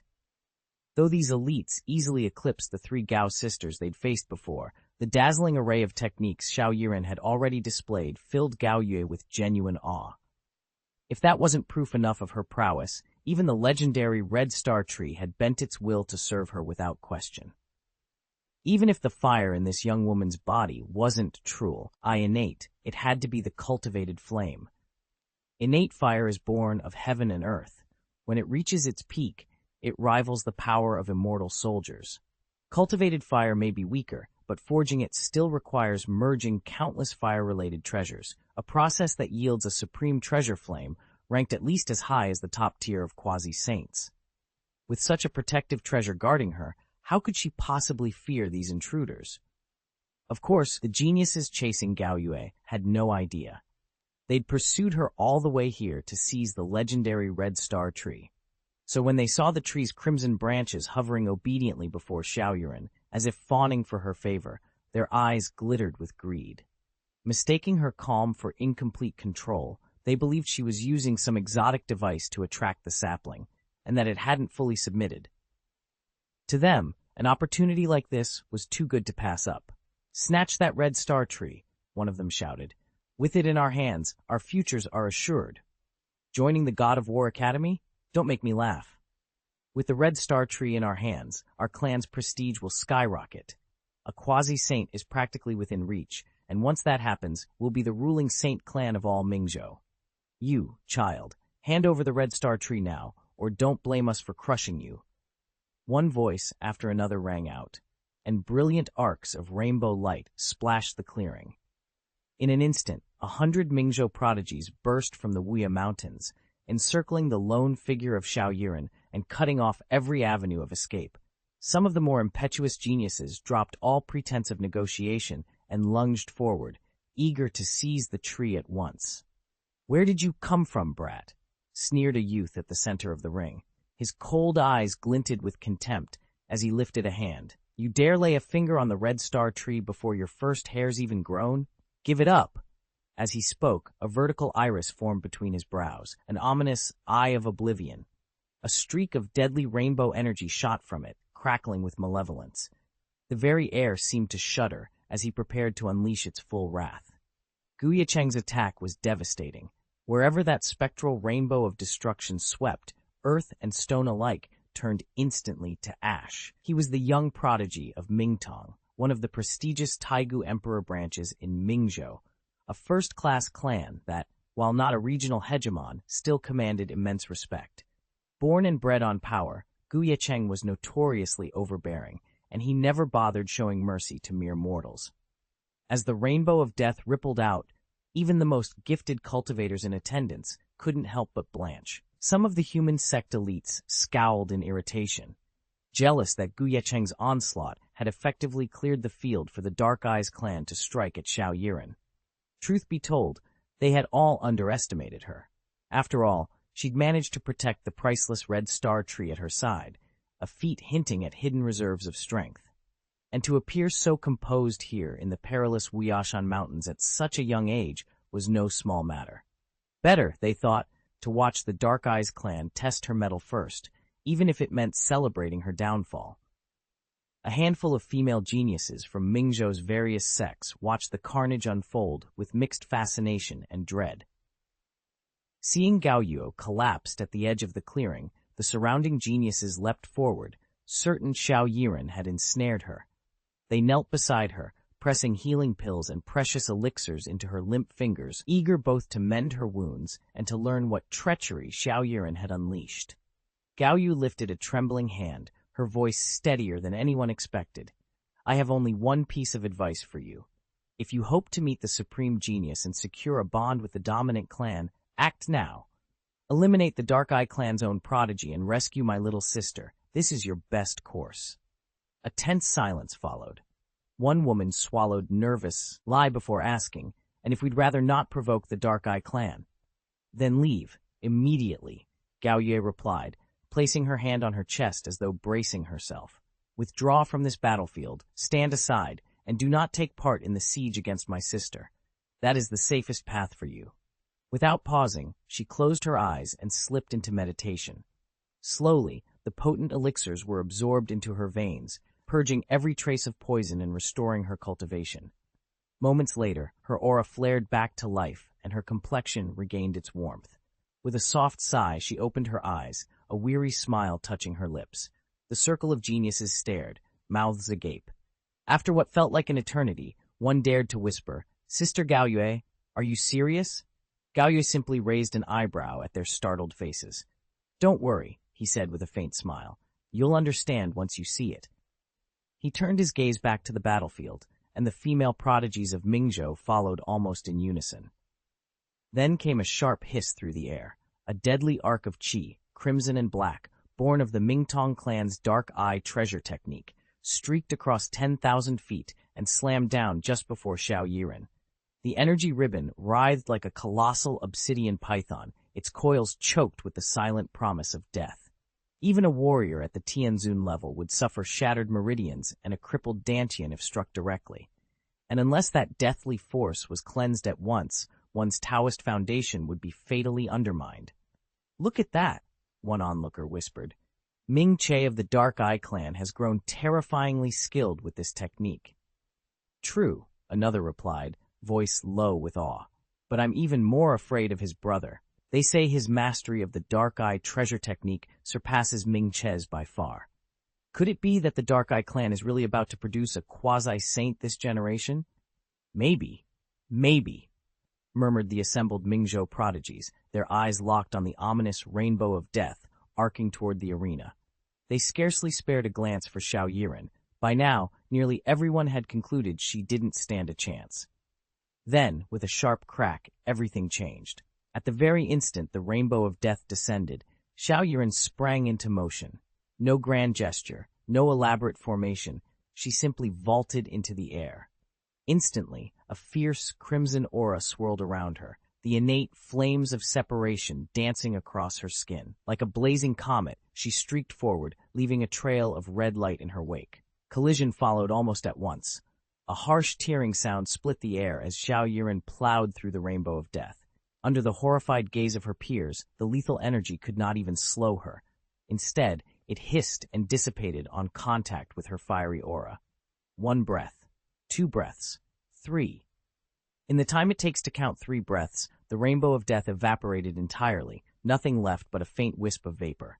Silence fell. The Mingzhou geniuses stared, stunned into disbelief. Xiao Yiren, whom they had all but dismissed, had not only survived the rainbow of death, but had shattered it. In that moment, they realized this unassuming young cultivator might be far more formidable than anyone had dared imagine. Ye Cheng shot forward 10,000 feet in an instant, channeling the lethal rainbow energy that Ming Che, the prodigy of the Dark Eyes clan, had just unleashed. In the blink of an eye, he stood before Ming Che, whose eyes had already gone vacant. With a subtle twist of his wrist, Ye Cheng brought his palm crashing down. Boom! A pillar of searing light, born of the divine fire of separation, erupted skyward. The inferno swallowed Ming Che whole, reducing the Dark Eye's genius to drifting ashes that scattered between heaven and earth. Chapter 459.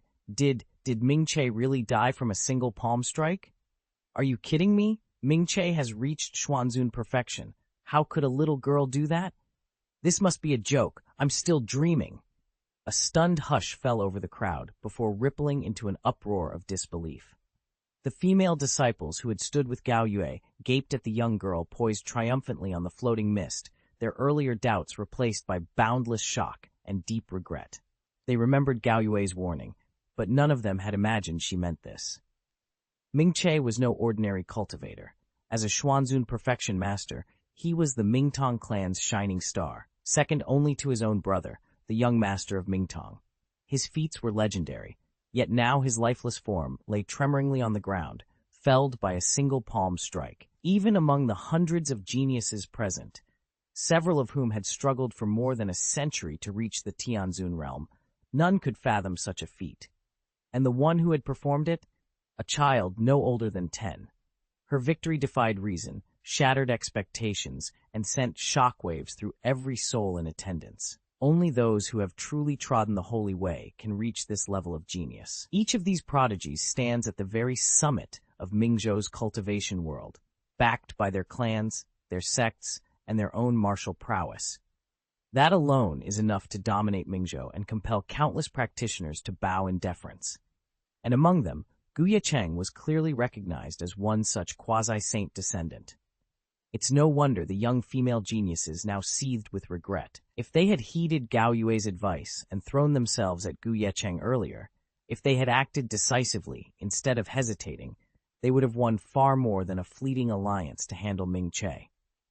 Even a simple display of genuine interest or respect would have left an impressive mark on this rising power. News of such favor would have spread swiftly back to their clans. Their standing at home would have soared, and they might even have received personal rewards from the family's Dinghai Shenzhen-level ancestors. Instead, they lost their chance, and now they could only brood on what might have been. As for the other prodigies, their thoughts had long since turned pure. The tantalizing lure of the red star tree in Ye Cheng's possession no longer tempted them.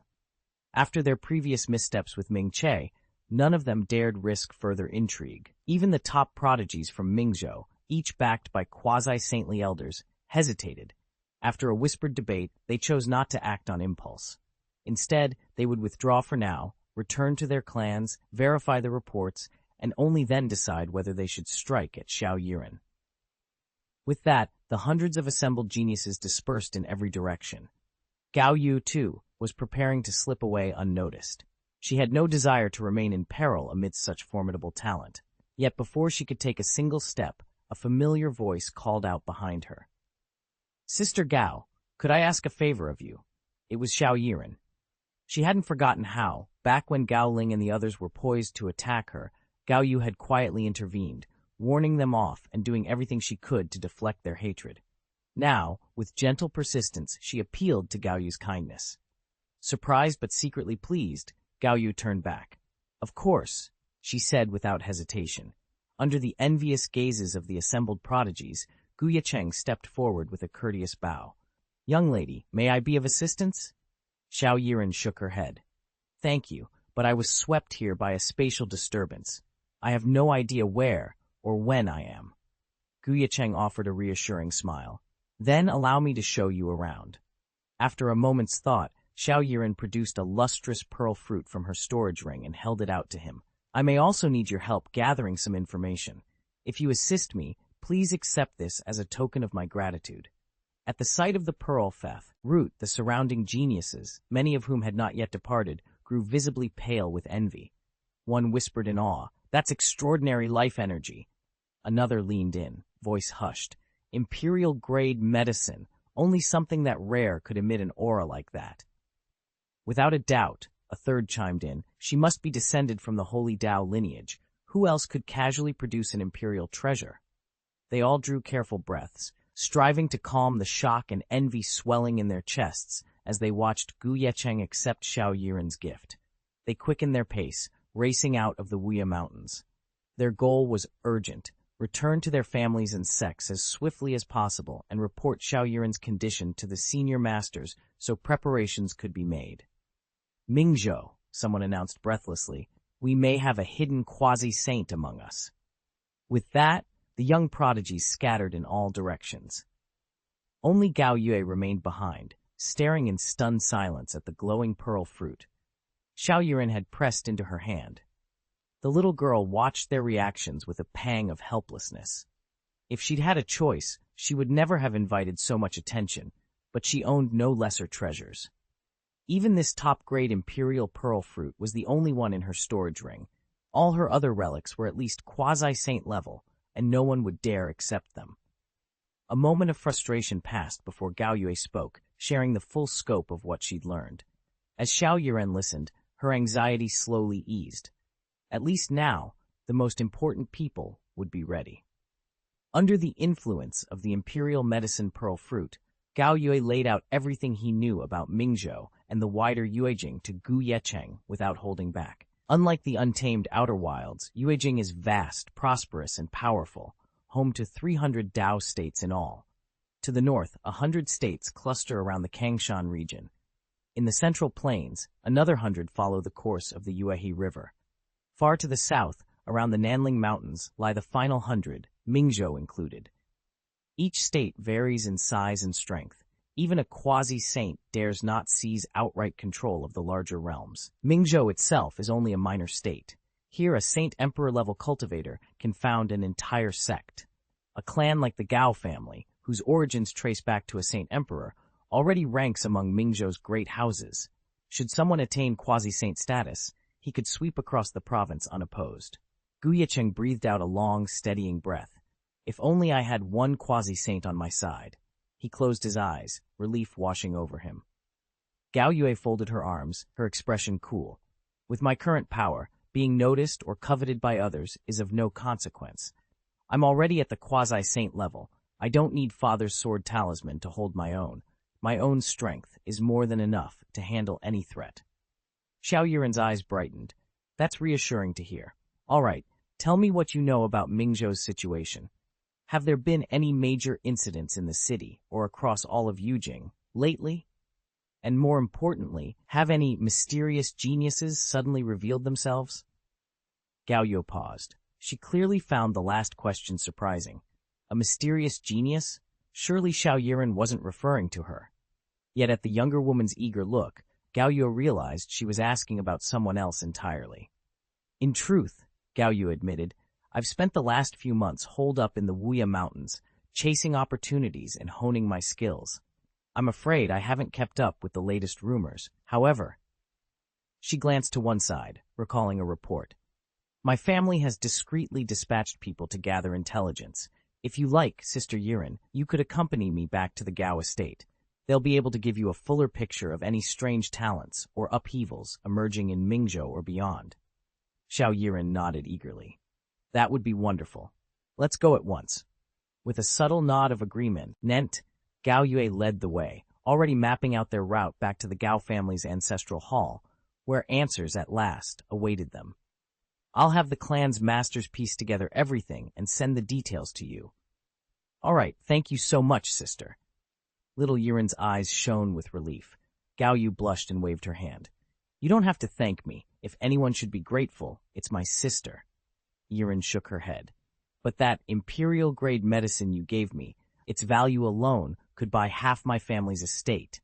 Gao Yu laughed softly. Then consider this an early birthday gift. She slipped a slender talisman from her sleeve. Come on, let's go. Grasping little Yiren's hand, Gao Yue placed the sky-breaking talisman on the ground. A streak of light tore through the air, and in an instant they vanished from the remote peaks of the Wuya Mountains. Moments later, they materialized within the protective barriers of Yuanhai City, the seat of the Gao family's main branch. Towering walls stretched along all sides, and pennants bearing the Gao crest snapped in the breeze. As the only overlord of this 100,000-mile territory, the Mingzhou clan's influence here was absolute. 3 emperors sat on its ruling council, and every street, every market, even the skies belonged to them. Yet today, an unusual stillness gripped the city. Travelers pausing at the gates exchanged confused glances. Merchants halted mid-sail. Cultivators brushing past halted to stare. Whispers rippled through the crowds. What's happening in Yuanhai City? Even those who had long called this place home felt a subtle tension in the air, as though the entire clan had called a summons that would shape the fate of all who dwelt within its walls. Why on earth have they sealed the city gates in broad daylight, barring anyone from entering? I heard the Gao family issued the order first thing this morning. It was so abrupt, like they'd taken a bad potion by mistake. Do you think it's true? That ancestor of the Golden Elephant clan, who holds a grudge against the Gaos, has really broken through to the quasi-saint realm, just as the rumors say, and now wants revenge? Is that why the Gaos have put Yuanhai City under martial law? A buzz of speculation rippled through the crowd of cultivators gathered outside Yuanhai's walls. They exchanged uneasy glances, each theory more dire than the last. Just then, a chorus of slicing winds cut through the chatter. Swish, swish, swish! From the depths of the city lord's mansion, dozens of air-shattering bursts erupted. Under stunned eyes, a formation of Emperor-tier masters descended from the clouds, 2 squads moving in perfect unison to take their positions before the great gates of Yuanhai City.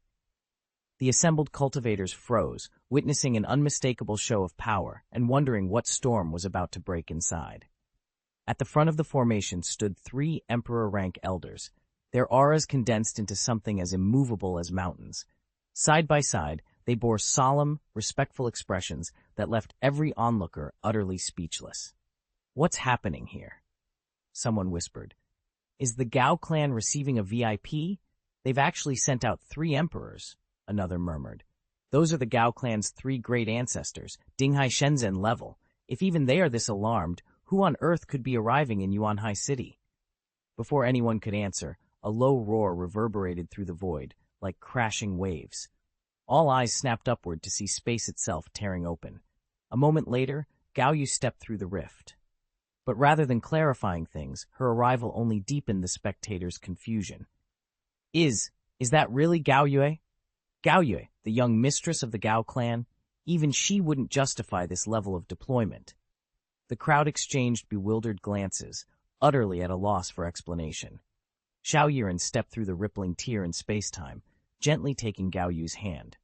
Within moments, the pair stood before the onlookers, an unexpected sight that left Eva Rion speechless. All eyes locked onto the younger figure, whose delicate features and diminutive frame spoke of no more than a child. This is, someone began, voice trailing off in astonishment. A little girl under 10? Another observer finally managed, disbelief echoing through the crowd. Chapter 460. The entire city of Yuanhai was in uproar. From the city lord Gao's sprawling estate to the crowded thoroughfares beyond its walls, the highest dignitaries, 3 venerable emperors and the ancestral elders of the Gao family, had personally come forth to pay homage to the mysterious girl, Xiao Yiren. With solemn bows and respectful escort, they led her into a specially reserved VIP chamber inside the mansion. Outside the city gates, countless cultivators who had witnessed the scene rubbed their eyes in disbelief. It felt more like a waking nightmare than the solid earth beneath their feet. Inside the Gao clan's grand meeting hall, astonishment hung heavy in the air. Even after officially welcoming Xiao Yiren, the assembled emperors and ancestors could not shake the surreal quality of the moment. A stern-faced Xuan emperor leaned toward Gao Yu and whispered, "Yuer, you can't possibly be joking with the old ancestor and the rest of us, can you?" Another high-ranking elder chimed in, his voice tinged with skepticism. "We all saw her just a moment ago. That little girl, she can't be more than 5 years old, maybe even younger. And you're telling us she's a descendant of a quasi-saint who single-handedly slew a genius like Ming Che? I find that claim impossible to swallow." Murmurs of doubt rippled through the hall as elder after elder exchanged incredulous looks. Could such a fragile child truly possess the power to defeat one of the greatest young prodigies on the continent? The very notion seemed utterly preposterous. Yet there she was, safely ensconced in the Gao family's VIP chamber, her fate now entwined with theirs. Among the Gao family elders, the most outspoken was a middle-aged saint emperor who leveled a cruel finger at Ye Cheng. "Tell me, have you really botched your mission in the Wuya Mountains, lost the Red Star Tree's spirit root, and now spun this entire tale to mask your failure?" His tone dripped with contempt. After all, his daughter Gao Ling had once conspired against Ye Cheng, attempting to assassinate Xiao Yiren in the Wuya Mountains, only to be soundly defeated and killed by Xiao Yiren herself. Yet instead of shrinking back under the accusation, Ye Cheng merely smiled, an amused glint in his eyes. With a flick of his wrist, a brilliant wave of life essence erupted from his hand, flooding the council hall in radiant light. Every Gao family dignitary turned to him, jaws dropping at the sight of the jade-white pearl fruit cradled in his palm. In that moment, their expressions registered awe, envy, and disbelief. "Imperial-grade medicinal fruit," someone breathed. "Only the finest imperial medicine could contain such powerful life essence," another murmured. Ye Cheng's lips curved into a satisfied smirk as he held the pearl aloft. "This," he said softly, "is the reward Sister Yiren herself bestowed upon me, and upon the Gao family. I think this pearl fruit says it all." Gao Yue's voice was calm as she held the glowing orb between thumb and forefinger. Across the hall, the Gao family's revered saint emperor, Gao Ling's father, turned an embarrassed shade of red. He opened his mouth, closed it, then forced out a harsh laugh. "All this proves is that young Yiren has powerful backing," he snarled. "It doesn't prove that my Linger plotted against her. How do you show that Linger attacked Xiao Yiren? Isn't it far more likely that Xiao Yiren, tempted by the Red Star Tree's value, tried to seize it from my daughter and even kill her for it?" Gao Yue couldn't help a soft chuckle.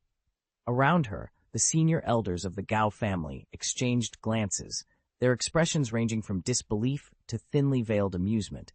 None of them seemed inclined to defend the patriarch's argument. After all, they had all witnessed the Red Star Tree's behavior when Xiaoyuan first arrived. It hadn't merely accepted her, it had utterly idolized her. The tree's blossoms had turned to face Xiaoyuan, its branches leaning protectively toward her, as though she were its rightful caretaker. Would it have done that if Xiaoyuan were an interloper? Would it have resisted Gao Ling, whose claim was supposedly stronger?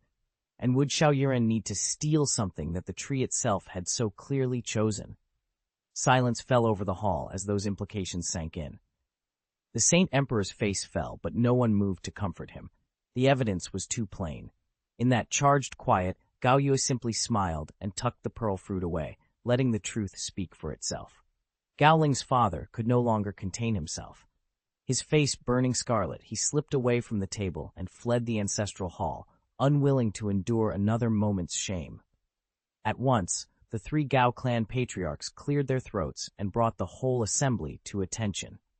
Ye Cheng, the eldest and most revered, having already reached the perfection stage of emperor, spoke in measured tones. Miss Yiren's identity has been confirmed. Issue the decree at once. From this day forward, I will brook no disrespect toward her from any member of the Gao family. A Xuan emperor bowed deeply, then hurried off to relay the order. When the last echo of his footsteps died away, Ye Cheng turned his gaze to the pearl fruit that Gao Yue had presented him. He drew in a long, steadying breath, and relief and elation shone in his eyes. I may have missed out on the Red Star Tree, he whispered, but with this pearl fruit, I will break through to the quasi-sage realm. The Gao family was renowned across Mingzhou, but it had never claimed hegemonic power, and therefore it had enemies aplenty. Chief among them stood the Taigu Emperor clan, the feared Golden Elephant family. A few months ago, a startling report reached the Gao family. The venerable forebear of the Golden Elephant clan, long hidden from the world, had abruptly emerged and vaulted into the quasi-saint realm. The accuracy of the rumor couldn't be confirmed, but it was enough to send the Gao household into a tailspin. In response, Ye Cheng dispatched his most promising talents, Gao Yue and Gao Ling, to the Wuya Mountains, hoping they might secure the legendary Red Star Tree. Though they failed to claim the tree itself, they did return with a priceless prize, an imperial-grade pearl fruit of the highest quality. Such a treasure would be more than enough for Ye Cheng to shatter his current bottleneck and brace himself against the pressure of that newly anointed quasi-saint.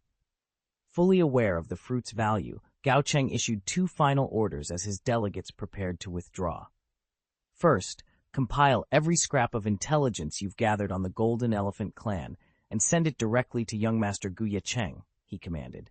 Second, open the Gao family treasury at once.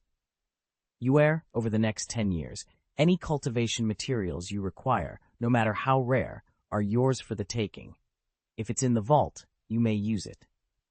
If the treasury lacks these materials, you have my leave to allocate up to 100 million in treasury funds to acquire them. At the ancestor's command, Gao Yue's eyes brightened with excitement. She was only at the Xuanzun realm, practicing the standard imperial scripture method. Unlike young junior sister Yiren, who, once she reached the venerable stage, could absorb and refine quasi-saint and even saint-level divine medicines and precious pills, Gao Yue was nowhere near that level. Even basic imperial medicines, calibrated for the Xuan Emperor realm, would strain her ability to fully absorb and refine. Anything more advanced might not only fail, but could actively hinder her cultivation. In this light, their ancestors' arrangements were perfectly suited to her current capacity. Having issued orders to reward Gao Yue and to send her back to Xiaoyuan, Ye Cheng paused at the doorway. He reached into his robes, withdrew a silver token, and pressed it into her hand. The information Miss Yiren seeks must be extraordinarily valuable, he said quietly, before finally taking his leave. The moonlight sifted through the courtyard's latticework, casting pale patterns on the stone floor. At the art of the Gao family's ancestral grounds, the clan elder's voice broke the hush. It isn't enough for our Gao family merely to uncover the information she seeks, he declared, his robes rustling softly as he stepped forward. He produced a small silver token engraved with the image of a pavilion perched amid drifting clouds, its lines alive with latent spiritual energy, and pressed it into the outstretched hands of Gao Yue. "Keep this for me, Yue. Should Miss Yiren ever request it, you are to deliver it to her immediately." The moment Gao Yue's fingers closed around the token, a tremor rippled through his consciousness. He stumbled back, as though the token were striving to pull him into its ethereal depths. A collective gasp rose from the assembled elders. Even the Gao patriarch, usually unflappable, winced and leaned forward to object. But when the clan elder revealed a flawless imperial pearl fruit in his other hand, the patriarch's protest died on his lips. He bowed his head in reluctant agreement. "Miss Yiren's reward to our family more than merits the exchange of this Taoist token," he conceded. The next morning, a private courtyard, adorned with blooming magnolias and a trickling marble fountain, had been prepared for Xiao Yiren. She stood beneath a wisteria-covered trellis when Gao Yue stepped into the dappled light, the silver token held respectfully before him. Sunlight danced off its surface, illuminating the pavilion motif as if it were suspended on a misty breeze. Xiao Yiren's dark eyes widened in curiosity. "A Taoist token?" she whispered, reaching out to accept it. "Only the most powerful clans in Mingzhou, those whose influence rivals the throne itself, can afford a Taoist token." Gao Yue said, pride glittering in his eyes. "One token grants its bearer the right to commission the Taoism Tower to uncover a single piece of information." He lifted the small jade talisman between thumb and forefinger. "This cost my family nearly 30% of our entire fortune." Xiao Yiren studied the token, her brow creasing with uncertainty. She wasn't questioning the Gao family's standing. They'd already provided her with a wealth of reports last night, but not a single one mentioned Yi Ruoshui. Lifting her gaze, she asked, "Are you certain the Taoism Tower can find what I'm looking for?" Gao Yu's smile faltered for a moment. "Nothing is ever truly guaranteed," he admitted, "but the Tower's reputation is unmatched. If anyone can, it's them." Xiao Yiren pressed her temples and let out a low sigh. Either Aunt Ruoshui still hasn't reached Yuejing, or the Gao clan, and even the Taoist orders here in Mingzhou, are too weak to have unearthed the information I need. She glanced toward the city walls. It was obvious Mingzhou held no answers. Still, she'd braced herself for this outcome. After all, securing a top-tier imperial medicine had barely made a dent in the Gu family's fortune, and scarcely touched her own coffers. Noticing her waning confidence, Gao Yue pushed to his feet and gave his chest a reassuring pat. "Sister Yiren, don't worry," he said firmly. "Just because the Wendao Tower is based in Mingzhou doesn't mean it's powerless. Their network runs far deeper than most realize." "The Wendao Tower is renowned throughout over 10 states around Mingzhou," Gao Yue said, leaning forward as he spoke. "Even those in the Saint Realm come to us seeking news and intelligence." Xiao Yiren's eyes widened. "What makes your cultivators so special?" Gao Yue smiled confidently. "Our disciples may not be the strongest in battle, but they excel at gathering information. Beyond that, our senior masters are masters of divination and deduction. We often need nothing more than a name to pinpoint someone's location." "Just a name?" Xiao Yiren leaned in, excitement lighting up his features. "Exactly." Gao Yu gave a small nod. "With even the slightest lead, we can trace a person's movements across the land." Xiao Yiren's grin was nearly feverish. "Then, can you find out if Aunt Ruoshui is in Yuejing?" Gao Yu blinked, taken aback. He hadn't expected such an ordinary request. Chuckling, he waved a hand dismissively. "That's hardly a challenge. Leave it to us." Gao Yue fixed Xiao Yiren with a confident look. "You've underestimated the Wendalu's power, Sister Yiren. All they need is a name and a drop of blood. With that, they can pinpoint Aunt Ruoshui to her exact realm and city, right down to the hidden retreat cave or the inn room where she's staying." Xiao Yiren's eyes lit up, admiration and relief washing over her face. When she realized how embarrassed Gao Yu had become, she hastily shook her head and waved her hands. "Oh, please, there's no need to apologize. I was just so excited." She held up a finger, tapping her chin like a little adult. "Honestly, even knowing Aunt Ruoshui has made it safely into the Moon Realm is more than I ever dared hope for."